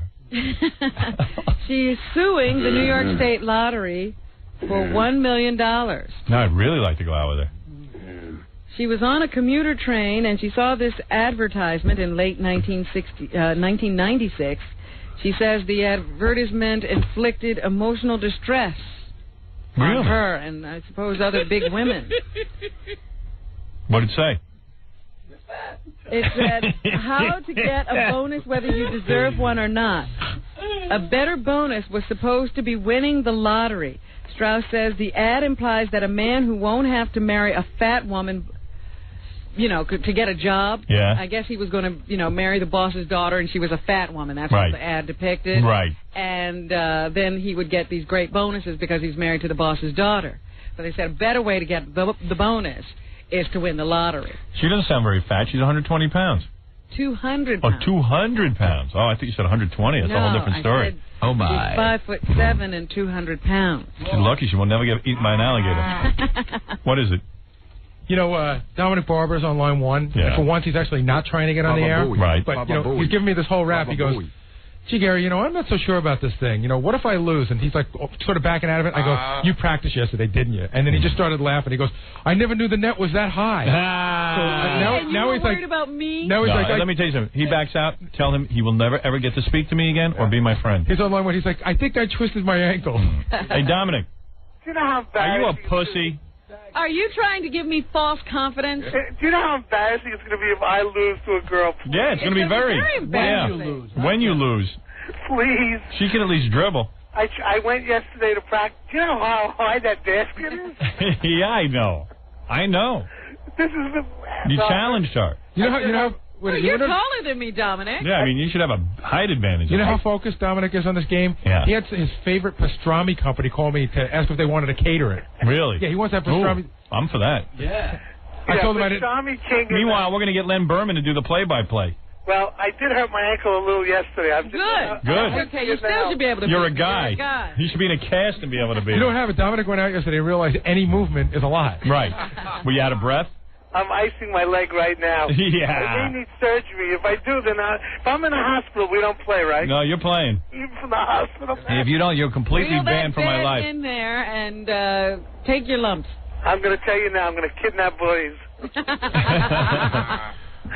Thursday, after the show, we will play basketball. I offered to change the contest to a jumping contest. Hey, Gary, get Len Berman to do the play-by-play. You called him? What'd he say? Baba Booey. I spoke to his assistant. She's going to call him at home, but she thinks it looks good. Good. How about Rodman for the ref? No, Bucky. Bucky's a good ref. Bucky's a good ref. Because Bucky wears a ref shirt. Robin, Good special patch. Yeah. Robin, have I been a good friend for 12 years? Please don't Yes, embarrass and you challenged me. My He'll kids pay you are to lose. laughing. My kids are laughing at me. My wife is Well, laughing. you challenged me, Dominic. Why did you do that? Yeah, but I'm a lawyer. You don't have to believe everything I say. We don't believe anything you say. All right, I'll see you Thursday. Goodbye. Be here at, you know what? In fact, hello? Yeah, he's going to try to get here for the show. Good. Yeah. That'll be good. I'm hoping he'll have a heart attack during the game. That'll be really funny. Robin be climbing over him. I don't think that's out of the question at all. Are you betting on Robin or are you betting on Dominic? I think, after I saw Robin handle the ball today, I think I'm going to go to Robin. Really? But Dominic should be able to do something. Apparently he can't. I mean, I don't know. He was I can't telling us believe that it. he played when he was younger. He did? So He's lying. He was asking me about. He keeps asking me questions about the rules, and he obviously doesn't know anything about the game. Right. So he's lying. He's going, do I have to take it behind the line if you know? Like he doesn't know how it works at all. Right. Well, we'll explain the rules. Because Robin's a little iffy on the rules. I don't She know shouldn't- the rules. Right, but she should know them. She doesn't have to know them. All right. Dominic says he grew up playing. Yeah. Does he look like a guy who played Do we anything? know anything about him? Was he thin in high school, or was he always a little rotund? I think he was a chubby kid. You don't get that. You can't possibly be thin and turn into that. He must have been born fat. Yeah.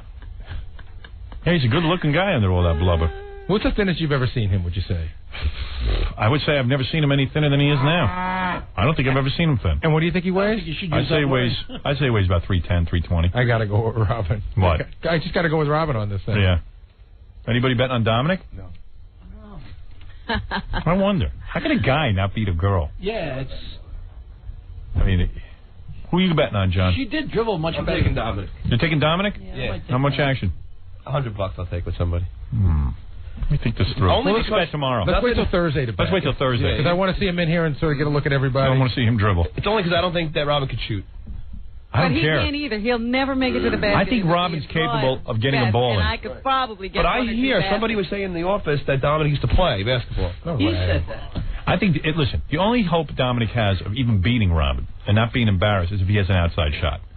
There is no, if Robin just dribbles the ball halfway decent up to the, can you make a layup? Yes. I'm going with you. I'm with Howard. This is what I think is going to happen. I think they're going to play for a little bit, and I think that Robin, once she gets past Dominic, he's not even going to chase her, and she's going to have like 2 and 3 chances at a layup. She'll put it up and she'll make it. He won't even come near her to And try I to say block she can it. get her own rebound. But if Dominic's smart, he'll just stay by the basket. I can scramble. Right. All Dominic's got to do is stay by the basket and force Robin to shoot from the outside. Right. I can't Robin get is around him. You know, there's several sides. You know, the It'll take you all baskets- day. Robin is not to shooting get around from him. the outside. She's coming on the inside. Dominic is going to have to shoot from the But outside. don't think Robin's not going to be out of breath either, Howard. Oh, She of is, course but I am. she's but But Dominic I'm will going to be be in better shape than Dominic. Dominic will be on the floor collapsing. Someone said, within 30 seconds. Give me some pasta. You should have a paramedic there. I mean, you know, this is a guy who's obese. No, You should really have a he paramedic. should not try to challenge himself. He should just stand there and let me beat him because he's going to die if he doesn't. Would it be great if he died on television? You got to get it. You got to get a guy there. Turns blue and dies. Jackie almost died. That's true. Jackie was like, Hey, if I got that winded, imagine how winded he's oh, that's what I'm saying. My God. I'm in decent shape and I'm winded. I weigh 190. Does he think he's and I going to couldn't win? take I mean, it. is he serious about this? He's getting nervous. He's really going to try to chicken out, and you can tell that. You better not let him. I got to talk to him before. Oh, he ain't doing it because I am dead serious. Make The guy your will be bet. out of You my always life. want to bet against me. That's right, because we have the Jeopardy one coming up, too. Yeah. Meanwhile, I'm trying to get celebrities to come in here and play Robin in Jeopardy. You better do it quick. Yeah, so far I don't have any When money. are you going out to tape? April 6th. April 6th. What's today? Today is 25th. the 25th, and we're taking the week off. Yeah. So we only have for the next 3 days. It's the next 3 days. We Wow. don't have a Can you get a bunch of celebrities in here? Yeah, I haven't been able to get anybody. Get Eric actually. Estrada. He's not available till May 6th. Oh. He's not available? I couldn't believe it either. What about all those people I turned down the other day? They're not available till next week either. They're all coming into town. Get Grodin in here. Charles? Yeah. So you guys see if he's available. I'll take Hair for 200. Hair? All right. What is the name of the guy who makes your toupee? Mr. Bob.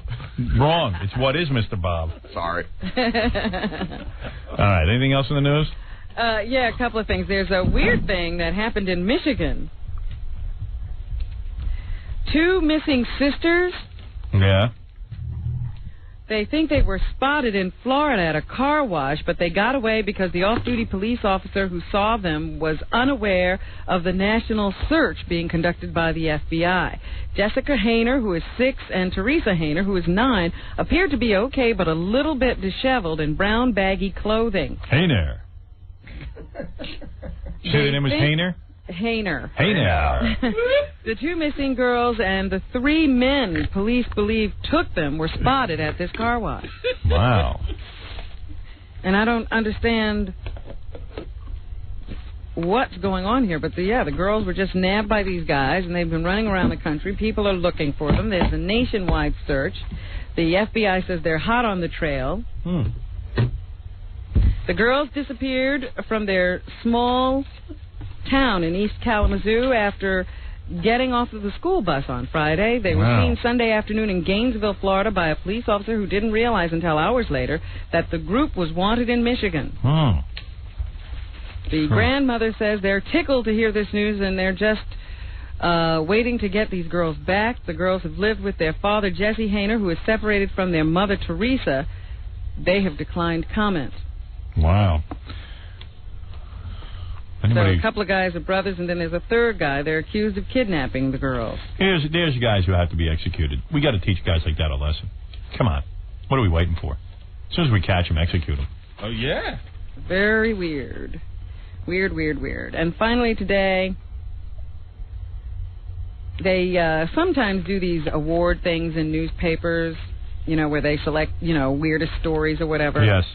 And here's a weird one that was selected by someone who does this kind of a thing. They say the Hickory Daily Record reported that Ken Charles Barger, 47, shot himself to death in Newton, North Carolina, when he awakened to the sound of a ringing telephone beside his bed, reached for the phone but grabbed a Smith & Wesson .38. Oh, come on.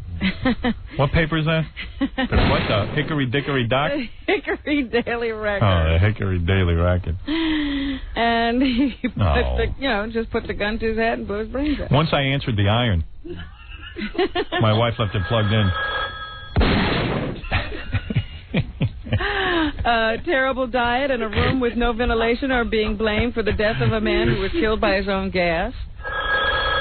There was no mark on his body, but the autopsy showed a large amount of methane gas in his system. Wow.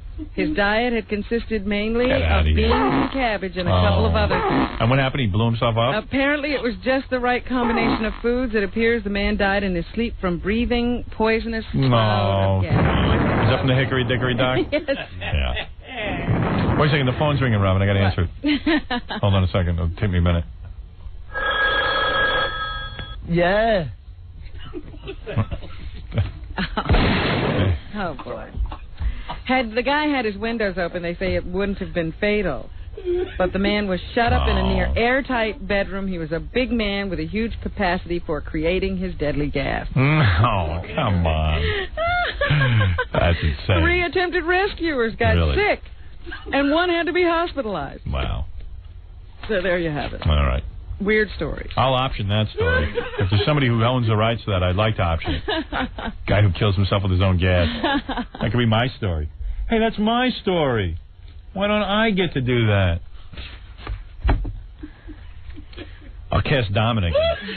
It'll be his first role on screen. Well, then he'd better live. All right. I'm going to take... okay, I got to go.